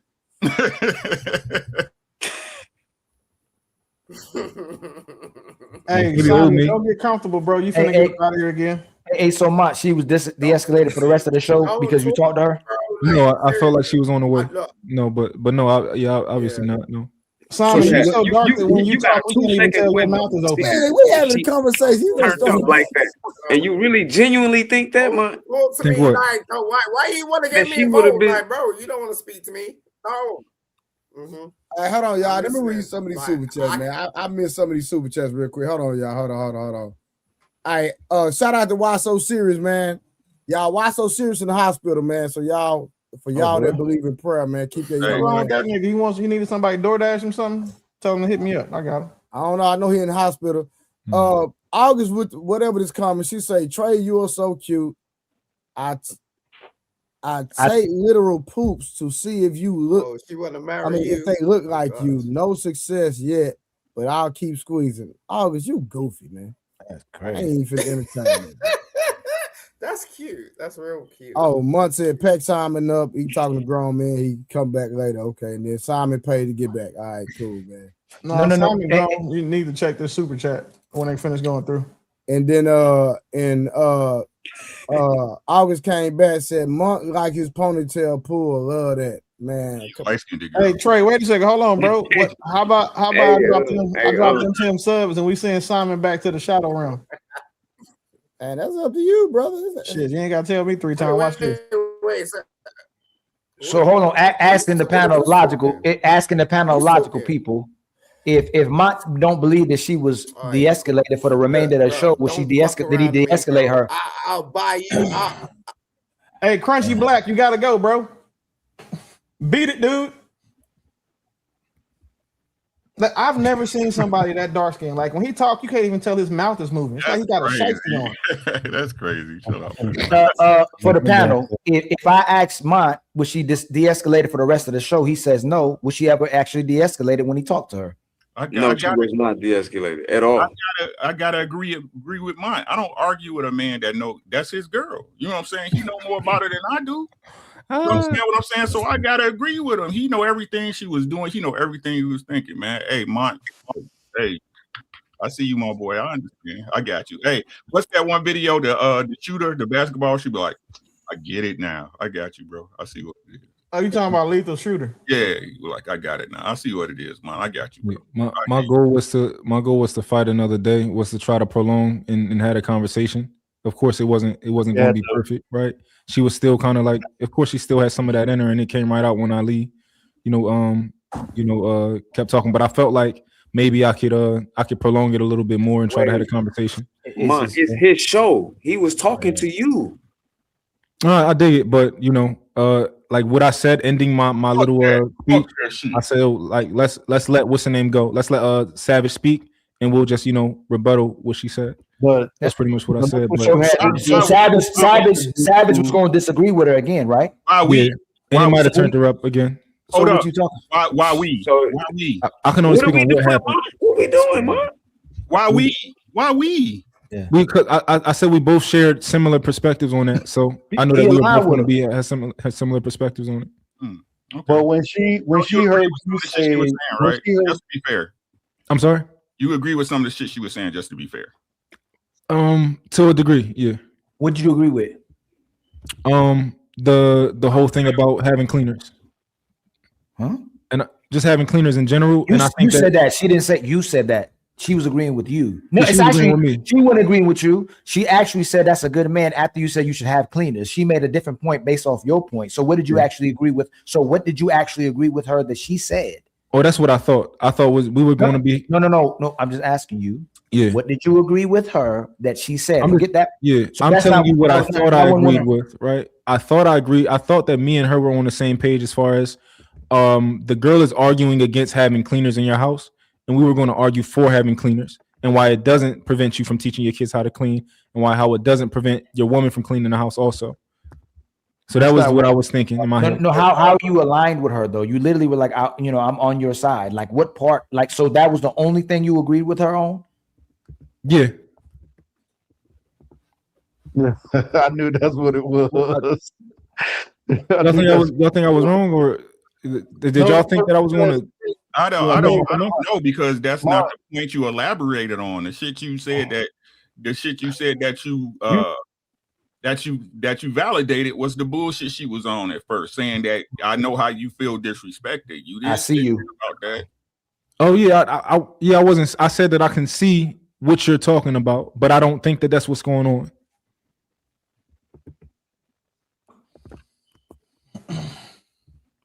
That's the gist of what he said. Hey, Mont, you got somebody in the chat that I think she wants some attention, big dog. Who is it? I mean, her name is Beautiful G1, but I say that because that's her name. I don't know how she looked though. So initially, Mont, you believe what you said then, because what you were going to speak on is what you said already about the cleaners. Yeah, I don't. Yeah. So, yeah, when you gave her the impression that, and I'm not saying, and this is on her. This part is on her. But you gave her the impression that you agreed that she was being disrespected, because that's the part that she kept harping on. Is that she kept harping on, you disrespect me, and when as soon as you came out of your mouth and you told her, well, I can see how you felt disrespected. That's not her intentions. That's the only thing she was going on. If you was to respond, algorithm, hold on, stop right there real quick. I don't mean to cut y'all, algorithm. Just think about what you just said, algorithm. Think about what he said. Mont, you said that you can see how she felt disrespected, even though that wasn't her intention. Like, what was the point of even saying that? I felt like it needed to be said, and I felt all feelings. I felt like it would have helped. But if you felt like it wasn't her intention, then why even try to concede to the point that you felt like you could understand how she felt like she was disrespected? I thought that it would help. I thought that, for one, I thought it was true. It's how I truly felt. And I thought that me saying that would help the situation, would help diffuse the situation and continue the conversation. It wouldn't have helped the situation, but it would have tricked her enough to be quiet to allow the other girl to speak. But it wouldn't have helped it, because at the end of the day, she was dead ass wrong. And when people are dead ass wrong, they need to be told, hey, this is your feelings that's speaking right now. That's not what actually happened. She was not disrespectful to you, but you looked at that as being a way of not getting through the conversation. Right. So you said, let me feed it. I'm not saying you did this purposely, but you said, let me feed her this. And maybe this would allow Savage to speak. Right. And that's what why I really feel. That's why he checkmated himself when he said she was fake, because he agreed that she wasn't de-escalated for the rest of the show. She just did it temporarily to look good for Mont, who was supporting her, supporting him. The only reason why she supported her is because she supported him. So she acted like she was about to calm down because he spoke to her, but it was fake. He knew she was going to escalate again. So again, he knew that was fake, and it never was suppressed. She just put that act on a little bit for him. As soon as I asked her a question, she still was out her body, and she was going to remain out her body, which means when I said he said she was fake, he knew she was going to do that for the rest of the show. So and what's crazy to me is that, and this for you people in the chat, right? They on a panel show. Why is it that Ali asking her question, instigating something? It's crazy. Ain't it crazy, Uncle Rick? What is that? What is that, right? Ali triggered her. So with that logic being said, right? Of course, somebody disagreeing with you is going to be a problem when y'all keep saying we the one who don't want to have conversations and disagreements. Y'all disgusting, bro. Y'all really think y'all disgusting. Y'all is really disgusting. Y'all sit up there and try to get somebody to extend the shit to y'all that you won't extend to somebody else. Right. That's all I got, Trey. Y'all be easy. I love y'all. Y'all You be too, safe, my man. brother. Y'all ain't shit. Yo, so one thing I want to make it clear is that I wasn't telling. I don't know if it's been answered already. Did you compare it to a kid? Oh yeah, let's get that. Come on, Trey. Let's I get to think that. I asked it like 4 hours. It's the way you try to. Let me finish saying what I'm saying though. No, I didn't hear what you said. I don't want to go back and forth with you, but I got more. Hold on. I want you to understand my what I was trying to do, right? I made sure to say that I'm not putting intentions on what Savage is doing. I don't know her intentions, and I don't necessarily think her intentions were to try to purposefully disagree with her, right? But I was communicating to the other lady that if you feel that way, I can see that because I've been watching the entire show, and it just so happened to be that when she was making points, Savage just disagreed with them entirely. They had an opposite perspective as immediately after she made that. So I could tell that she was feeling like Savage had maybe being malicious. But all I was doing is saying, letting her know that, like, yo, I see what you're talking about. Not to say that that's what's happening, but I see it. And once I let her know that I see it, she felt better that people weren't. She no, thought they didn't. All you did was coddle. So Mont, all you did was coddle her. I didn't coddle her. It is coddling because she still was going to disrespect the rest of the panelists. She just wasn't going to disrespect you. You spoke. And if she continued to disrespect people, then she got to right. But that means you coddled. You didn't tell her the truth. You just made her feel good about what she was doing. Mont, that's the Mont. First of all, let's do this. Right. There's 314 people watching. I never want to feel like I'm going deliberately at you. I got a great amount of respect for Mont. Majority of Mont says I agree with, but sometimes you do this, brother, and it makes the woman feel like you enabling her and validating what she's saying. That's why she felt like you was comforting her and making her feel good about what she's doing instead of her being able to take accountability. I can always imagine how it is in the house with her. She's not taking accountability in that household. I know that. Like Mont, you think that woman's taking accountability with her man inside her household? She's supposed to be the reflection of her man, and she's on that panel behaving the way she's behaving in front of other men, which could put her man in a certain position as well too. Because if I say something crazy to her, then she says I said something crazy to her man. Now we both going back and forth over a woman who was being disrespectful to the panel. So why do you think that was the response that was warranted when she was blatantly disrespectful to Savage? Yeah. I think that she at a certain point she got turned up because she was triggered, right? She felt like in her head that she was being attacked by Savage this entire night. Then that's not to say that it's true, but that was her experience, right? Which is valid. That's how you feel. But I was here to say you probably didn't understand it, but what I was saying is that Savage might not be attacking you, but I understand that you feel like she's attacking you. That's what I was saying. I see what you see, but that may not be what's going on, if that makes sense. May I? Yeah. Look, I don't know if she's still watching this, so I'm gonna be clear. I apologize if you feel like I was attacking your opinion or anything, but I have an opinion too. And so if I feel like something doesn't align with what I think or my morals, I'm not wrong for speaking up on my beliefs, just like you want to speak up on your beliefs. I respect how you feel. I respect what you think. I just disagree with what you're doing. I don't live my life like that. And I have every right to speak up for how I live my life, just like you're going to speak up for how you live your life. I respect your life. It's just not how I would go about things. And that's all I was talking about. It's nothing to you personally. You're a beautiful young lady. But we're just not aligned in the way that we think, and that's fine. This is a panel for, I believe, clarity, a different understanding, perception, and I believe all is welcome. But it is no shots at you. If I disagree, I disagree, and I disagree respectfully. But it's nothing that you personally. I don't know you from a can of paint, and honestly, if I'm so unimportant to you, my opinion shouldn't matter to you. It's just an opinion. Still being respectful. Let me show you what I'm talking about, Mont.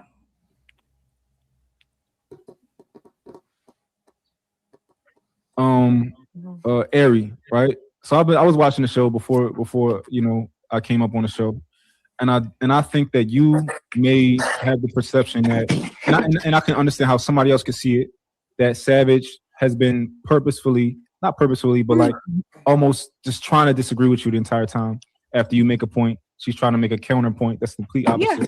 So I saw that. Even if I don't think that that's her intention, I can see what you see, right? Thank you. So I'm just letting you know that if that's how you feel, I saw that, right? But it may not be her intention. That part, I even give you grace on that part a little bit, right? But you're telling her you see what she sees. You're validating that she sees that. Okay, that's her perception. So it made her feel good about the fact that she felt like you were defending her. That's why when I responded, she made it seem like I was responding savage when I was addressing the fact that she was disrespecting Savage. And I may have been supporting what Savage was saying as well too. Say she cooking, but I was saying she was cooking about one particular thing as well too. And she got sound effects from me too. But if I disagree with her, I'm not blatantly going to just coddle her and make her feel good about the fact that I'm disagreeing with her. But it's just a conversation. You know what I'm saying? But watch what else happens. But I think that if y'all had this conversation, like, and I want to get on this conversation too, because I agree more on your side, and I want to kind of make. See what I'm saying? You said I agree more on your side, and I want to, with her perspective of the argument. That's what I'm saying. So she felt good and felt like you were supporting her in what she was doing instead of addressing the fact that she was disrespecting the panelists. Nobody here is against her having the belief that she has, the perspective that she has, So, question: are we almost close to it, y'all? Yeah, we get in there. I think so. In the next agreement that she has, she got upset with the fact that people weren't agreeing with her, and we were agreeing with someone else. And this is when I say women do compete with each other. As much as women try to deny that they compete with each other, and that sisterhood isn't about women aligning with each other, and the girls, they low key compete with each other and make sure the other women doesn't take away from them as well too. That's why the cooking with Kaya was so offensive to women, because a woman was literally saying, "Go cook for your man," and a woman. Hold on, Mont. So all I'm saying is this: I get what you were attempting to do. I think what you were trying to do, but it validated what she was doing, and she turned up. She was going to turn up even more for the rest of the show because she felt like you were supporting her and no one else was when she was supported on the panel, even if we weren't agreeing with what she was saying. Got you. So in that situation, right? I think it's important to address everything. So after I communicate what I communicated, which I feel like was good, I feel like all I did was communicate exactly how I felt, right? I didn't lie. I didn't stretch the truth. That's exactly how I felt. I communicated that. And if you felt like she disrespected the panel, we could have communicated that also. Like, okay, I communicated that. Everything is disarmed, de-escalated. Now also, I can't have you disrespecting the panel. This is how I feel. This is what I felt you did that was disrespectful. Can we refrain from doing this, right? It's like she was in a mind state that nobody's listening to me.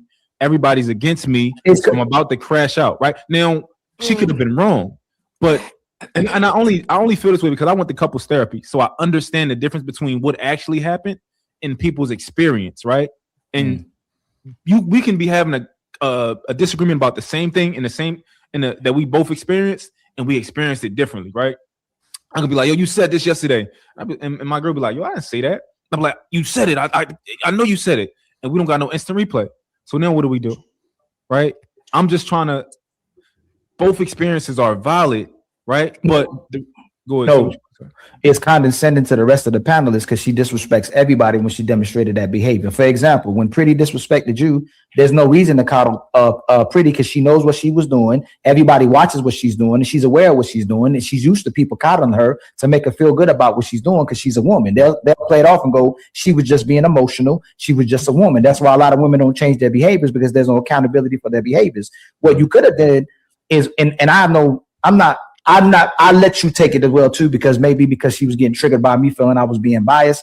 I'm fine with you trying to de-escalate the situation, but you validated her feelings instead of making the panelists feelings validated, and we all come together by making it that she knows that we're not being biased and that we're all having a conversation. So it invalidated us. So now you have to talk to her. So when I was in mental health, now Mont only can talk to her. What you just did was make it so nobody else can talk to her, but who agrees with her and Mont. Yeah, I gotta interject real quick, Ali. Of course. She felt like she was disrespected, even though you're saying that like, yo, she disrespected Savage. She felt like she was already disrespected, and you may be like, yo, I didn't see no disrespect. Where was there disrespect at? Right? In her head, she was being disrespected all night because that's the way that she was taking things. And I was letting her know that like, yo, if you feel disrespected, I can see what you're talking about, but I don't think that was Savage's intentions.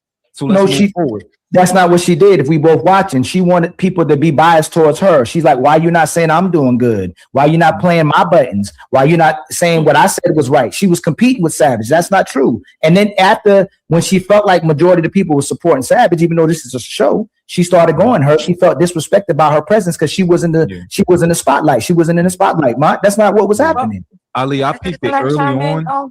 Real quick, I peeped early on, like a long time, and I was gonna make a super chat, like yo, don't let them like gas you up like earlier.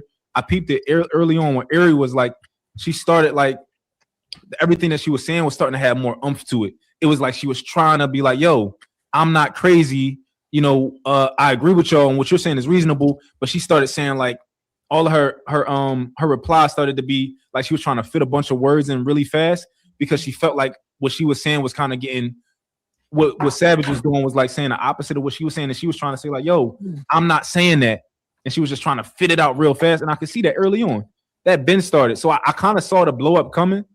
I didn't know it was gonna be like that, but I kind of saw it coming a little bit. Go ahead, Moonlight. Oh, go ahead, Moonlight. These are two strong ladies, please. The young lady's not up here really to talk about her side, y'all. And we really don't know what's going on in her mental unless she comes up here and speaks about, what she felt at the time. We could only speculate based on what she's feeling. But I saw these are two strong, opinionated ladies, and they live differently.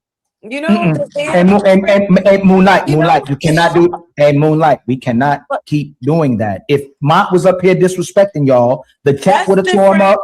But how much? Let's try and fast forward it a little bit. Let's try and. I think it's coming. It's about to come right after. Oh, well, it might be.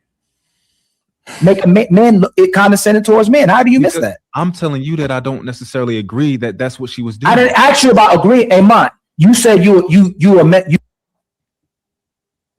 might have still right now. You see what just happened, right?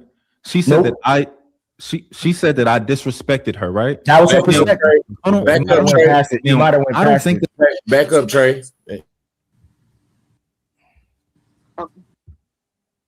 Okay. I'm gonna keep it very simple. Or back up a little more. Number one, please do not compare me to no child. Stop it right there, Trey. Stop it right there. I can admit if I'm wrong. Well, rewind it so we can see if we don't see if she compared to that child. Because even in this conversation, I have not disrespected you as you are disrespecting me, cutting me I off disrespected? while we're talking. But You gotta rewind it. Yeah, I see.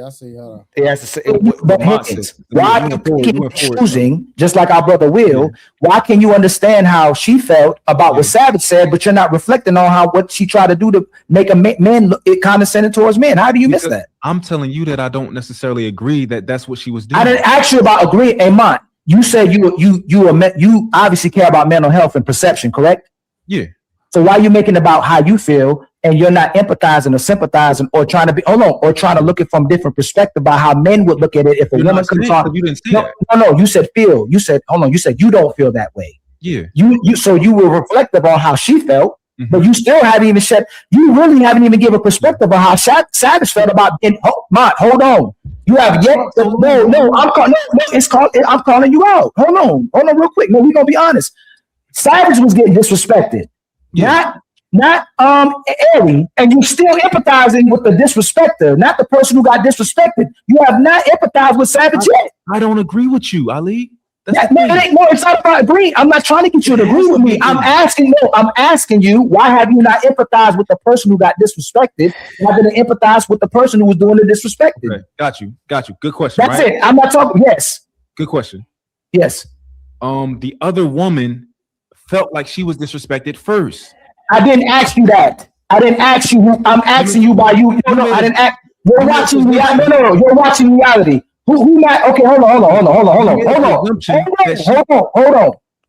If you have two kids in the house, one kid is disrespecting the other kid, and the other one kid is doing the disrespecting. Whose behavior needs to get addressed first? The kid who was disrespectful. Who deserves the most empathy? The kid who was disrespectful. Wait. Who deserves the most empathy? Yeah. Who needs to get who gets the most empathy? And regardless of what's happening, who should the empathy go towards the most? They both can get the same amount of empathy, but the kid, I said the most. The kid who felt disrespected first is the one that I'm going to have a conversation with. So you're gonna show more empathy and more care towards the person who was doing the disrespecting. Can I give a holistic? Can I give a holistic answer? Right? If my kid, right, is telling me like, look, if I see my kid get hit crazy. If I see Savage hit the other girl, right, and I'm like, yo, why you hit them? And Savage is like, yo, he been trying me all day. And I finally hit him, right? I'm gonna have a conversation. I'm not just gonna be like, oh, well, I saw you hit him. I'm gonna be like, yo, okay, you telling me that he been trying you all day and you finally hit him. I'm gonna diffuse the situation. Right? Bad faith argument. No. So Ali, when you do this, right, and then this is what I'm No, you listen. No, I'm not because you watched it. I get if you didn't see it. Gotta finish. No, you don't gotta finish. I get it if you didn't see it. You watched it. You've been super chatting towards it. Who disrespected who today? Who disrespected who? Yeah. Overtly, Savage was disrespected overtly. No, who disrespected? So overtly, she wasn't blatantly disrespected. Overtly meaning easy to see. Savage. Did Savage disrespect her? She thinks that Savage disrespected her. I didn't ask you that. I don't think that Savage disrespected her. Right. So if the person was disrespectful, whose aid should we come to first when we all saw it? Savage. So should we come to Aries' aid first or Savage's aid? I think that what I did was the correct thing to do. Okay, that's fine. Go ahead. Savage. That's fine. No, I don't want to keep it on here. I'm gonna let Savage. So I don't want to do what I do. Though. I did hear you, and you already addressed the fact. I'm gonna tell you in real life, if somebody was being disrespected right in front of, and we saw the whole thing happen, we're going to the aid of the person who got disrespected. That's what people do a lot and they forget that, and they don't address the person who really got disrespected. Yeah, of course you do. Of course, she just went online. Yeah, hold on. Yes, Savage. Hey, Mont, let Savage speak because she's the one who wins.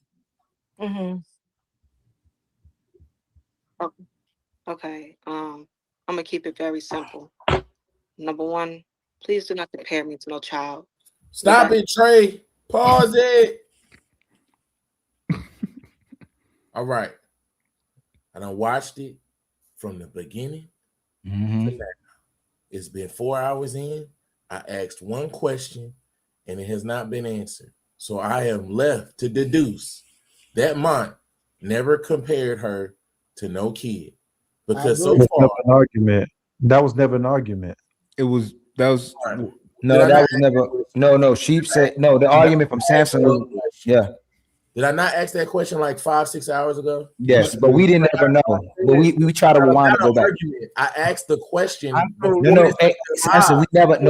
it. We were trying to rewind to go find it. That you disagreeing. I'm saying I asked you one question. I told you on Ali. Samson, we got to stop you from talking. I said no. That's not what's happening at all. I said both of those parts have nothing to do with each other. I said that from the beginning. I had one question in context. But the thing is we're trying to figure out if Mont calling her a child is it disrespectful, and we're not even on that conversation. We're on the conversation. Let me tell you why we are. Because when I was on Ali's channel, I got thrown into the conversation without context. I didn't have any context. I asked one question that was over 4 hours ago based on what I was hearing on Ali's channel. I heard the girl say while she was up there that she felt like she got disrespected by Mont. She gave the reasons why, and one of them was he compared her to a child. But guess what? No one's arguing whether it was disrespect or respect on that portion of the conversation. The total argument was this girl stated that she was disrespected by the other girl. We're not speaking about me. She was saying that she was disrespected by me. But Savage also said that Mont disrespected her. All I was trying to do was get context. It's not an argument if I'm trying to get context because I didn't know.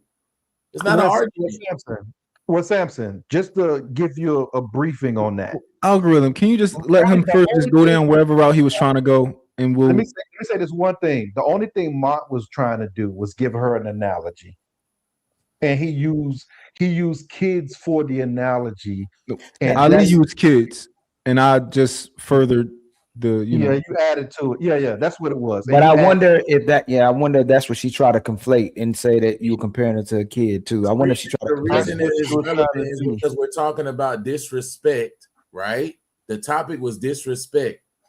All of the reasons that she would have gave to say that Mont disrespected her were in the reason they kind of got invalidated is because the moment that she said the first statement that y'all just said is an argument that I keep saying is not an argument. The reason I needed the context was the first thing that she said he disrespected her on was comparing her to a child. Mont's initial reaction was the same. Like I just compared his reaction to Ari's reaction. Why? Because Mont was just like, who compared you to a child? Me? Because he felt like he got lied on the same way that Ari felt like she got lied on and she got misrepresented. He felt misrepresented. He even said later on in that conversation that he got triggered. I wonder why. Because this girl said that he compared her to a child and accused him of something that he didn't do, which is the same thing that Ari got mad about. That's what I told him. To get the context is no argument. I'm trying to get the context of what happened before I can say anything. That's it. That's all I was trying to do.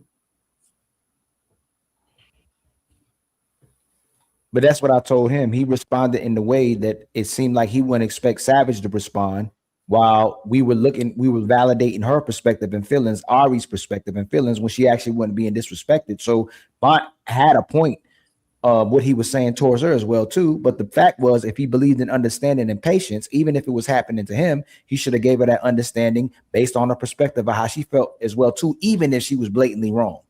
I did. No, you had to apologize. No, you reacted and then you apologized. But you conceded. React. No, you can't say you human. That you can't say I'm human. I'm gonna react. Just like you're not saying woman, but I'm a woman. Women are emotional. You're saying I'm a human when you were supposed to use grace and understanding and be patient because you expected her for both of us to be understanding and look at her perspective where she felt attacked. So I would go. She jumped to conclusions too because I don't see how you disrespected her or you compared it to a child unless she's saying you compared it to her. To Ari, and she was acting like a child, but again, I don't see it. I'm not going to make it about what I feel. I'm looking at what I really saw. I didn't see you compare her to a child, but you would have a valid point by the way you reacted because you didn't disrespect her. But that's what I'm saying, Ali. I'm saying based on what I saw, not how I feel. Mont didn't disrespect her. Facts, but then he would destroy his own. He would destroy his. My point when he did that, that's why I let it play out, and I was going, nope. Her feelings. Is that then it would destroy his point instead of addressing what Ari actually did. We should have looked at Savage being disrespected. We should address Savage being disrespected instead of addressing Ari's perspective of feeling disrespected. Okay. If we continue to watch it, right? Because I feel like Ali is trying to say that in that moment, if I believe in giving grace, I should have gave her grace and not reacted to somebody lying on me, right? No, based on what you said. Yeah. Not what I say. Based on what you say on the panel and how you treated Ari, you should have treated Savage the same way because she felt disrespected. You should have. You should have. I don't think that I did anything wrong. Can you address? No. Can you address? No. Hey, Mont. Can you address the fact that you should have gave her? You should have treated her the way you expected us to look at Ari's perspective. Should you have given her that understanding and grace that you expected us to give Ari? No, not in that moment. So what I did was I heard a lie and I said, what, who, me? Right. And then she said, yeah, like you pretty much said this. And I said, I didn't say that. Right. I wasn't attacking nobody. Stop. Did Ari lie? Or you going to conflate it to?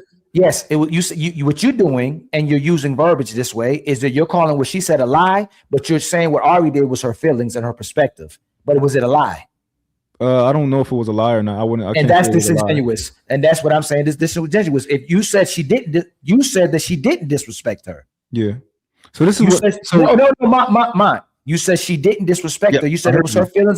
So it's a lie. If you Mont, please. God. No. Where is you? If you're going to say something as a hold on. Savage says she felt like you No, she said you disrespected her. No, she lied on me.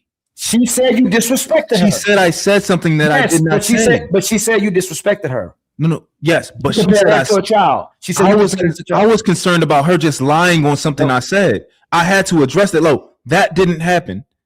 That's what I wanted to address. Did she also say you disrespected her by comparing said her that to also. a child? Yes. So did Ari lie too when she said that Savage disrespected her? She never said. She said that Savage was coming at her all night. She was attacking her all night. Okay. She said she was attacking her all night. Did Savage attack her all night? I didn't. I don't interpret what she did as an attack. Okay, so she lied, right? It's different. No, how? Can I explain to you how? I would love to explain to you how. No, that's it. Because and again, this you is don't want me to talk. Go ahead. No, I'm giving it to you. I But would that's love to explain inconsistency. it to you. This is what. Go ahead, man. It's So, crazy that you doing What that. I did. So what she did to me was an overt, black and white lie. Right. That's different from, you know what? This girl is covertly coming at me in girl language or however the way girls communicate, right?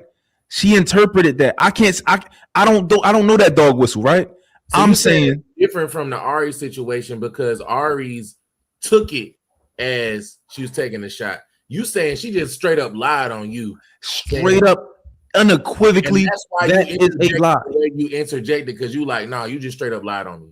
I was like, what? I said, what? I don't be attacking people, so that's not my character. Like you know. Okay. Now, even when Savage said that you was calling her a kid, and it was being disrespectful. I didn't agree that it was disrespectful.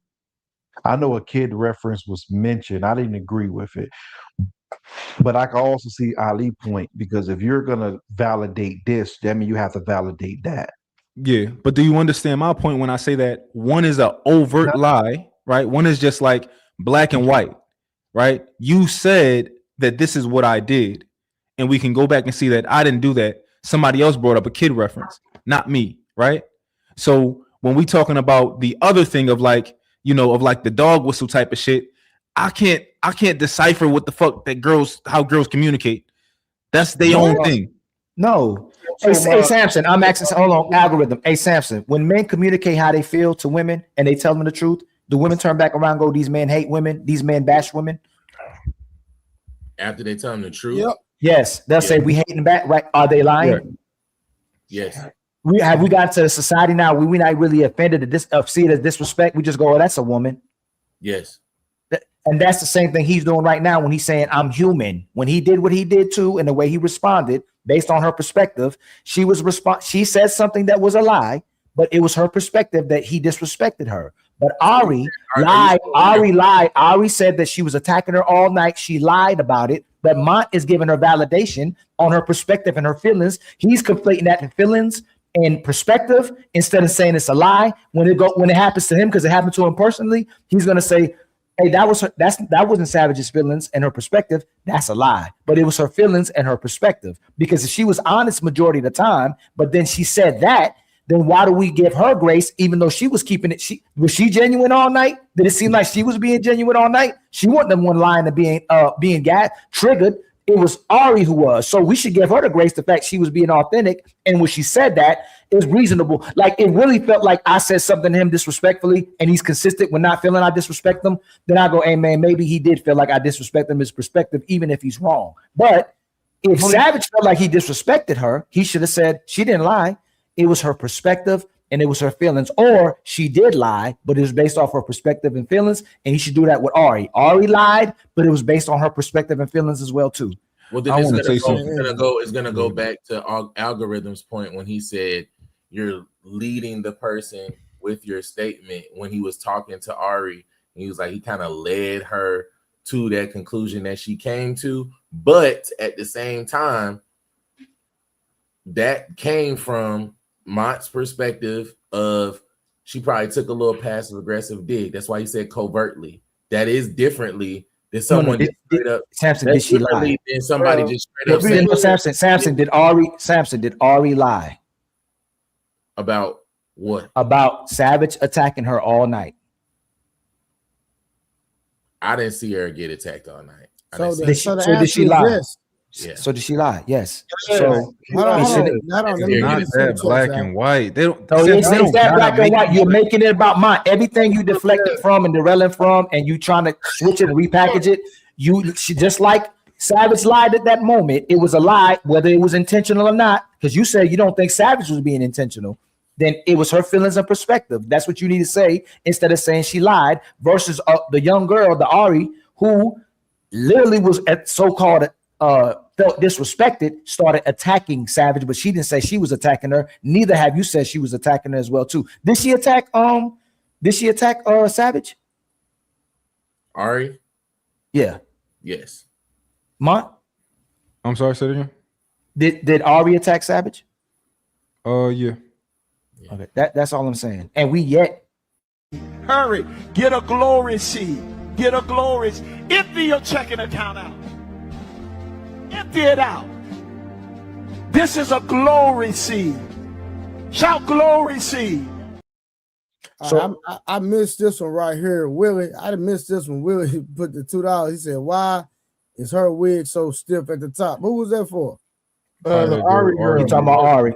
Yeah, you can't. Once you start talking the girl that Mont was capping for. When you start talking about these stiff wig, prepackaged wig wearing bitches, this is the type of conversation that comes from that. I bet. Then we got A-Dub in the building. He said, "Mont, every female can't be saved. Let it go." That's what he said. Hold on, y'all. We got to give my boy A-Dub his ADB 9769. Thank you for the Munyun.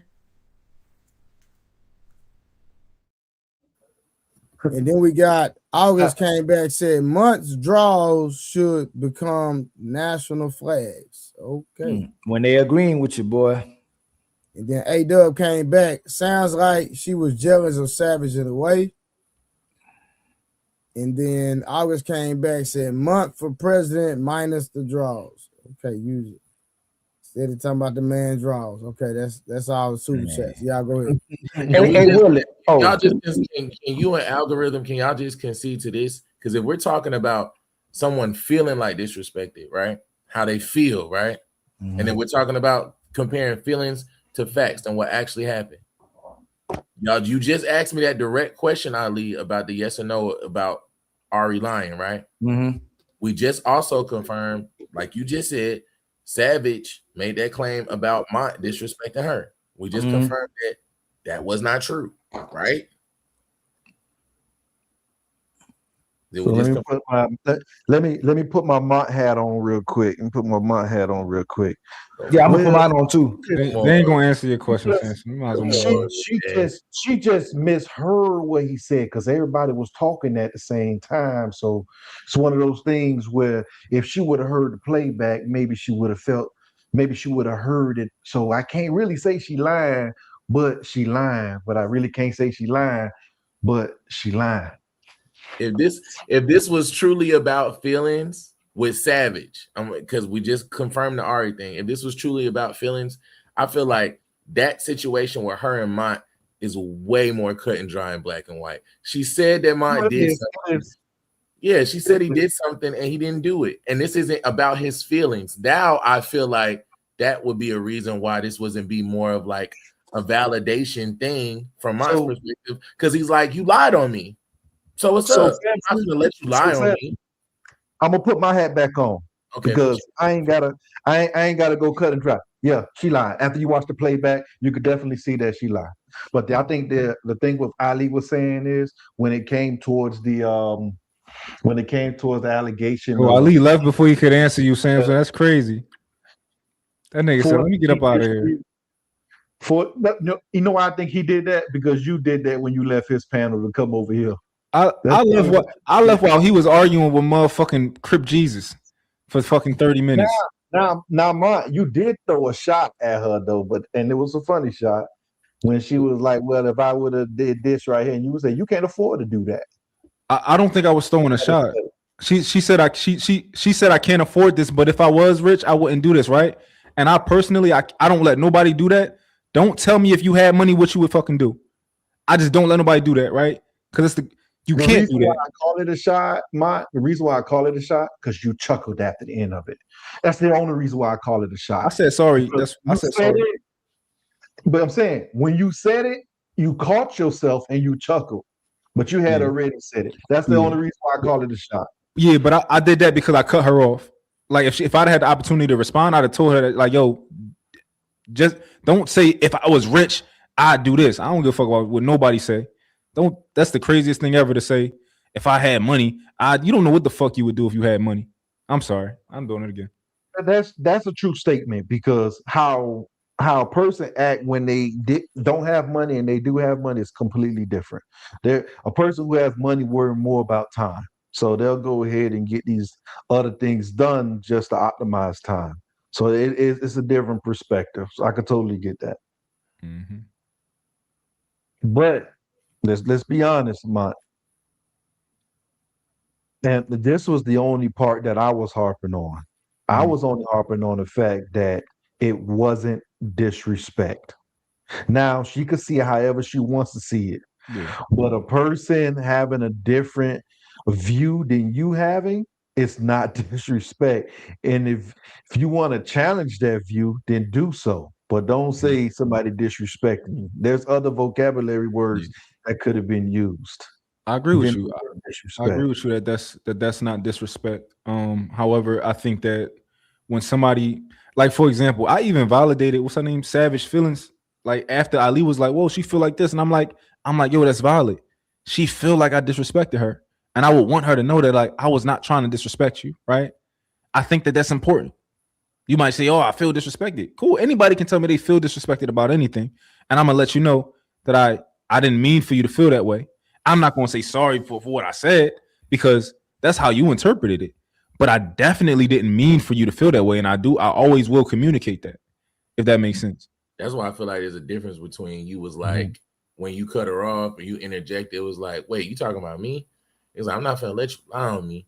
But when you was like, okay, I cut you off, my bad. And then when you cut off again, you was like, my bad. But then at the same time, you was like, I'm triggered because you're trying to tell me how to speak. You don't tell me how to talk. Dude. So that's why I said I get the line of question. I get the conversation as a whole.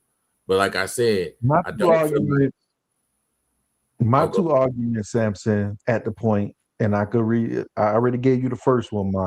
My second argument was when Moonlight came out of her mouth and say, "Hey, you get a house cleaner so she could go ahead and give you some." I'm like, no, that ain't for that. No, I ain't agree with Moonlight on that. Yeah, like, what are you talking about? No, if I got a cleaning service to come over and they're cleaning once every 3 weeks, that's not for you to say, hey, if you get them, I'll go ahead and give you some. Nah, it don't work that way.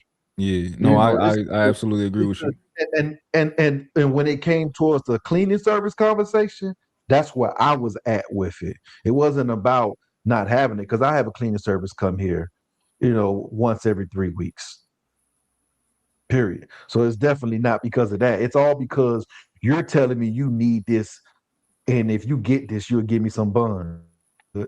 There's other people that'll give me those buns. That's out of pocket. And I'm not saying that I don't understand y'all perspective on this.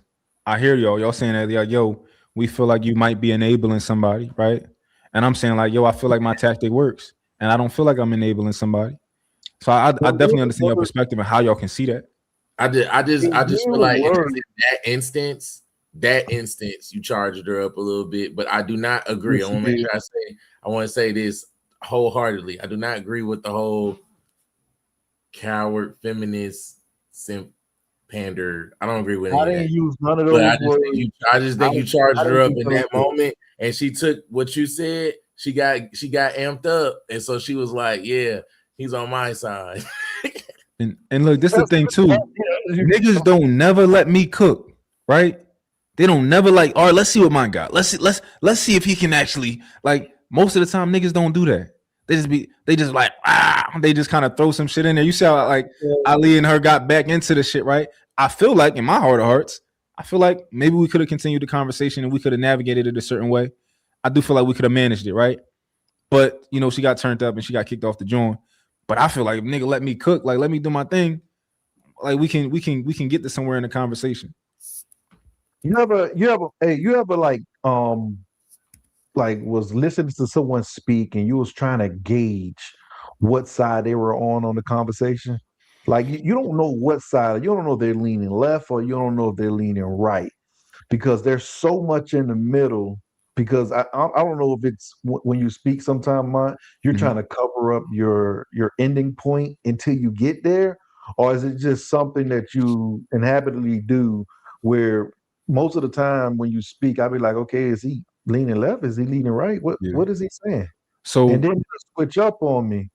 And then I'll be like, okay, what side does he lean on? Because I'm trying to figure out how I'm gonna actually respond to it if I am gonna respond. Yeah. And at that particular moment, you were saying, well, I could see how she was disrespected, but she really wasn't disrespected. Then I'm like, okay, is it she's disrespected or she's respected? Yeah. What side are you more leaning to? But Yeah. then I started to realize what your tactic was. Let me say what I gotta say here to allow Savage to speak, and maybe this will hush her up. Yeah. And And you're gonna go ahead and give your point. But the problem with that is you got some people, the first thing they're gonna do is say, see, he took my side. And after that, you done charged them up from there. Yeah. It's hard to walk back If from there. your tactic is to try to talk to them in a different delivery to disarm them, so you can keep the conversation going, so they won't be as hyped. But if you're talking to somebody like that, they're gonna interpret that like, "Oh, I got Possibly, I'm gonna really pop it down for the pop it." But And as we you- continue the and use the conversation, same people playbook. will see But you what can't my use- perspective is. Not everybody, you can't use the same playbook with everybody. Some people, it is what it is. You just got to allow them to, if you allow people to talk long enough, they'll put their own foot in their mouth. Yeah. This is the thing, right? When I talk, everybody gonna eat their vegetables, right? I might say something you agree with. You might, you know what? That's something it's going to get to a certain point in the conversation where you might hear something that you don't want to hear, and I'm gonna try to explain it so that you understand it. She's It happens one all of the those time. girls that you force feed vegetables and then she throws up. Maybe. Because like whether she gonna try it again tomorrow. Whether she would have got kicked out when she got kicked out or kicked out later on, she would have got kicked out. You would have fed her all them vegetables, she would threw up everywhere. Yeah. That's just Like, because can you imagine going to like a club with a woman with that behavior? I'm not talking about her, just the behavior itself. I want to eliminate her out of the situation, use her behavior as a catalyst. Can you imagine taking someone with that particular behavior when they feel as if you're going against them on a particular to the barbecue? If you bring in that behavior, to your close friends to make an impression, if you bringing them out, you're gonna always be on edge. Like, damn, this motherfucker gonna go off if the wrong thing gets said. Versus someone who knows how to read the room. Yeah, I dig it. I guess the one thing that I want to say is fuck, you were saying something about my approach and like me being offensive. So when I talk, right, I believe that I'm so genuine, right, that I'm not necessarily always trying to make a point about my personal perspective, right? I think that my goal is to get to the truth at the end of the tunnel. So I might make a point that algorithm, you feel like, yo, we was just making some headway and you just derailed my position in this debate. And all I see is like, oh, this person made sense. I can see that. Like, I don't care about conceding my position as winning the debate if we can get to the truth, right? That's just me. My goal is not like, let me shut this bitch down. That's just not me. I want to get to the truth. And I find that a lot of people are like, yo, I'm about to slam dunk on this bitch. Like, I'm not one of them niggas, we playing a basketball game. Like, if I foul you, I'm gonna act like, no, I ain't foul you, nigga. I'm like, all right, yeah, you got it. You got the ball. Let me tell you how it comes off, Mont. And I'm not saying this is what you're doing. How it comes off is if you're like, oh yeah, if you wear a condom, 99% of the time, if you wear a condom, you don't have to worry about having babies, right? Let's say that's the statement. And then someone comes out and say, well, it's only 99.9% chance. It's a possibility that you can't have a baby. It only gives you a 99.9% chance. We know that part already. That part doesn't. That part isn't as big as a factor because that's just common knowledge. We know if it's daytime, it ain't nighttime. So we don't have to mention, the nighttime because we're speaking about the daytime. We know we know condoms are 99%, 9%, protective. We don't need to talk about the 0.00 something percent at all. So I understand where you're coming from, and that's why I said earlier, and I didn't want you to believe that I didn't want you to think that I was being disrespectful when I say sometimes you come off as the Devil's advocate panelist. Like I'm just gonna give you the other viewpoint of the situation so we can have a conversation. Yeah. I'm never devil's advocate. I don't think so. Like that's never my intention to Devil's support you. advocate is giving me. I mean, I know you've been doing this a lot longer, but I know from what I get from you, none of that stuff, the words, the feminists and cow and all that stuff. I didn't use feminists. No, I'm not saying you did. They was using them words earlier. That's why I said I don't agree with that. But at the same time, I think you're smart enough to know that you can't use the same tactic with everybody. You done had plenty of back and forth, and I've heard you be like, "You're wiser than this. I know you're better than this." You. Yeah, I said that to Pretty before. I've heard you say it, so that means certain people that just ain't gonna get it. There's certain people they're not gonna receive it, and there's certain people that will, and you have enough wherewithal to know those people. So that's why I said I agree with algorithm. You can't use the same. And you starting off and watching that conversation because you said you watched it, you probably already knew. I didn't watch the full. I just seen a couple. I seen a couple enough for me to get that opinion. But I think that even right now, I think that my tactics still would have worked. Let's say Ali just left the panel real quick, right? And he wasn't there. I think that I would have been able to make something shake. That's just my opinion, right? I wouldn't say that necessarily, oh, what you did, what didn't work. I wouldn't say that. I think if I had some time to cook, I think it would have worked, But probably with another chick, not with her. We gonna see because I ain't gonna stop trying. She was somewhat done with the conversation. She's like, we could just drop it. Once you gave her that validation, she was ready to be done with that. And she was ready to move on. Once I did it, she ain't say something. She ain't say nothing else until Ali said something. What I'm saying is but that's my point. That's my point. She didn't say nothing because she felt you were agreeing with her, like you were on her side. That's why she broke it down, like she calmed down and all of that after you said that. But the moment the contrarian came back into play, the moment Ali said anything, she was back on her bully shit instantly. Instantly. And then look, check this out. The bully shit she was on wasn't even for her. It was for you. She was like, don't say nothing to him. Let's move the conversation forward. You was asking her to have the conversation. That proves that she wasn't listening. She didn't care about none of that. I think that she I think that she just felt hurt, and that was my goal, is to her to feel heard, feel seen. I think sometimes it's important for somebody who don't feel heard, feel seen.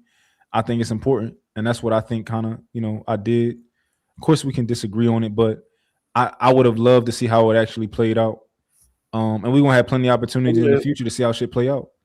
Because this is who I am. Like, this shit not change. It's just, only thing I'm gonna do is grow. Well, it would have blown up. It probably wouldn't have blown up on that topic. It probably would have blew up the next time they disagreed. Awesome. Yeah, so you maybe would have gotten past that point, but it was gonna happen again on that show. So inevitable. It's like Samson. I mean, it's not. What's that? Simon not getting dropped. It's gonna happen. It's just a matter of time when it's gonna happen. Yeah, just what it is. And I think I got more patience than typical people that be on the panels, so I'm willing to go down that road and see where it takes me. Versus other people's like, yo, don't even waste your time, right? I got the patience, so I'm gonna do it. So. And but like I said, it's more than one way to get to the grocery store. So your way may work at times. Don't let them girls jump you, man. That was cringeworthy. That whole might look like he got cheated on thing. That was wild. Oh, but this is the thing, that bro. Was wild. When somebody say something stupid, you just let them talk. But that's what I thought you was gonna do with her. With who? Ari. Oh, I thought I thought I was no, I thought I was escalating the situation. I thought I was moving the conversation forward. You know, that's all. Makes But sense. you know, say I look like I got bitch. You don't even know me. What are you talking about? But the girl said that because she just wanted to humble me.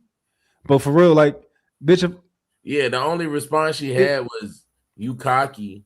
She said because you cocky, the cocky ones get cheated on, and then she Just switched the talking argument shit. to you ain't get cheated on as far as you know.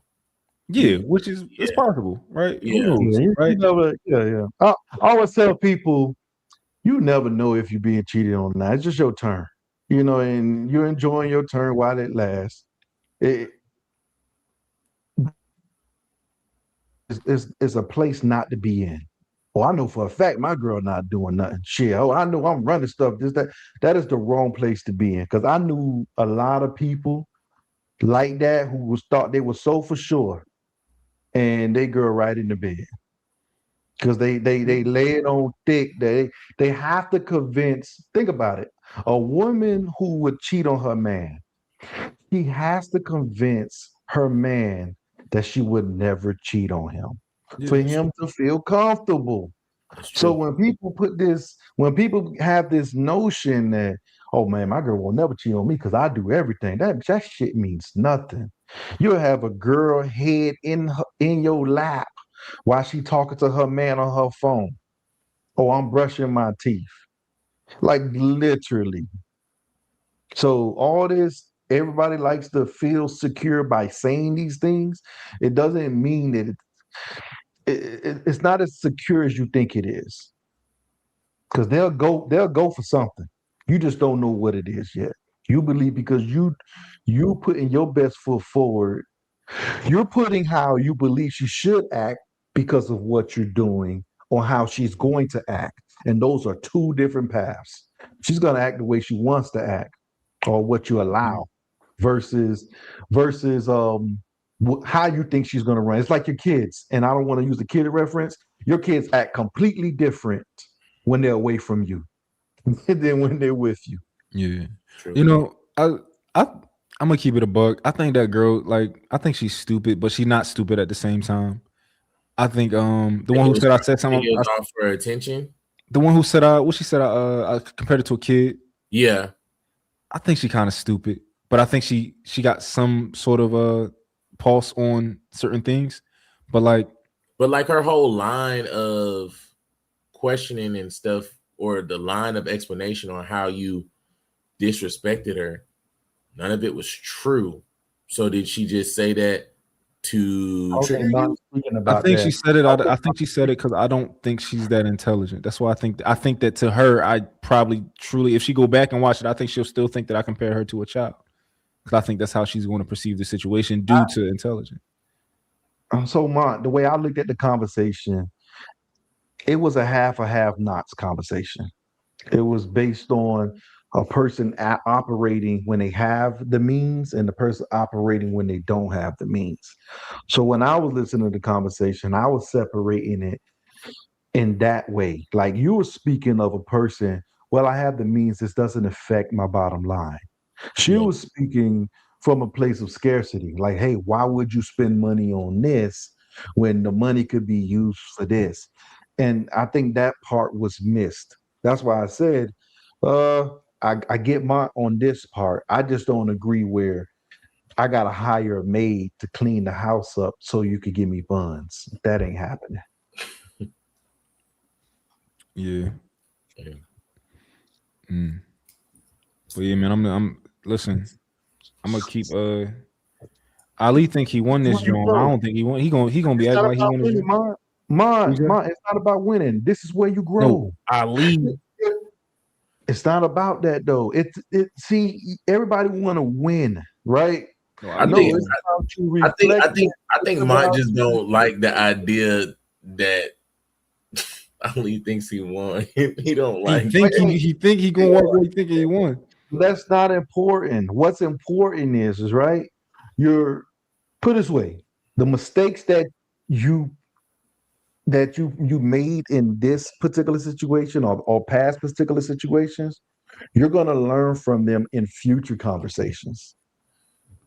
As long Plus, as you this learning, situation wasn't like there's some places that were cut and dry, but the overall situation wasn't like a cut and dry situation.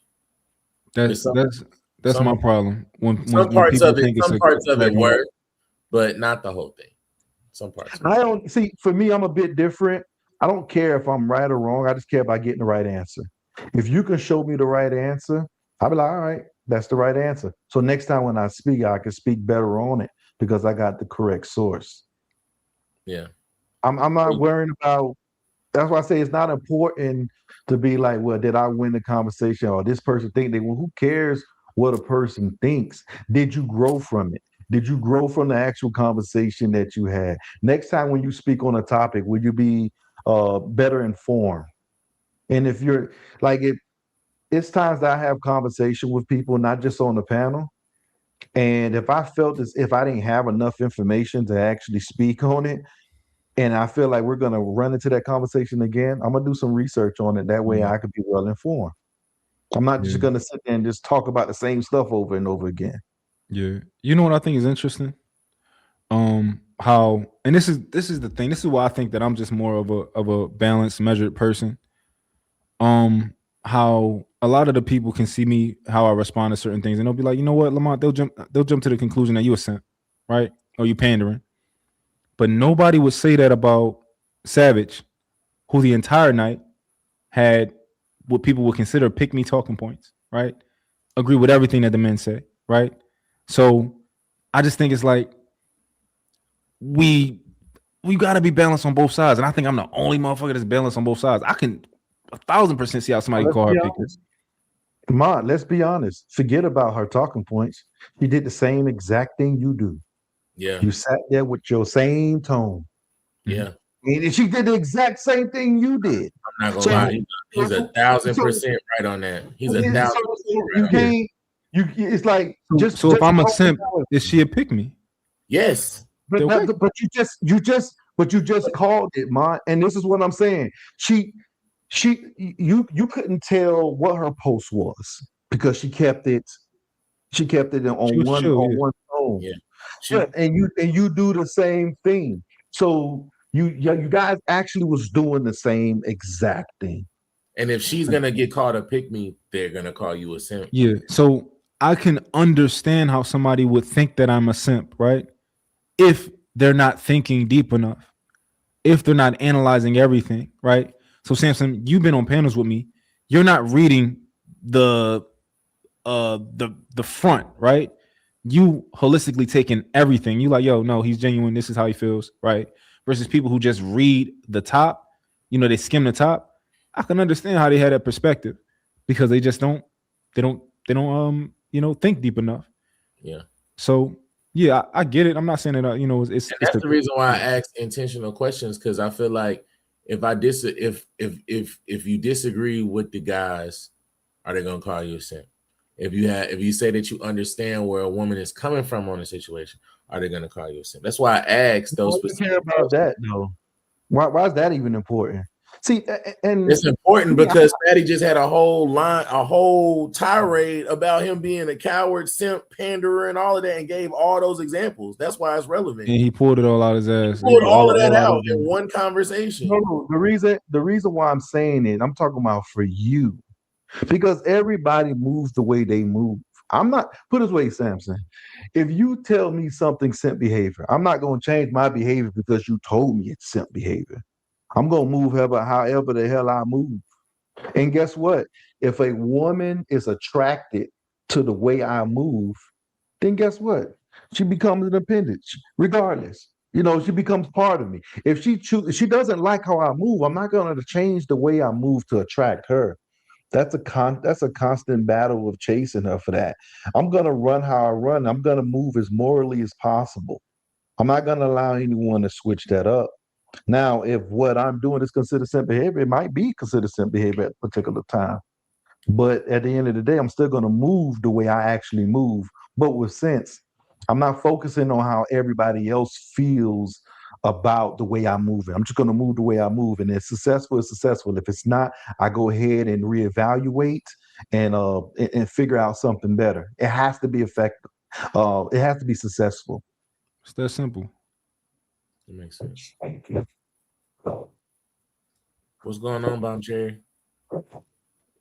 Good morning, everybody. Samson, Mont, the algorithm. How you doing with your sexy self? How you been? What's up? And somebody down there, they sleep. Hey, Trey. Trey sleep too. Oh, he sleep too. Okay. Yeah, I missed the conversation. I don't know exactly what y'all talking about, so I'm just listening right now. But I did want to come up and I have a question, because it looked like the consensus in the chat, from my understanding, is that some of you men disagree with men, more. Like, well, not agree with them. No, let me back that up. Y'all won't go after the men who are wrong. Like, when you know they're wrong, you'll just let it slide by. And then later on, you might mention that they were wrong or that you disagree with them. But so I just want to know why that is. Well, I think, if we're talking about this situation, there's a couple of things that happened, Bomb Cherry. Kind of started Ali's channel, like the whole cutting mine off. Mine couldn't really get a word in, couldn't really interject. We're supposed to review, supposed to talk about it, had a conversation, but he wouldn't really let Mont talk. And then the conversation kind of shifted to, them saying Mont was pandering and simping and stuff like that. And then they try to bring up examples about that. When it came to Trey's channel, we actually was able to review the incident and what happened and actually go from there once we actually had that conversation. As far as like the arguments themselves, it started off being about, disrespect, allowing disrespect, somebody feeling like disrespect, and then the actual fact of the matter of the situation and what was considered disrespect.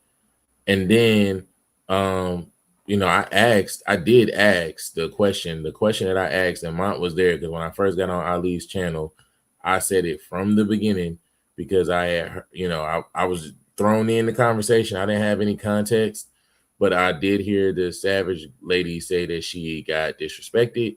She brought up all these reasons why. Since that was the thing that I heard, I asked specifically about that. It took about 6-8 hours later. And then basically I was like, okay, so we've been talking all this stuff about this Ari girl getting disrespected, but the Savage girl said it might disrespect her, and everybody pretty much conceded to that. I asked the guys, algorithm was like, that's not what we're talking about. We know she didn't disrespect him. When I asked Ali left. So I'm guessing the expectation was we were supposed to hold Ali's feet to the fire for that, but he left. He didn't answer. So okay. I don't want to speak too much because I didn't see it, but based on what I'm hearing, Mont went over there to have a conversation, and they was disrespecting it, right? Because they were talking over it, which that's what happens to the women a lot, And so I don't know what the disrespect was because I didn't see it, but it just sounds like things that happen to us women all the time. We get invited to areas and we want to participate, and then we get talked over, right? In fact, people don't even listen to what we say. And so I'm only saying that from the woman's perspective as why she may have felt disrespected, even if no cuss words was used at her, nothing was slung at her, But I will say that when Mont speak, he do speak, he speak well, even, right? It's even if he's not saying anything, even if he says something mean, it still don't sound mean. You know what I mean? Do y'all understand what that means? Like if I said, hey, you niggas are dumb as hell. And, but I keep it even and I just throw it out there, which sometimes I do that, right? It's still disrespect, no matter if I don't use cuss words. You know what I mean? And so, but go ahead. It was based on two women who was actually conversating. And Mont gave his point of view and everybody else gave theirs. And that where the argument became. So I'm gonna ask you a question, Bob. If a person disagrees, well, if a person has a different opinion on a subject matter than you, do you consider that disrespect because you feel as if uh, several times within the conversation they had an opposite opinion of you? Oh no, not at all. In fact, yeah, sometimes I disagree. People disagree with me all the time, and I disagree with them all the time. That's not disrespect. So what should happen is, right, you should actually harden your argument. You should, if you want to specify why you believe the way what you believe, then you just give strong consensus information towards it, right? You don't sit there and say the person being disrespectful because they came at you several times and had an opposite view. No, I agree. And so what Mont did was Mont told, and correct me if I'm wrong, Mont was like, hey, I get how you feel, right? And I can see where you coming from on how you feel because the back and forth was happening. But I don't believe that's her actual intentions. And Mont did it to fast track the conversation to allow Savage to finish her statement so he could add input to his actual reason why he wanted to have the conversation, and it was based on having cleaners to actually clean the house. Did I say that correct, Mont? Yeah, that was pretty Right. And then the conversation while the guys was going at it was because they were saying, hey, by providing her, by making her feel, well, your comment could have made her feel as if she was right about being disrespected. But and it was like you shouldn't have validated her. You should have validated a person who was actually disrespected, who was being, who, because the actual girl who said she was being disrespected became disrespectful. And then it just became two different sides clashing, trying to figure out who's wrong or right about the situation. And that's the best I'm just trying to paraphrase. It's more to it, but I just wanted to catch you up, Bob. Okay. Yeah, sounds interesting. Like I had a interesting conversation. And I did hear Mott earlier, when I was in the chat, he said, hey, you could be disrespected, you could feel disrespected, but the person who was speaking may not necessarily have that intention.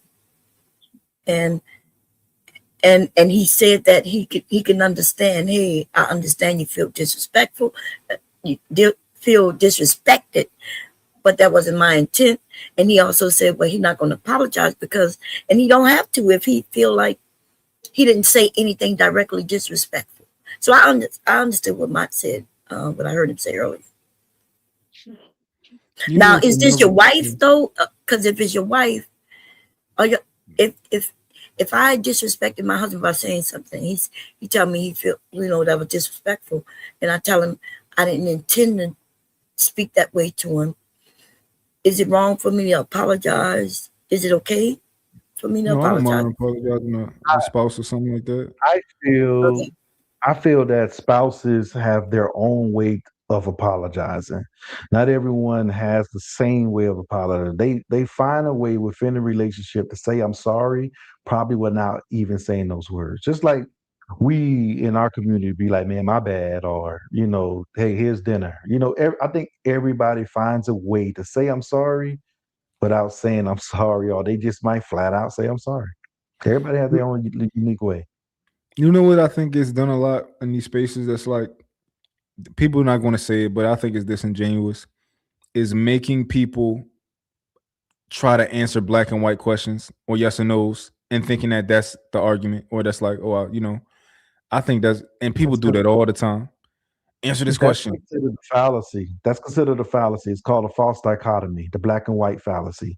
That's when you're presenting the question as if it's a yes or no question when there's some nuance to it. That's a fallacy. And that's done all the time. It's Ali favorite thing with, as far as at least when he's talking to me. This is his favorite thing to do. The But black and white questions can easily be as bad as the leading questions, because the black and white question leave out the nuance, but the leading question, to Algorithm's point earlier, is like you're walking someone to the answer to try to give them the answer without giving them the answer. So I like that. Oops. Sorry, I like what y'all saying. I agree with y'all 100%.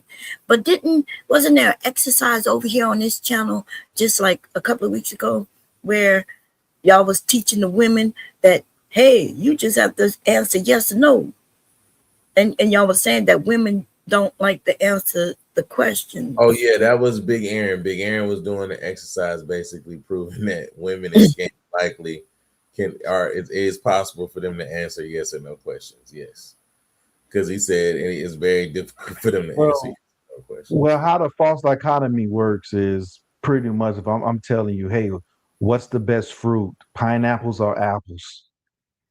And there's, I'm presenting the question if it's either or, but there's nuance to it. I may not like pineapples or apples. I may like this. And that's how that's presented. It's not a simple yes or no question, such as what they call them close-in questions.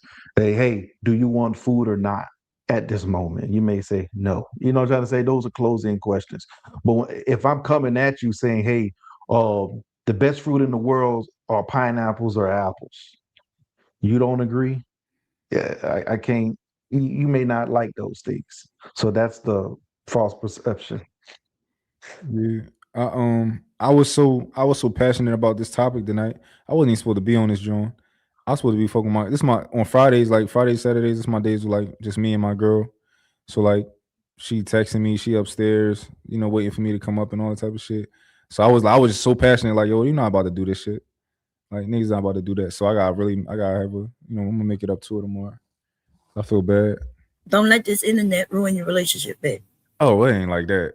No, that's all I'm saying, Oh yeah, for sure. I'm not saying nothing bad. I'm not trying to be evil or nothing. Okay, get up there and treat her well tomorrow, like you say you're gonna make it up to her. So yeah, she's sleeping right now, but yeah, she's sleeping and I don't sleep. Y'all know I don't sleep, y'all.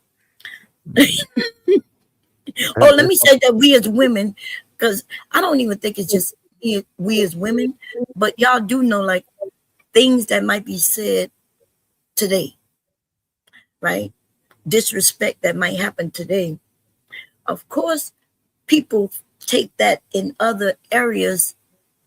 So if you disrespect me on this panel today, but we in another area tomorrow, don't we all remember those things? Some of you men, though, you'll act like, oh, we shouldn't remember that. We shouldn't put that in. So we know that, okay, he's disrespectful, she's disrespectful. We all remember that, but it seems like we don't like to, when it's coming at us, we don't like to act like that's something true. I kind of do give people clean slates the next day, but then after so many clean slates, then I say, okay, nah, that person just like that, and then that's the way I handle that person from that point on. Does that make sense, or am I doing something wrong? I wouldn't. For me, I separate every conversation because then you won't be able to get a clear thought because you're so focused on the other stuff. So what I try to do is, if a person doesn't understand where I'm coming from, I try to find another way of saying it where they can understand at least my point of view. Because the conversation, when you're having a dialogue, you should be trying to get an understanding. You shouldn't be focusing on if you're right or wrong about something. You need to get an understanding. You may not agree, but you can understand that person's point of view. And if you're not doing that within a conversation, it's going to be kind of hard to grow because you're going to invalidate their points and you're not going to, open up to figure out why they think that way. And that's when you actually grow within a dialogue, when you're like us right now, we're sitting here having a colloquy, and that's going to help us build on conversations. I agree with you. That's because I've been knowing you for a while, and I've never seen you really get disrespected. Nowhere, nobody talk about your children or your wife or husband. You know what I mean? So Mont is in the chat. He said he don't give us clean slate.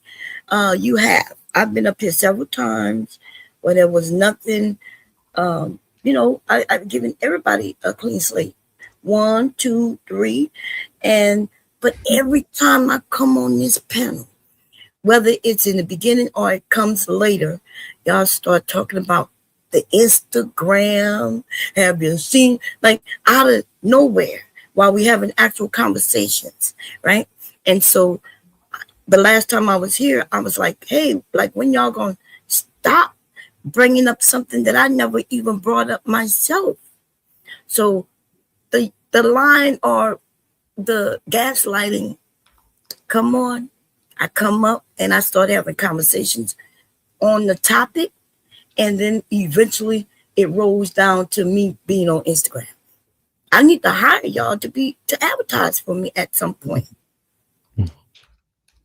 Well, you gotta also understand you got some people out there, they get something out of it. So if you got a person that's constantly bringing up a particular topic, it's because I'm not saying that you're purposely doing it, because I think what you're trying to do is address it, but they understand that they can grab your attention and knock you off your scale just to focus on this particular topic. It's as if you're giving it too much energy, and I'm not saying you're doing it, like I said, I don't think you're doing it on purpose by giving it energy. I think you're trying to justify it. But when you give it energy, it's gonna manifest itself to something that you don't like. When you don't give stuff like that energy, it disappears. It goes away eventually because they start to see that doesn't affect you. Right, I agree. But algorithm, man, you've been knowing me for quite a while too. And I do feed into it. And I think if I do start feeding into it, they gonna start crying. Look what she's doing. Look what's going on, right? And then they're gonna claim that I came over here to troll to start it. And that's what happens with these men in this space. Because, you know, I've had a good tactic is to point it out. Like, if it's happening, let's say you jump on a panel, right? And someone brings it up. You can say, you see? They started. The reason why you go back and forth with them bomb is because you also know how to operate in that environment. Like, okay, that's where you want to go. Okay, I'm gonna show you I can also be comfortable in this environment. But just point it out. It's like, hey, look, it ain't me. They brought that topic up. I didn't bring it up. Look, they brought it up again. And when you go off, everybody understands, like, yay, they did go at bomb like 3 times. No, they don't understand. They gaslight and say that I am the one who starts it. I come up and I do disagree with a lot of things the men say, but that's understandable. I'm a woman, right? We women, sometimes we see things a little differently, right? Nothing's wrong with that. I agree that I come up to have just a conversation to give a different perspective. But then the attacks start, and then when I attack back, it looks like, oh, look at her, she's angry. Look at her, and so that's all I'm saying. So, and then when I review it, and everybody sees it, I'm just pointing it out. That's all. So we could, if we're gonna have a conversation, we have a conversation. But I'm gonna just say, I've been on here a long time, and I am a jokester, a roaster. That's what I do, right? We have fun, but I do not go at people, family members. You know what I mean? I don't talk about their family members. I do not do that. That's a lie. And so yeah, I get pissed off when people want to talk about whether it's my children or my husband, right? And I think that's fair. I think it's fair. And so when they cross that line and then I get upset, you know what I'm saying? Because I ain't never go out to nobody, girl. I haven't done it.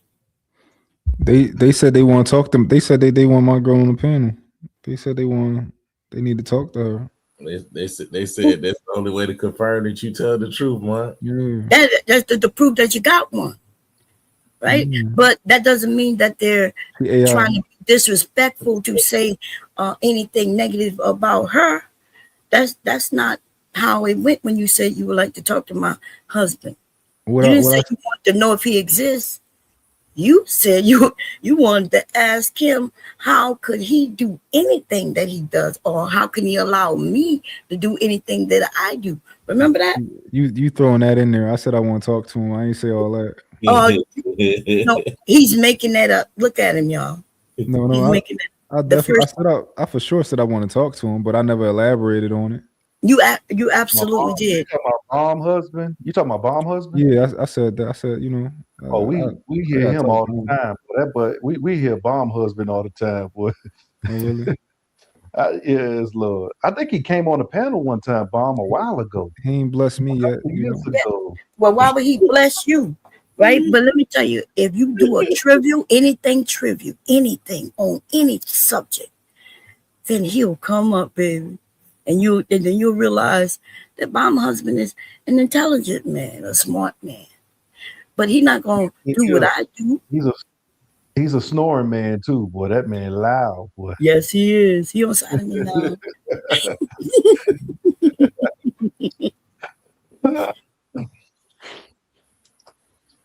All right, y'all. I'm about to go ahead and shut it down. I'm gonna see y'all tomorrow.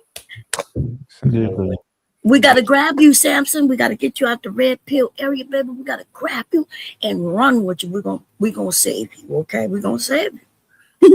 I think I need to save it, but I'm with you. I'm with you. Bye, everybody. I had a great time. I'm gonna look at the screen earlier. I'll catch it on the replay. Y'all be easy, man. All right, guys. All right.